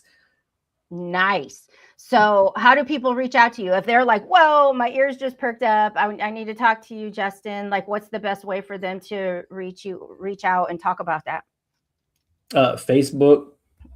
Mm-hmm. Yep, Facebook. All right, good. So just right on here. Easy. I'm easy like that too. It's like some people make you jump through hoops and do all this stuff to go just find you. And I'm like, I had to send a message. It's easy. So oh my gosh. So thank you so much for being part of our 5th annual and sharing your message and just speaking. Like you are always such a powerhouse, and I just respect you and love you, and just thank you for showing up and just always being real. So thanks a lot. Thanks for having me. All right. We'll see ya. All righty, folks. Just another powerhouse. We have them coming. We're keeping going. So we see Allegra on here. You will hear from Allegra tomorrow. She will actually be closing us out. So I might be looking a hot mess by the time this little, glamour shots girl shows up, and she'll laugh at me when I say that. But she'll be closing us out tomorrow. All right. So we are moving right along. This next guest of mine is just a ball of energy. I absolutely love her with my whole heart, and I cannot wait to bring her on. So let's just say hello to Miss Roxy Rocker. Hello, beautiful. Miss Elena, my sister. How are you? I'm doing well. How are you? Oh, I'm good. I'm really good. It was a nice day today. Good. I know that you've had a lot of things going on, and so I'm glad that you were able to get back? Yes, Mhm. yes. I had quite a few clients. They were long visits, and I'm still trying to find a few things before I take off next weekend.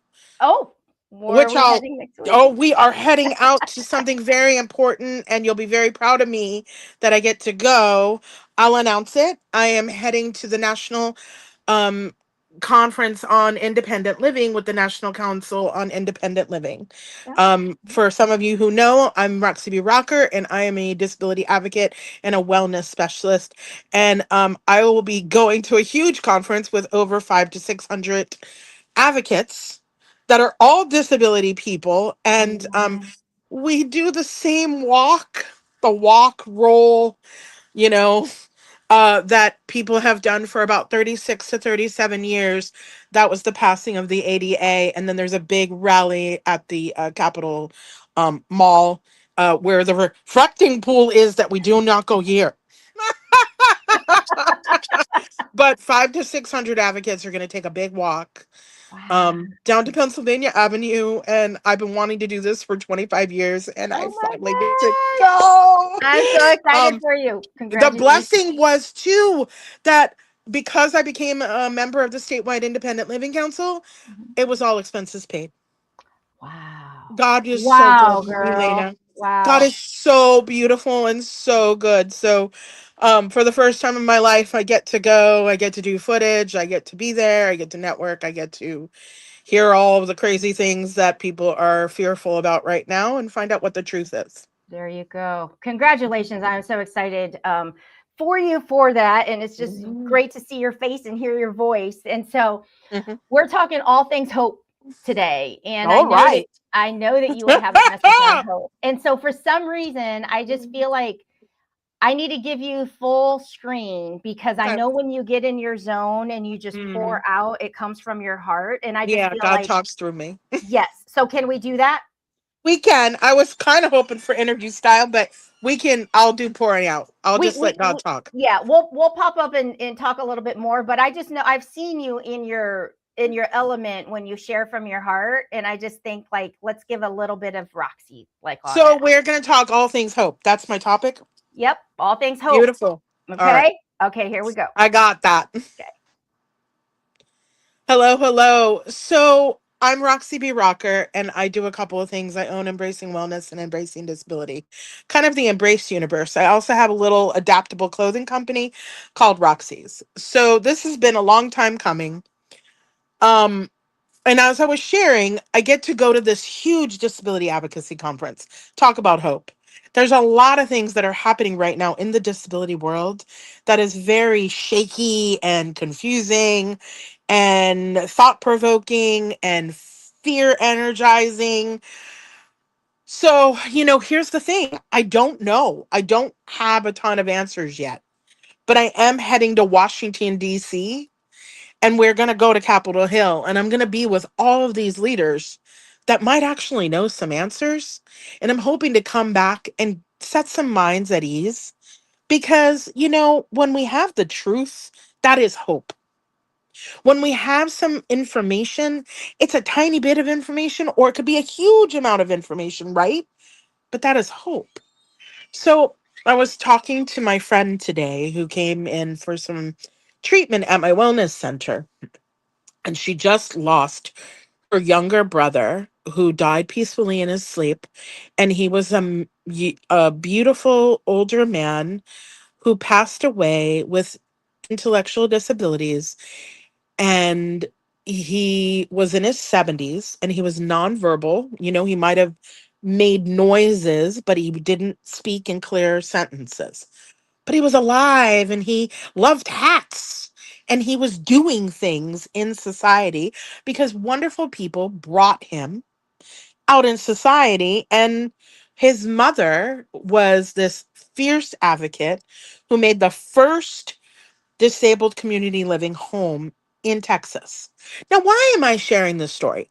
Because there's some super crazy stuff that's happening out of Washington about a Department of Justice memo that came out and shared that there's a possibility that this case called Olmstead, which was a community living case that two women who lived in nursing homes and institutions.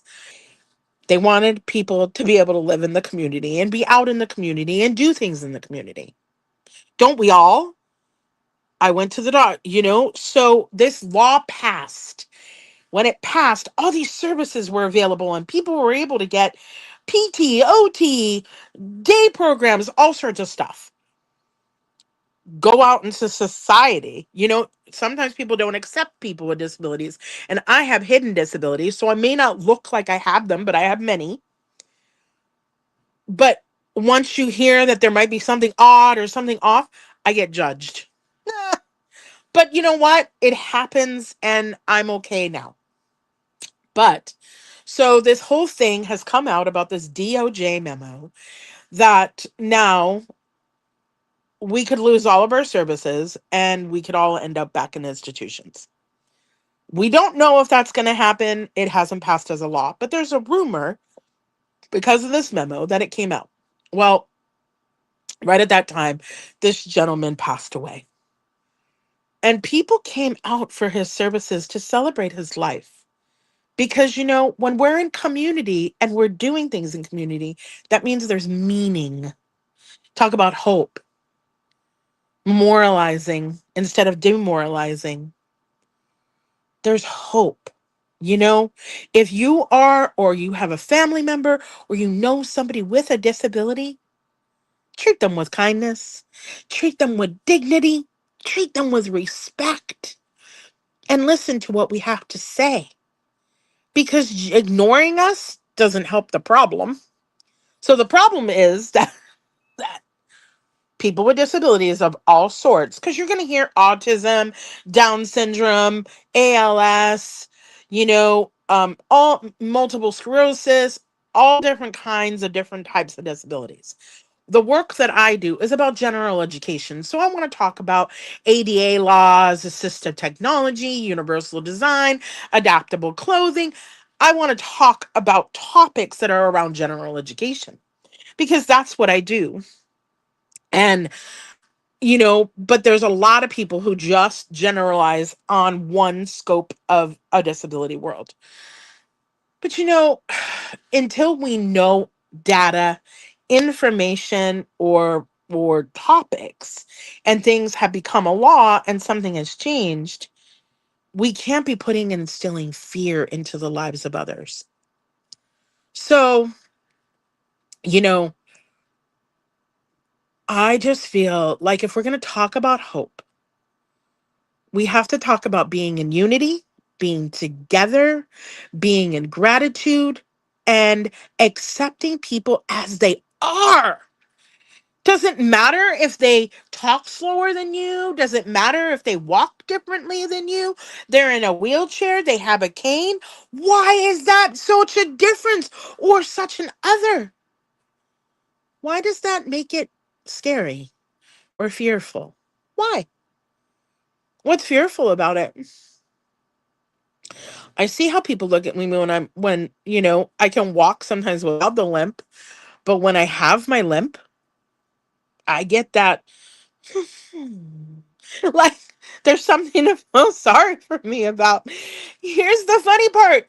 I was born with one leg shorter than the other. If it hurts, it hurts, and I'm going to limp. It's general life for me.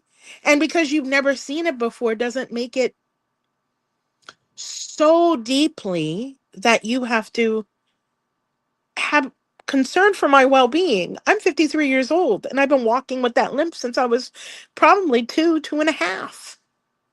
Sometimes it's apparent and sometimes it's not. Sometimes I have a lisp and sometimes I don't. Every day my handwriting's really bad, like every day. But who needs handwriting when you have a phone? You type everything. But you know what? I omit words probably 90% of the time because that's my disabilities. I have them. Does that make me not an amazing, incredible human being? No, it makes me Roxy B. Rocker. And as being Roxy B. Rocker, and you being you, have hope in yourself, beautiful humans. Lift yourself up. Give yourself that essence of who you are and why you're so valuable in this world. Whether you have a chronic injury, whether you have blindness, whether you're a person who is hard of hearing, you're a person who uses a wheelchair, a cane. Aren't you valuable? Aren't you wonderful? And aren't you enough? You want some hope?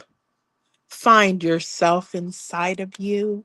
Ask God to show you who you are and love yourself. Now, that all sounds easy, right? It's taken me 40 something years in the making to figure all of this out. I'll tell you. And it's hard. So now I've been talking about my disability work and I've been talking about who I am as a person with a disability. The other same person that came this morning, we were also having a conversation about my life and some of the work that I do, and some of my work is now shifting. So, how I take care of myself and pay my bills is through my wellness center, and I do work at that wellness center. There's a program called vocational rehabilitation because of my disabilities. They taught me to go to college. They taught me that I could go to AmeriCorps. They taught me to get my driver's license. They helped me all sorts of things. So when I couldn't find work in 2013 to 2014, I had to go and find something to do and get a trade. And I didn't know what I wanted to be when I grew up. So I became a massage therapist, and I got licensed. So in 2015, congratulations to me, I graduated. Inside that graduation, I became a licensed massage therapist. Guess who was made fun of, mocked, told that they were stupid, told that they were dumb, and told that they would never be good enough. Hi! 12 years later, I have a practice. And for about 6 years, I own my own company called Embracing Wellness, and I make my own money. I guess I'm not that dumb. I'm not that stupid. And I guess I can become a massage therapist because I did. And I own my own company and I make my own money and people pay me for this great service that I do. So I was kind of smart because, some of us disability people are very intelligent. Most of us are. And we hunt and we go and do things and we look for things. So I learned some osteopathic work. And then 2 years ago, I started learning something called dynamic somatic touch. This is mental wellness. Talk about living in the disability world. And so now I give myself this practice and I teach it to others, but I also provide it in my treatment room. And over the last month and a half, after the 2 years that I've been studying and some of the new learning, this is vagus nerve. So if you take one finger and you put one finger behind your ear and you go real slow, you can do it on both sides and you go real slow, slow. Don't do it fast because fast, we're not speeding everything up. We're trying to slow everything down. One finger behind your ear, slowly up and down.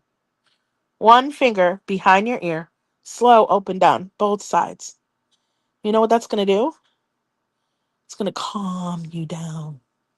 You know what else can calm you down? Putting your hand on your heart and moving this really slowly. You have a problem? Worried about my bills. I'm worried about everything. I don't know if we're going to have enough for the month. What if this tiny little movement, slow with intention? I'm really worried about my bills. I don't know if we're going to have enough for the month. The phone rings. Hey, we just got some extra food in our house and we want to be able to prepare for your family. All of a sudden a miracle. Um, and things can happen every single day. We can have hope. We can have a little hope in just the palm of our hand and a couple of fingers to give ourselves calmness behind the ear, to give ourselves calmness on our elbow. What if it was just our elbow? Light touch, beautiful light touch, calming. Give yourself hope. Give yourself a hug. What if that all is take, instead of being in the fear and being in the anxiety and being in those moments of stress? What if you're in the moment of embrace? Oh, my companies are called Embracing Wellness and Embracing Disability. We love to give hugs because hugs know no disability. But what if we gave this our hug and we just did a little tiny bit, a little tiny bit, micro movement, small, intentional. I want to feel better. I want the stress to calm down. I want to know that my bills are going to be paid and I'm not going to panic. I want to know that the car is going to get fixed and we'll get the tires on the car. I want to know that I'm going to have enough to send my kid to college next year. I want to know. I want to know if I can hold myself strong because the world seems heavy and I want that strength. Whatever you want to say to yourself, you could also take out a journal and write down streams of thoughts. After you do that, you can do this for 20 minutes. You could do this for 5 minutes. If you can give yourself some calmness, you could give yourself some calmness. You can touch the back of your head and do the same thing and put your hand on your heart. Doesn't matter where you place it. What matters is slow, intentional movements. And to give you, then what if you're going to say, oh, I don't know what to do. I don't know. Well, you got my name right there. There's a time that you could reach out. But right now is a teaching moment to have hope in the calm, to have hope in the significance of the moments, to intentionally find that place of peace, find that place of softness, find that place of difference. Because why should we put ourselves into all of that stress and turmoil and anxiety when we can find a way to find calmness in our own world? It's called dynamic somatic touch. And I've been learning it through some amazing psychosomatic healers. And there's my beautiful friend Elena back. And I'm hoping that this was important for you out there in Christmas land in July today. Yes, dynamic somatic Oh, touch. Somatic I'm not touch. hearing you, my love. Oh no. Let me see. Can you hear me? Yep. Mm-hmm. So While we're give on me a 1 second. technical break, I hope that was really beneficial for you and that you can find some comfort and you could find some peacefulness, and here's the other thing. You don't even want to move your hand, you can just place it there. Both. And remember that hug? Soothing. And it's for Am I back? you. Can you hear You're me? back, my sister friend. Hi. Hi. I'm like, oh no. Every time that happens, I'm like, no. I know, it's So panicking. did you say dynamic Somatic somatic touch? touch. Yeah. I've been learning it. I've been learning it from two psychotherapists from California. One's been studying somatic experiences with Peter Levine for over 15 to 20 years, and the other one has been a psychosomatic therapist for a very long time and been actually studying with all the body workers. So we've been learning all this body work along with the somatic touch. And there's Yeah. 5 levels that I've gone through over the 2 years.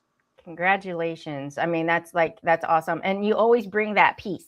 You do. You always bring that peace and calmness. And that's why I was like, I want you to share something like that. But And let's it's talk. No, go gotten ahead. even deeper, Elena, Yeah. since I've been doing it for months now. Yeah.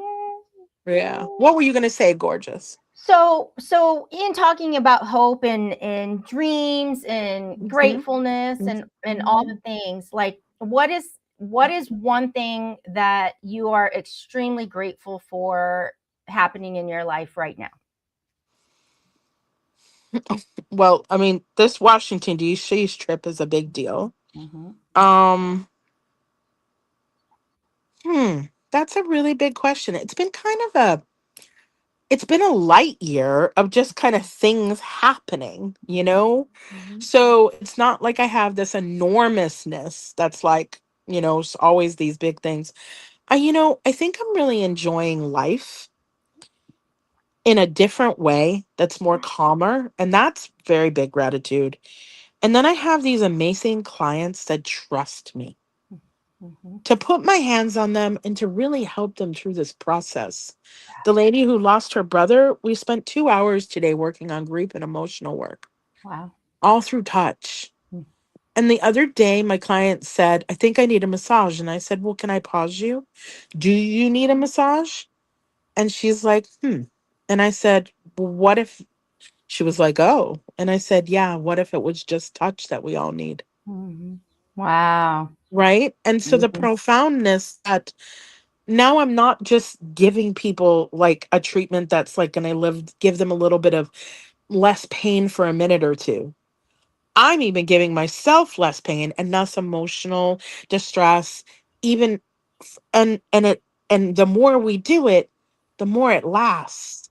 So you're having this other quality of life that you've never experienced before. Mm. So I think I'm grateful for this difference that even when a stress comes up, I don't have to handle it so emotionally. Doesn't mean that Yeah. I don't get stressed. It Mhm. just means that the handling of it is calmer, it's peaceful, and it's not causing that overwhelming shakiness that it used to cause. Ah, that's beautiful. I'm I'm I'm like grateful excited. for that. Yes, I was gonna say I'm excited for you on that. Like that's huge. And I've been a person with learning disabilities and brain injury, having anxiety her whole life, and everything was about coping.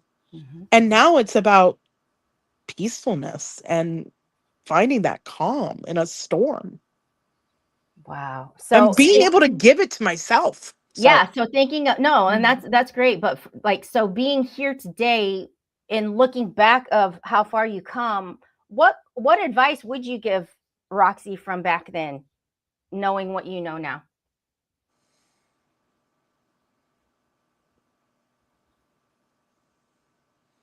I wish I would have known how to find healing. I was working on finding healing, but I wish I would have known how to find internal healing. Mm-hmm. Um in the with touch back then. Yeah. The way that this operates, Mm-hmm. I worked with a spiritual teacher for a long, long time. And like we did a lot of meditation and a lot of practices, but I never knew how to move or touch in such an intentional way that could create those spiritual practices were amazing. Many activities, Mm-hmm. but something as so simple as one finger or two fingers or three fingers to allow the brain to just. Mm. So I think I would have probably wanted to know that giving yourself a gentle motion Yeah. could have changed the whole directory of a lot of things that made me suffer and be more stressed Wow. and caused a lot of malfunction in my life. Yeah. Yeah. That's a little bit profound. I mean, to know that it's here today and it's that impactful. So so as we kind of wrap up this segment, what would be one final message of hope that you want to leave our viewer with? I want you to know that whether you're suffering from some kind of illness, your family member might have some kind of diagnosis, or something is going on in your life. We're very stressed right now in this time period under these circumstances that we're all in. Yeah. Find somebody, don't do be alone, and find somebody to talk to, and reach out. And if you saw this, try to even practice just one finger or two Yeah. and see what happens if you tried it every day. What if you just tried it every day? What could something shift? So, And trust. when people come to get this kind of work done, how often do they come? Well, people come monthly, weekly, bi-weekly, but they can also reach out to me, you know, online, and we can do it over the Zoom. They watched me today. I can walk them through things. Nice. But weekly, bi-weekly, I mean, I haven't done daily yet. I'm sure we could do it daily for 15 minutes a day if we wanted to. But, I mean, it's what you can afford and how often you can afford to come. And I want it to be, I have to make money because I have to be able to provide for myself, but I also want to make it as affordable and comfortable for people as much as we both can negotiate that. Yeah. So how would they reach out to you? How do they begin that? What's that process look like if they want to start? Well, they need disability advice too. Roxy at embracing-disability.com. Or Roxy B. Rocker on Facebook. I'm everywhere. You write in Roxy B. Rocker, you're gonna find me somewhere. Facebook, Messenger, I'm findable. So, but you need support on something. Roxy B. Rocker, Facebook, Embracing Wellness for Embracing Disability, Roxy and embracing-disability.com is the best way to reach me. I'm so grateful for more time on Prospera with you and doing this hope. We have to change people's lives, my beautiful friend, and you do such a great job of that. And I love you so much, Queen. Love you too. And yes, this is our 5th annual, and so I've been here 3 times, I think. Yes, I think so. So it's pretty amazing. So I just want to say thank you so much for joining us tonight. I know you had a day, so coming on and sharing that bit with us. I know that you'll always share the love, and it's always just like one big hug. So thank you. It is one big giant hug.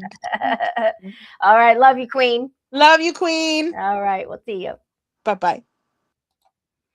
All righty, folks. We are going to get up and move the legs. I got our next guest ready to come on, but we're going to take, we got a couple minutes and we need to dance for a second. So I need to get up and move. So here we go.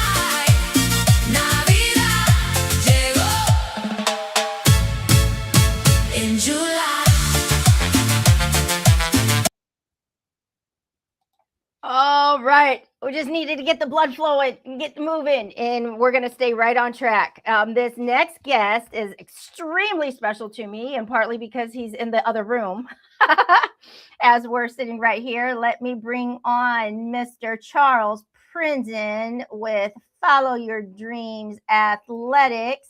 Oh, let me see. There we go. Hello.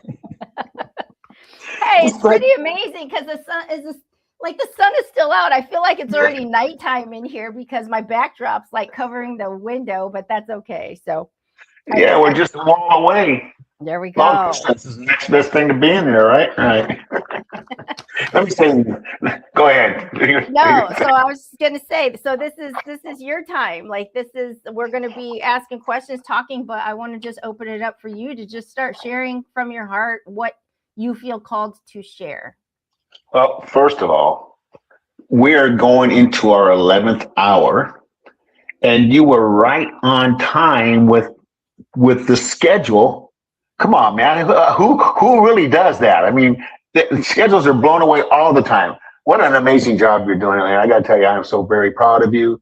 And I've had a handful of your guests listening today, and powerful nuggets, messages of hope and inspiration and love and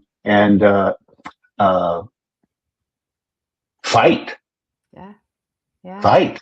Thank you So- for that, because I feel like what the guests are bringing this year, like, wow, like really wow. And yeah, This is number 4, and I got to say, wow, wow, wow. And number 4 is wow, wowie. yeah, yeah. Amazing. And it's growing every year. So super proud of you for everything that you do. I know what goes on behind the scenes Yeah. and what it takes for you to do this. And I am extremely proud of it as I get all choked up. We haven't even started talking about your stories yet. Well, that's all right. I mean, if I cry, you might cry. So no, let's do this. All right. Let's do this. Yeah. So let's start with a question that I think is like really important. What does hope mean to you? Well, I don't have my clipboard, but I got to tell you, I've been studying all day because I am Coach Chuck, your locker room coach in this game of life. Good coaches coach X's and O's, great coaches coach life. And so I couldn't, as a coach, I couldn't come up with something. So I went ahead and said, you know what, let me check this out. I went and I Google everything. So I Googled, what is the definition of hope? Okay? And this is it's an optimistic state of mind that combines the desire for a particular outcome with expectations, or at least the possibility of it happening. It is the driving force that motivates individuals to pursue goals. Well, let's talk about your dreams and why. Can I Go give ahead.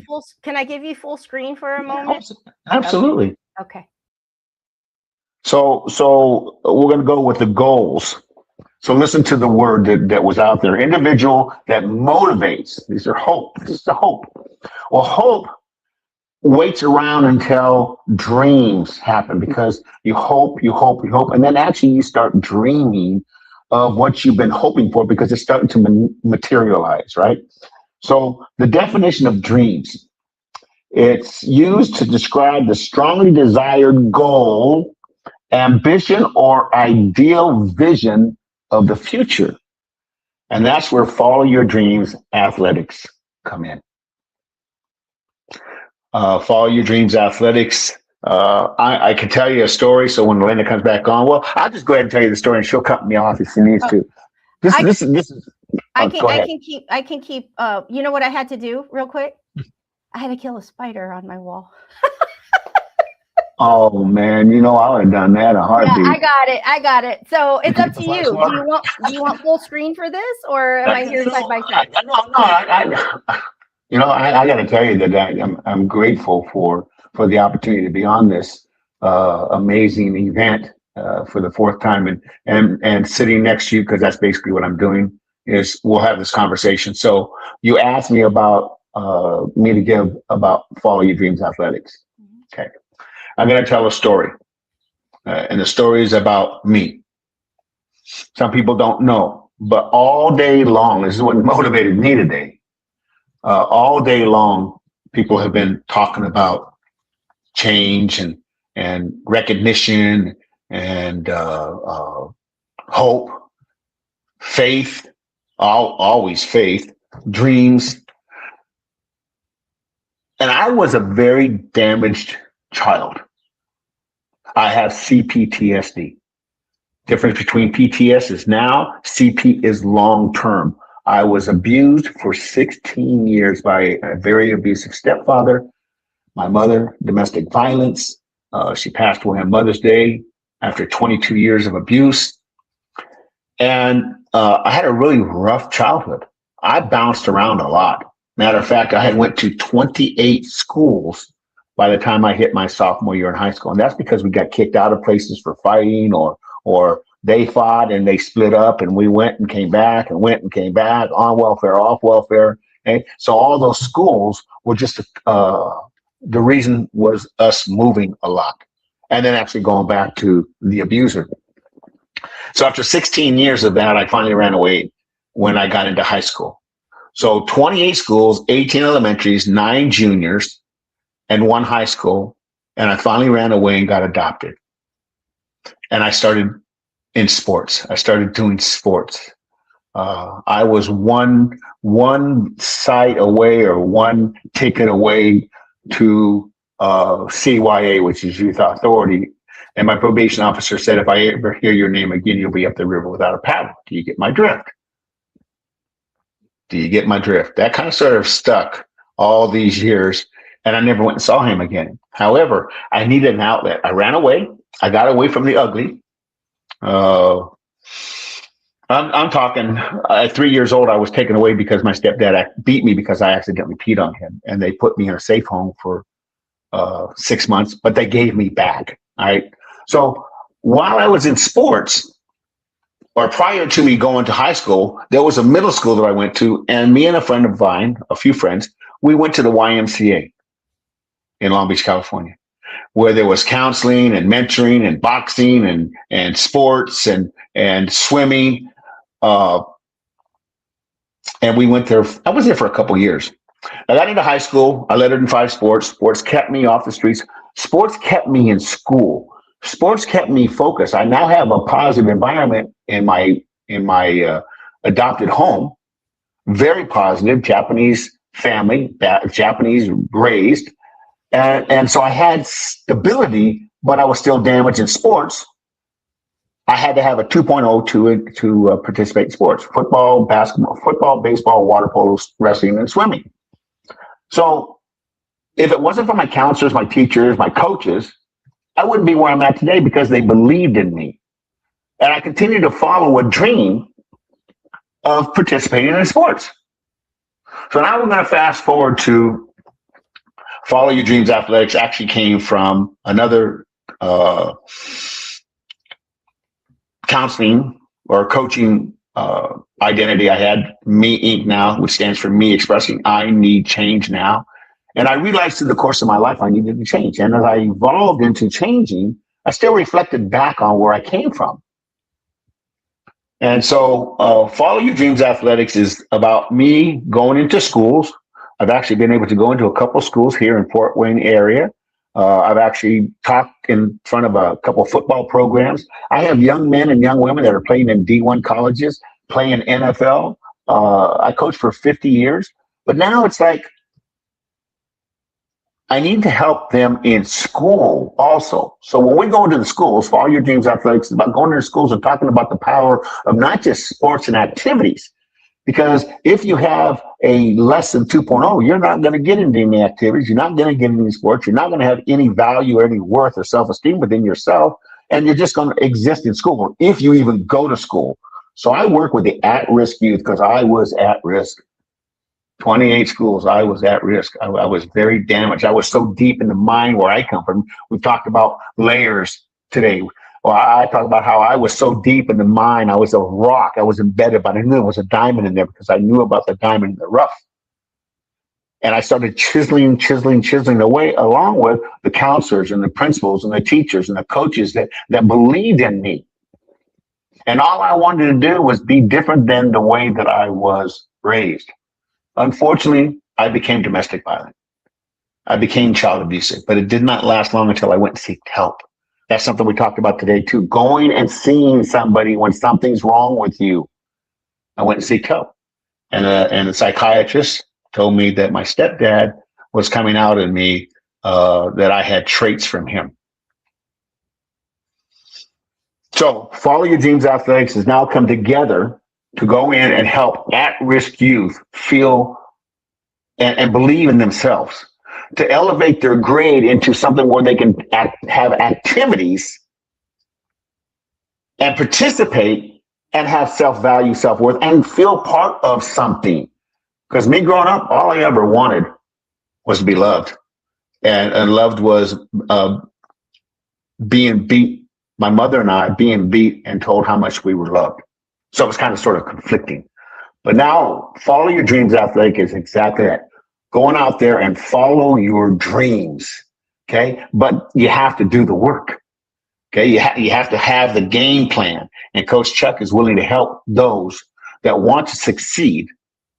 Like I said, mayors of running for city council, or mayors in Compton, possibly going to the Hall of Fame in football. Many lives I touch. And it's not just the ones that are doing athletics. There are police officers, there's doctors, there's attorneys that I've dealt with through the course of my 50 years of coaching. So now, Follow Your Dreams Athletic is just paying it forward, what was given to me, and I'm taking it back into the schools. That's a beautiful thing to be doing. So what do you feel is, throughout all of that, like one major point that you have learned that will encourage someone that's watching today? Moms, I'm pointing out to moms, dads, grandparents, guardians. You need to look back on your life if you are raising children, because our youth are victims of the environment that they lived in. I had a stepdad. My father was not in my life in my early years. I had a stepdad. So it doesn't matter who you are. Listen to what I'm saying to you. It's very important. Look back on your history. Look back at the environment that you were raised in. If you were raised in Christmas and Thanksgiving and Easter and Halloween and your birthday and the Tooth Fairy, those are all positive environments.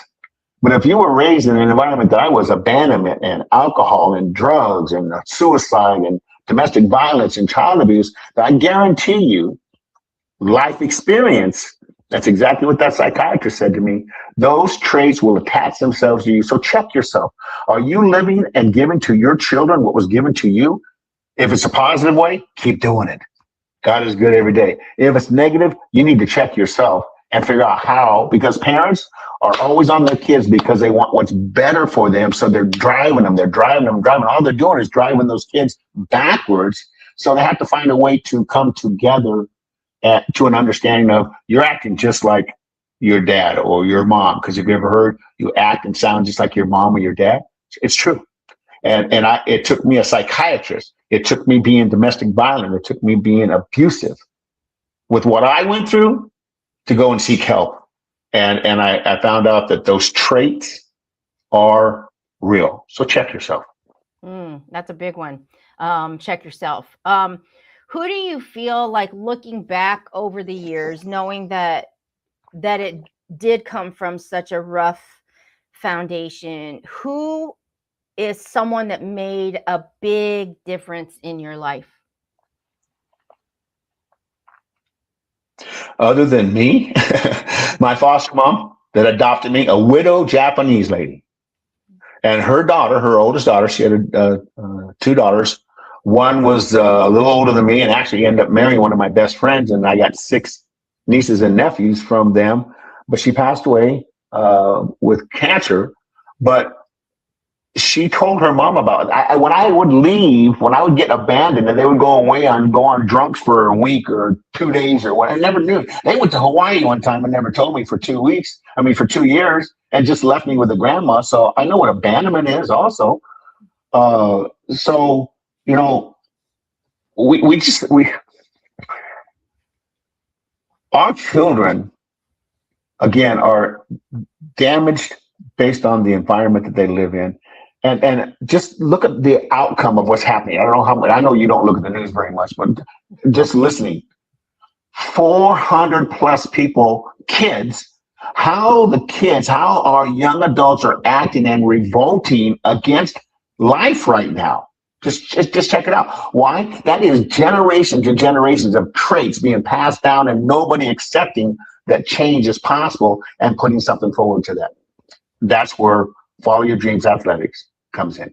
Yeah. And I think that that's a great point that you pull up. And I think that that's why, like earlier, when we were able to see Dami and Dylan actually talk about their faith and starting, a TikTok where it's prayer and things like that is huge for the youth that need to tap back into that foundation of faith. That is really the thing that will carry anyone through their life at times that it's like unbearable, very difficult.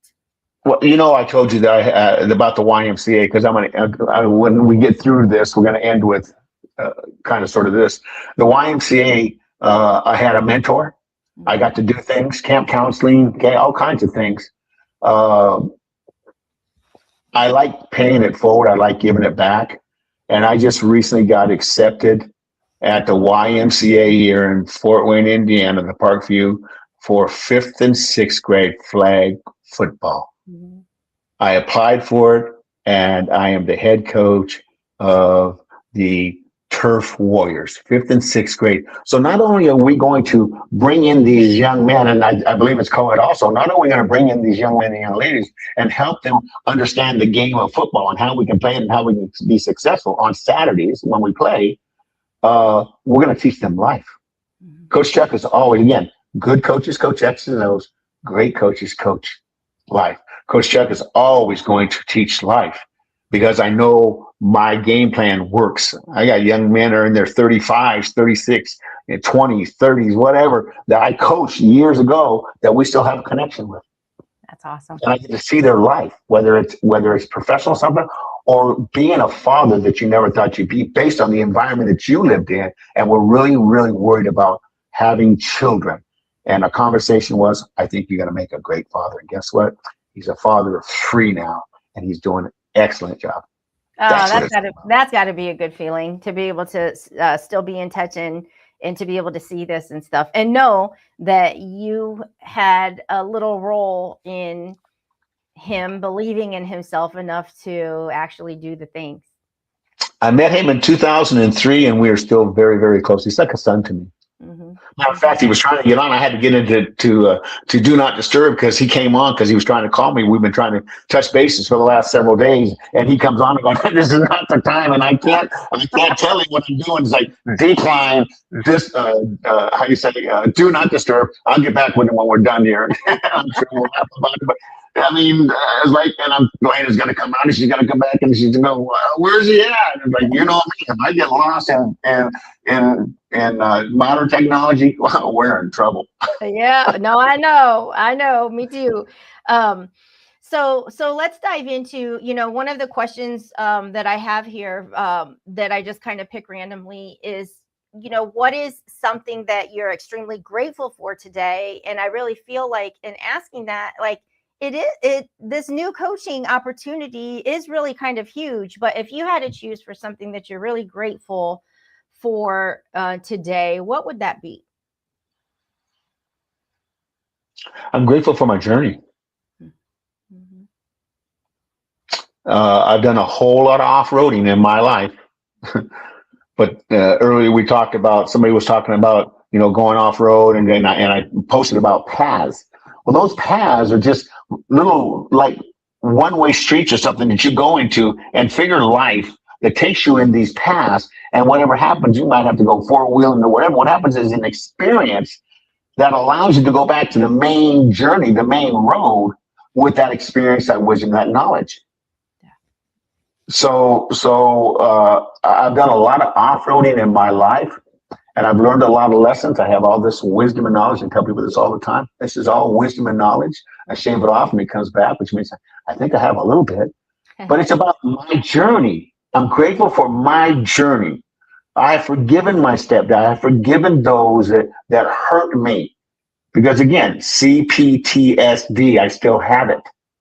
But I've learned how to control it. And how to control it is to put love and positivity in front of negativity. Period. End of story. Feel the love, and that will minimize the ugly. Before, you didn't have a choice. It was the ugly, and you were looking for love. Let's reverse that. And that's kind of sort of where I'm at now. And I'm grateful to be able to have this opportunity, and then to reach out to all those in need and help them break those generational cycles of negativity traits that have been passed down on them. In most cases, hey, when I was doing what I was doing, I was trying to figure out, why did I just do this? I had to ask myself, why did I just do this? I didn't have an answer. I got the answer like fast. And when that man told me my stepdad was coming out of me, and I didn't believe it because he's not my blood, just be around something long enough. Be around something long enough, and those traits will attach themselves to you, and they'll come out when they're ready, when you least expect it. That's pretty big. So Like, that's what's going pretty through what's going through my brain right now is so my mama-san.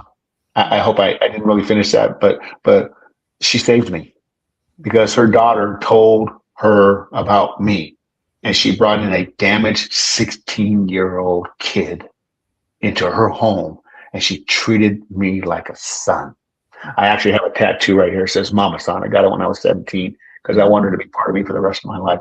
So yeah, my Mama-san, Shereen Monahan. That's beautiful. So while we're here, focusing on the hope and inspiration. So for somebody that is tuning in or that might catch this, next month, a week from now, like whenever they're going to catch it, what is like a final message that you want to share with somebody who's feeling really depleted and low on hope? They just don't even feel like there is that light at the end of the tunnel, or that life just doesn't work out for them. It's always all the good stuff is for somebody else. Like, what kind of message can you leave for that person that might be catching this right now? I have one of my workshops. It just so happens to be called The Man in the Mirror.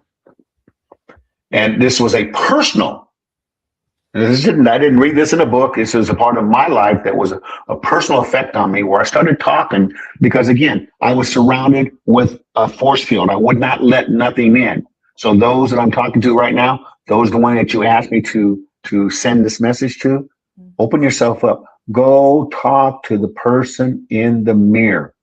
And don't stop talking. Let it out. Release the poison from within. And it's going to seem funny in the beginning, but do it every day. And then sooner or later, that person is going to get tired of hearing you. And it's going to speak back on why you didn't want to talk. Or he or she did not want to talk. Now you've opened up that can of worms. You opened up that can of kick-ass to find out what's really the problem and what is the solution. The problem is you need to open up and feel the warmth. Yeah, I was so deep in that mind, and I kept hearing like Carrie Ann in Poetry Guy, go to the light, Carrie Ann, don't go to the light, Carrie Ann, go to the light, Carrie Ann, don't go to the light, Carrie Ann. Well, that was me, because I didn't want to come out of my shell. I didn't want to feel the warmth. The warmth was love, and love to me was being beat. So I just stayed in there. But once I started opening up, once I started doing things, and a lot of it was my own self, other than the psychiatrist or the psychologist telling me what he told me, was me trial and error on working on myself. And talking to that person in the mirror was one way for me to start opening up, and then open it up by writing it down or recording it, and then start working on making some changes in your life in the positive way. How does somebody get started? Like, let's say you're saying, go talk to the person in the mirror, and they're standing there like, okay, what do I say? This is crazy. Where do I look? What do I do? Like, how do you encourage somebody to just get started on that little activity? Well, here's the crazy thing. You just said it. Go in front of the mirror, whichever one it is. I'm not talking about you putting your makeup on or shaving. I'm not just saying you, Elena, okay? Shaving or brushing your teeth. You're in that big mirror, right? Well, you can find a smaller mirror. I talked to my person in the mirror, the rear view mirror in the center of the car I was talking about, or pull the dash thing down, the visor down and open that up, and you got a mirror there. That's the funny part. If you're serious about change, change comes from within. People cannot change you unless you decide and understand you need to change yourself first. So let me tell you what happened. I looked at that person for a very long time and asked in my brain, probably verbally, what are you doing? Who in the, are you serious? Maybe you need to go back to that psychiatrist. No, I'm talking to the person that needs to be talked to. So what you can do is you can get this is also part of it. Get a piece of paper and draw a line down the middle. On one side, write positive with a plus and negative on the side. Write down all the positive things in your life that motivate you, and then write down the negatives. And those negatives, in most cases, will outweigh the positive. You need to start breaking those negatives down, small kind first. Don't try the big ones. Okay, it's almost like, and bring them over and make those changes and put them on the positive side. And that's where talking to yourself will do that, because as you do that, it's gonna be so stupid that you're gonna end up talking to that person because you want to know what the hell they're looking at. and the bottom line is what's going to happen. I'm looking at you, man. Okay, there ain't nobody else around here. You know, it's like, are you talking to me? You must be talking to me because I'm the only one here. So it takes a lot of see the difference between me and most people, and you know this. I grew up on the street. I'm a survivor of the street. I'm a con. I actually have a certificate. I tell this all the time. I have a BS major in conology from the School of Hard Knocks, the street. And so I look at things a little bit differently based on trial and error within my life, or loved ones, best friends, whatever, watching their life and how they have made a change in their life for the better. So it starts with you. Forgiveness. I forgave my stepdad. I forgave myself for all the stuff that I did because it wasn't good. I forgave myself. You're never going to forget, because not forgetting is the wisdom and knowledge that sticks into you when you need it to help others. And that's a word that we really haven't heard a whole lot today. Forgiveness. You know, we've heard the hope and the faith and the gratefulness, but we really haven't heard forgiveness pop up much today. I forgave myself for throwing my stepson, stepdaughter. This is raw and real. This whole day, this whole event that you're putting on is about having people come out of their comfort zone so they can talk to others about theirs. Okay. I'm not proud that I'm saying that I was abusive, but I forgave myself because I realized that it was my stepdad. See, you got to break it down. It was my stepdad that gave that trait to me that I had no idea I had. It was my stepdad that gave me domestic violence that I had no idea I had until it came out. And then the question is, why did I just do that? How could I have lived my life and done what I just did? Well, that's when you recognize, you understand the problem, and you seek help, whether it's internally or whether it's medically. There it is. Thank you. Thank you. So we're about ready to wrap up. Is there any final message that you want to deliver before we continue on for these next 12 And I'll be right here to be there in the side. If you need some Kleenex, you need some coffee, you need something to eat, I'm here. I've been here for 4 years behind the scenes. And you talk about the marathon, the what was it, Jerry Lewis marathon? I was at a marathon. I was at one of those events for what is it that families fighting? Leukemia. I was a backstage runner, so I'm still a runner needing help. But I got to tell you, I'm super, super proud of you. The things that you do, the people that you touch, the love that you share, it's amazing. Thank you. Simply amazing. Thank you. Now I got to go call my nephew or my son, and then watching the Conor McGregor fight tonight. So. Well, thanks for sharing. And we're excited for the Follow Your Dreams Athletics and your coaching, volunteering at the Y. I mean, just all of it. It's just exciting. So very proud of you too. Check out my website, Follow Your Dreams Athletics, or find me on LinkedIn or well, I'm kind of sort of not on Facebook right now. I'm taking a time out, but LinkedIn and Follow Your Dreams Athletics. You can Google it.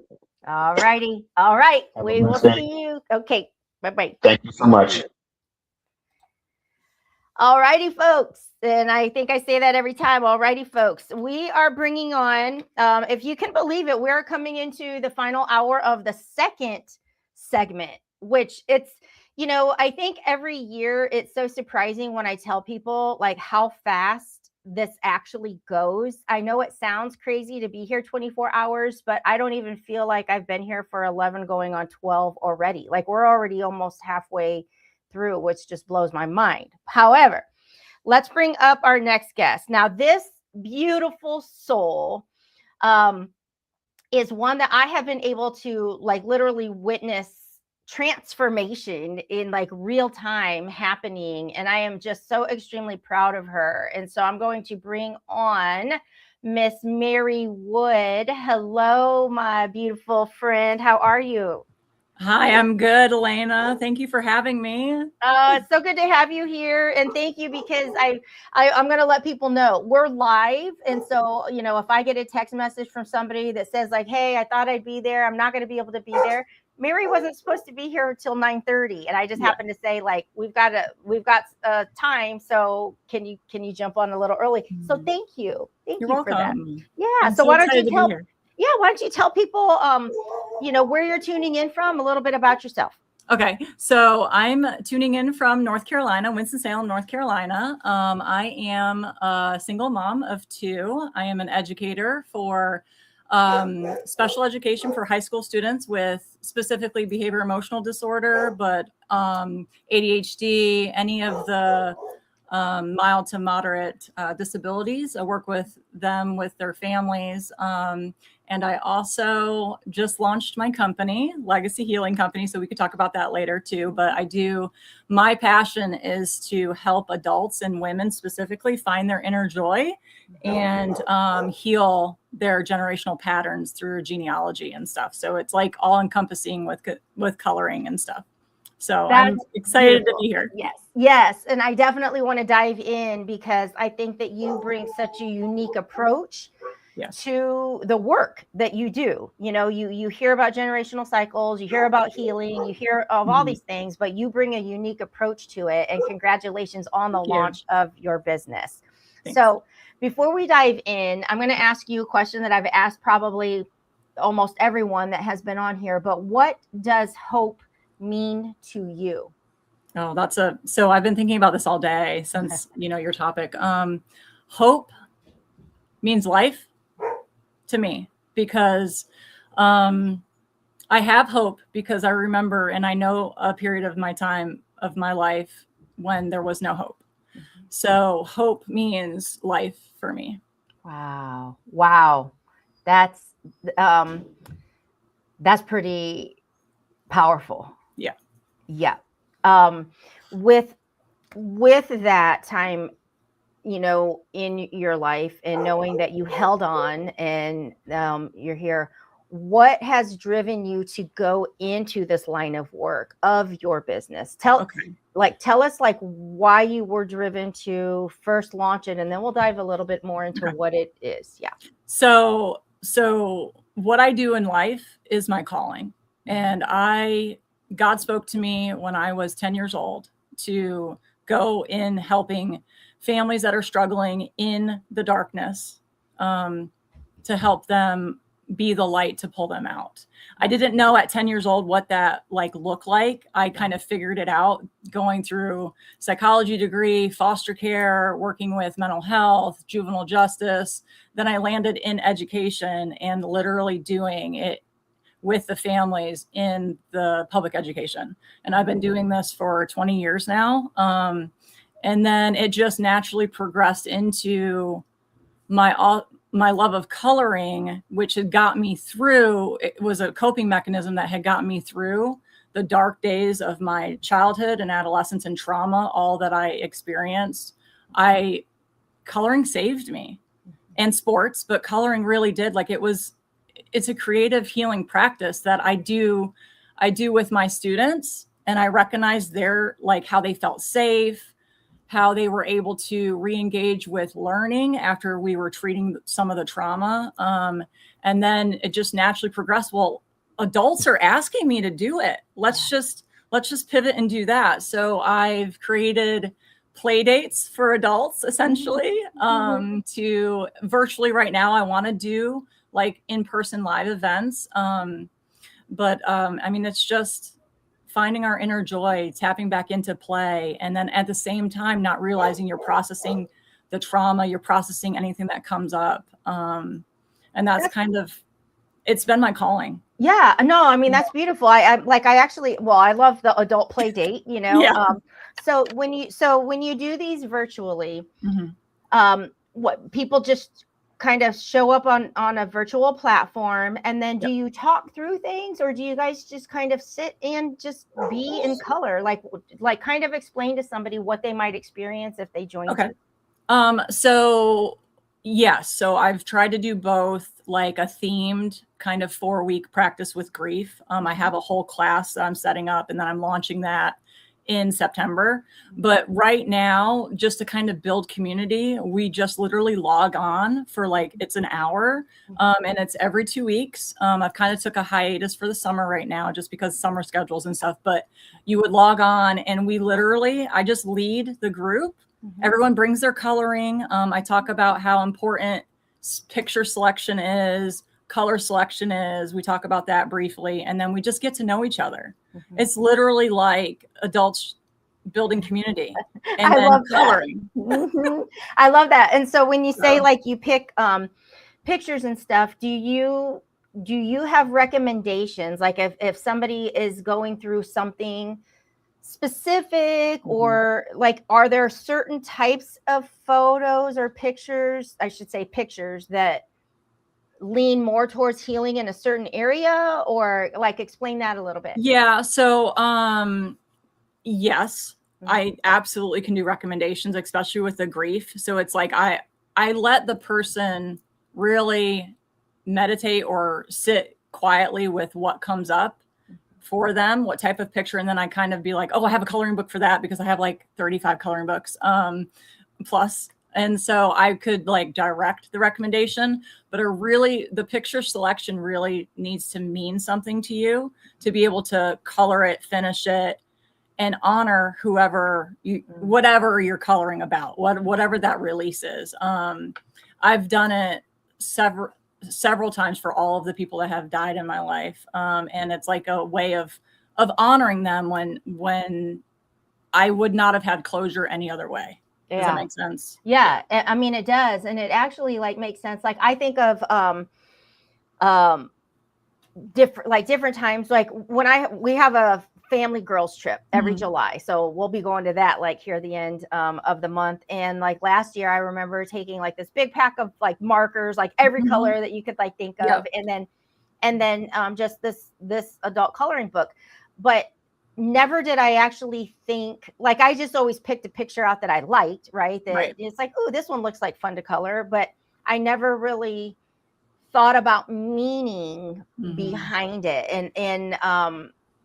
And I think that is, I mean, that does make a difference. Like that is so important. Well, and I'll give you an example. And I haven't talked about this much. I mean, so like my background is that I grew up in a military Irish Catholic family till I was 10. My dad died. And then all hell broke loose. Like it was like hell on earth with 6 kids and how we all dealt with grief.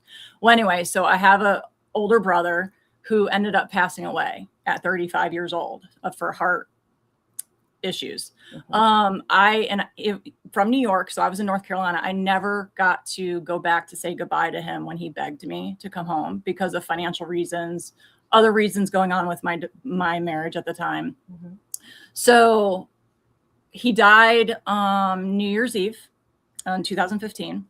And I literally, I did go home for the funeral, but after that, when I came back to North Carolina, I sat and I looked at my coloring book, and I love words of affirmation. So quotes are huge for me. And that's the other thing too, like getting to know people that join my coloring thing. I'll be like, okay, how do you feel love? Right. And so I'll kind of direct them that way. Well, so there was this picture of roses in snowfall. And on the back of the quote said, roses in December bloom beautifully, or something like that. And I just felt drawn to color that for my brother.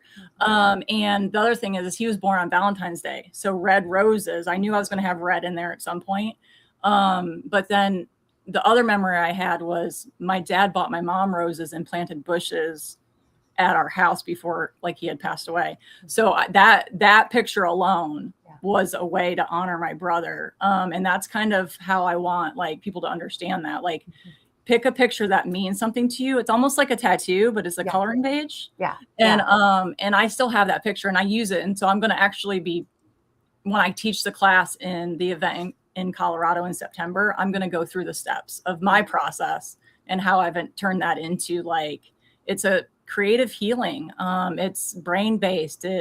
Coloring pictures with your hands, you go across the left-right brain barrier. So you're processing a lot of stuff while you're doing it, not even knowing you're doing it. And then you're like, oh, I feel so much better. And that's how we tap into the joy and the hope through that. Yeah. Wow. That is beautiful. And I love the way that you were able to explain that, because I think, you know, for when you come across like, hey, we're going to get together and color. Yeah. Right. And so when you explain it like that, it just, what a healing element to bring to your day when you're connecting with other people. Now, in your coloring groups, is it primarily women or is it open to men and women? Yes. So I've had that question a lot. I've had 3 guys are in my coloring club. It's a paid club on Facebook. And right now it's been women showing up, but I have coloring books for men. I actually went out and found some.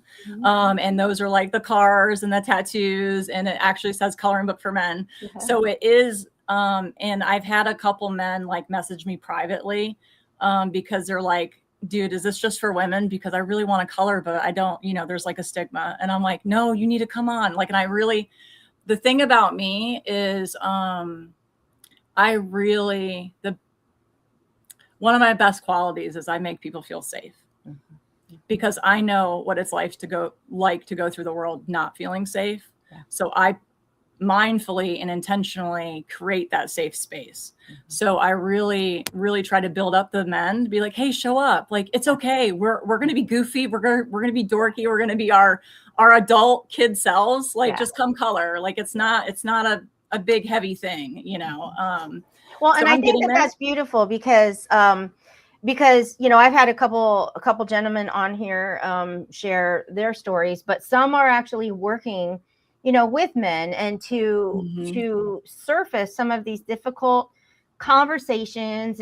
And we want the guys to know, hey guys, it's cool that you color. It's cool absolutely. It's cool that you have feelings. It's cool that your day might not be perfect right now. Like, we need to let these men know that it's all good, that you're an actual human being with real feelings, right? I'm just going to tell you, it's fucking hot. Flex, be process and be vulnerable. So come color with us, guys. There you go. Yeah, there you go. So, okay. So I love that. And you said that you meet every other week? Yeah. So when I start back up in the fall, it'll be so the time, it's Sundays. And I did that for a specific reason. My mother and I used to color on Sundays. Like, it was like our downtime before I have to go back teaching on Monday. So it was like, but I may change the times. I've kind of get a feel on when everybody can meet. But it's typically Sunday, every other Sunday at 3 or 4 o'clock in the afternoon. And I do that because of the different time zones across the country and stuff.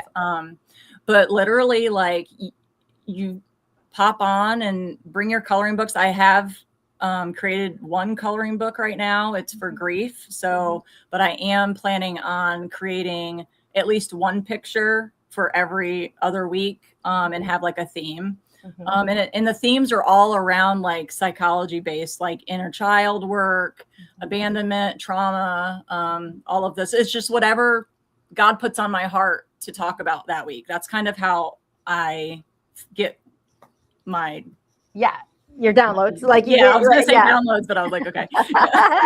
I'm very we speak that language over here. So my downloads.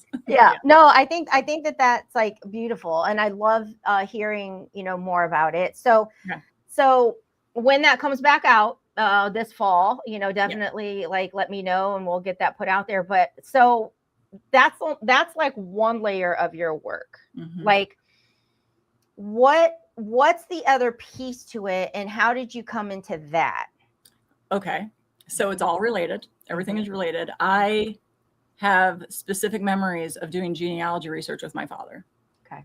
This is a loaded question. In Yeah. 1991, Okay. I was 10 years old. And this was going back to before Ancestry.com, when you did all of the research with a Dewey Decimal System at the library and an old computer and the scan and the like microfiche film and all of that. So me and my twin sister, my dad taught us how to do genealogy research. And so after he passed away, 1994, I was a freshman in high school.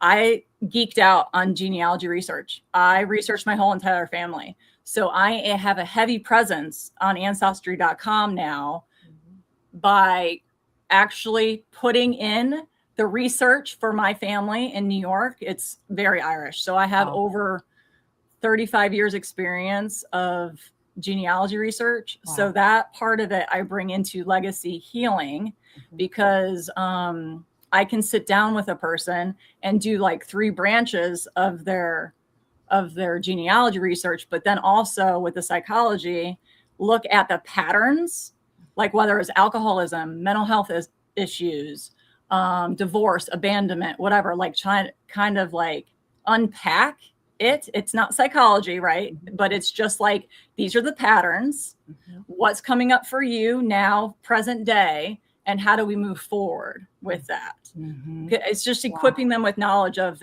what they don't have before. Yeah, I mean, it's almost because honestly, like when you think and you don't know a whole lot, you do wonder, like, what, like, how am I dealing with this? How is it showing up? And you do wonder. Sometimes you just don't have those answers. So that's like amazing. So people just hire you to you work like one-on-one with people. And I would prefer to work one-on-one. I have a couple of friends that I'm testing it out with right now, and they've come to me because there's been some repeat patterns in certain friends' life that keep coming up. And then I'm like, okay, well, tell me about like any family history with this stuff, because it didn't start with us. You need to read that book. It did not start with us. And I also have, and the reason I know it works is because I have generational trauma that I've been working through. And that goes back to my birth story, being an identical twin, going back to another generation with my mom, right? Like, and it's just working through all of that generational healing to move forward, you know? Wow. So, yeah. That's so exciting. So number one, like, so proud of you for officially like launching it, or I don't know if you're even full launch yet, but you've done the steps to make it official, right? So congratulations on that. Yeah. But if looking back, and if somebody feels called to do this thing and it seems overwhelming, and like, what message do you have for that person that might be just a few steps behind where you are in trying to launch the thing that they're called to, but something's holding them back? What would you tell them? Oh, Elena, that's a good question. So I was that person not even like 2 months ago. It'd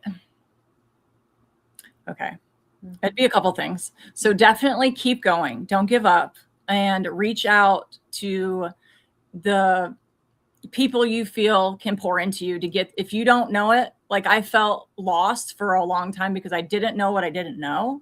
And I didn't know who I felt safe with to reach out to ask those questions that didn't give me like, I don't know, salesy pitch or like put me down or whatever. Cause I'm very sensitive about like how, like I'm very coachable, but just lean into your intuition and find the resources that are out there. Yeah. And that's what happened to me. So like after you and I talked and I aligned with you, I literally went down the rabbit hole about the business. And I'm like, oh my God, I didn't know it. This whole world opened up for me. And I'm like, oh my gosh. So it is overwhelming, but take it one step at a time, and piece by piece, you'll get it together. Yes. And that's great advice, because, I talk about building all the time, and, with my Crown Builder, framework. And it's like anything, you can only build one brick at a time. And I think sometimes in this space, like people see all the bells and whistles stuff, and I like to describe it as like trying to put the roof on the house and you haven't even built the walls or poured the foundation. Like it will come in the time that it's meant to. So you're absolutely right. One step at a time. And the alignment will come. That was the thing. Like I had to align and do some more of the inner work for me to be able to be here and be confident in talking about it. Does that make sense? Yes, it does. Yes, it does. And so you are becoming an author in the future edition of Surrender to Rise, which we really haven't even gotten in the talking phase of it yet, because I know it's summertime. Things are like crazy. Once we hit fall, it's like full force. But what was that experience like, coming to the beginning of like writing your story in a single chapter that is going to be in print and people will be able to read? How has that experience been for you? My goodness. So picking the one thing for the one chapter, because I feel like my whole life is littered with like different things and different lessons. I really, until you sent me the questions, like I was all over the place. I was like, oh my gosh. So then I had to really think about the lesson, or essentially what God's message has been throughout my whole life. And that was the defining moment. Well, oh, I know exactly what I'm going to talk about. And listen to this. I started voicing that and getting really clear with I'm in 2 churches right now, and sitting in God's assignment on my life. And I've never felt more stronger. Do you know what I mean? Yeah. No, I do. Trust me. I do. Oh, I know. Yeah. So like, and I know the days that I don't seek God out, and when I follow my assignment, like you can't stop me. Yeah. And that's the part I love, because many times it's just kind of cutting through a couple little layers that you don't even need to find the whole thing open up, like just that little opening. Like if God can find that like little space, and it's amazing at the confidence, the authority, the like all of it that just starts showing itself. And sometimes we don't even know how to recognize ourselves. Like at some point when you're like, oh my gosh, who is this badass looking back at me today, because she's killing it. Right. And well, and the other thing is too, like my story was assigned to me before I was born. Like I remember God speaking to me before I was born. And I've been starting to tell people that, because it's like, did that really happen? And I'm being questioned. I'm like, no, I know God's voice. That really happened. And so that's my message out there, is when God speaks to you, you listen, because he spoke to me 3 different times in my life, at least. And the one time I didn't listen, it was going through my divorce. That ended up being the one thing I should have obeyed, and I did not. But that's a different story. Yeah, I get it. That's chapter 2. But no, and that's why I love having these conversations, even though we're like live and everybody can hear it. Like, to me, it's still very personal, because I myself have heard his voice 3 times, and 3 is my magic number. Like 3 is mine. 3 and 7, but 3 mostly. But yeah, to hear it, to like almost make you turn, because it's like, I heard that it was loud. It was in my ear. Like it. Yeah. So I totally understand that. And, I'm so super excited for you. And, if there's a message that you could leave, well, and I know we kind of focused on that. Let's focus on one different area of what's one dream that you're still pursuing. Oh my gosh, Elena, like one dream that I'm still, this is really personal. Okay. So my dream has been to own my own house. So that's something that, by telling you, I'm holding myself accountable. Yes. And if anybody out there can help me, I've never had good direction on this. Like I said, my dad died when I was 10. So I've not had good parental direction on what that looks like, or even how to go about it. So I'm still trying to figure out how to own my own house as a single parent. Yep. So that's a dream. That's beautiful. That's a dream, and that is doable. And there are people out there that's their expertise and their zone of genius. And it's just about finding the one that you align with and that you trust and all of those things. But yeah, you said it out loud, girl. Yeah. Oh my gosh. It's going to happen now. Yep. It's going to happen I now. have a goal. Love So that. by the time I'm 50, I'm going to have my own house. There you go. So. There it is. She said it, folks, right here. But no, so what is something that you're truly grateful for today that because we've talked about gratefulness, we've talked about forgiveness, like we've talked about a lot of things in these past 11, 12 hours, but for somebody that is tuning in that might feel really, really low right now, what's like an approach of looking at gratefulness that, because we all know if you sit in that space of gratefulness, it helps pull you out of that other dark place. So what would you say is something that you're truly grateful for today? I'm really grateful for my life. Like at the end of the day, when I think about being grateful and gratitude, it always comes back to that I'm here, that tomorrow's not promised, and that I get to spend time with those that love me and that want to be around me, because you never know when the clock runs out. And there was a point where I had a choice in that, and I chose hope, and I chose gratefulness, and I chose God.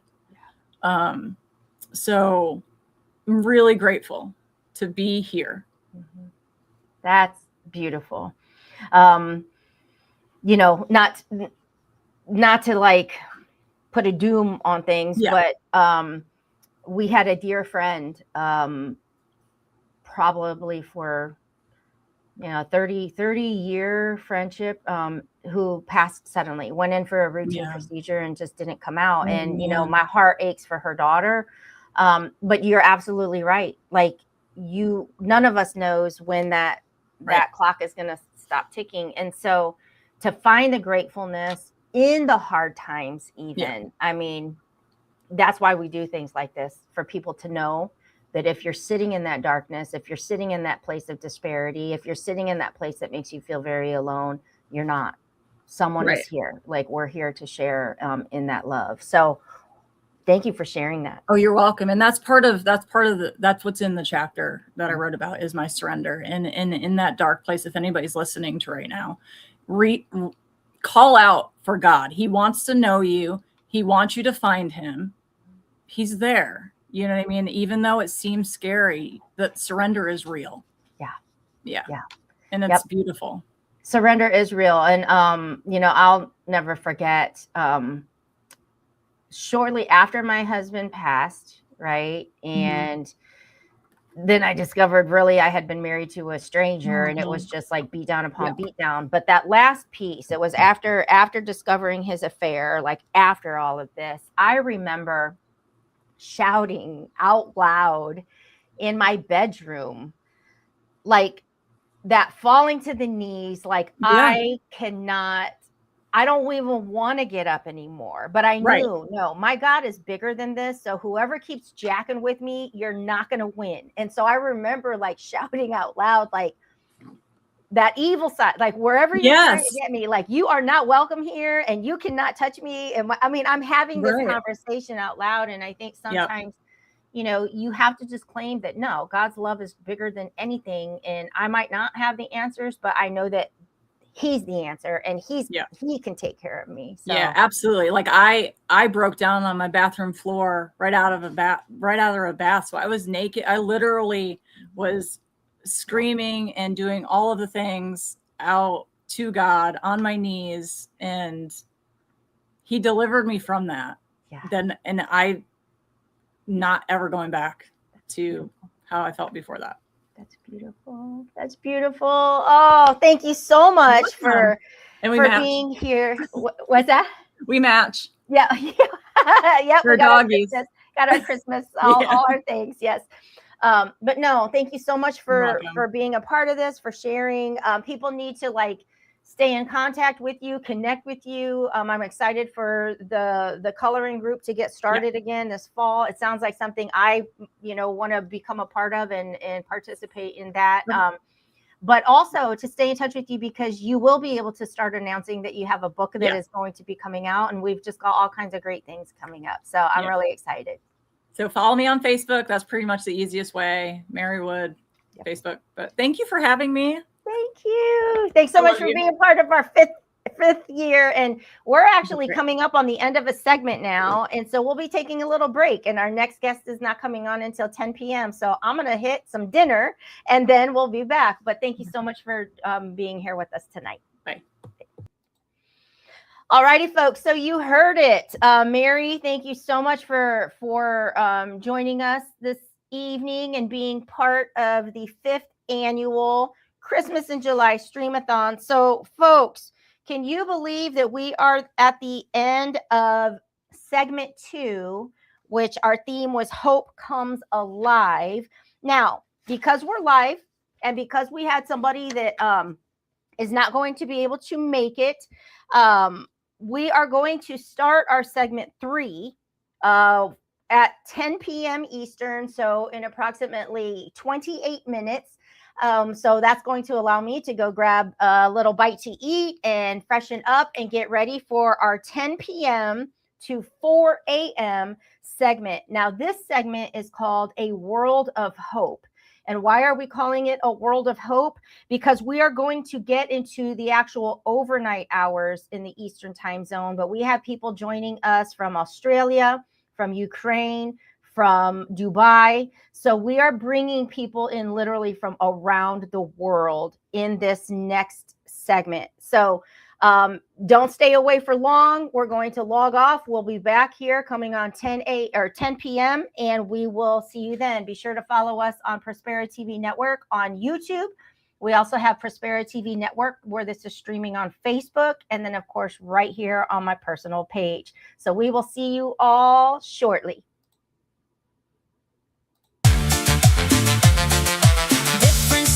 Different scars, different prayers under different stars, but the rhythm pulls us together, and suddenly the broken feels strong.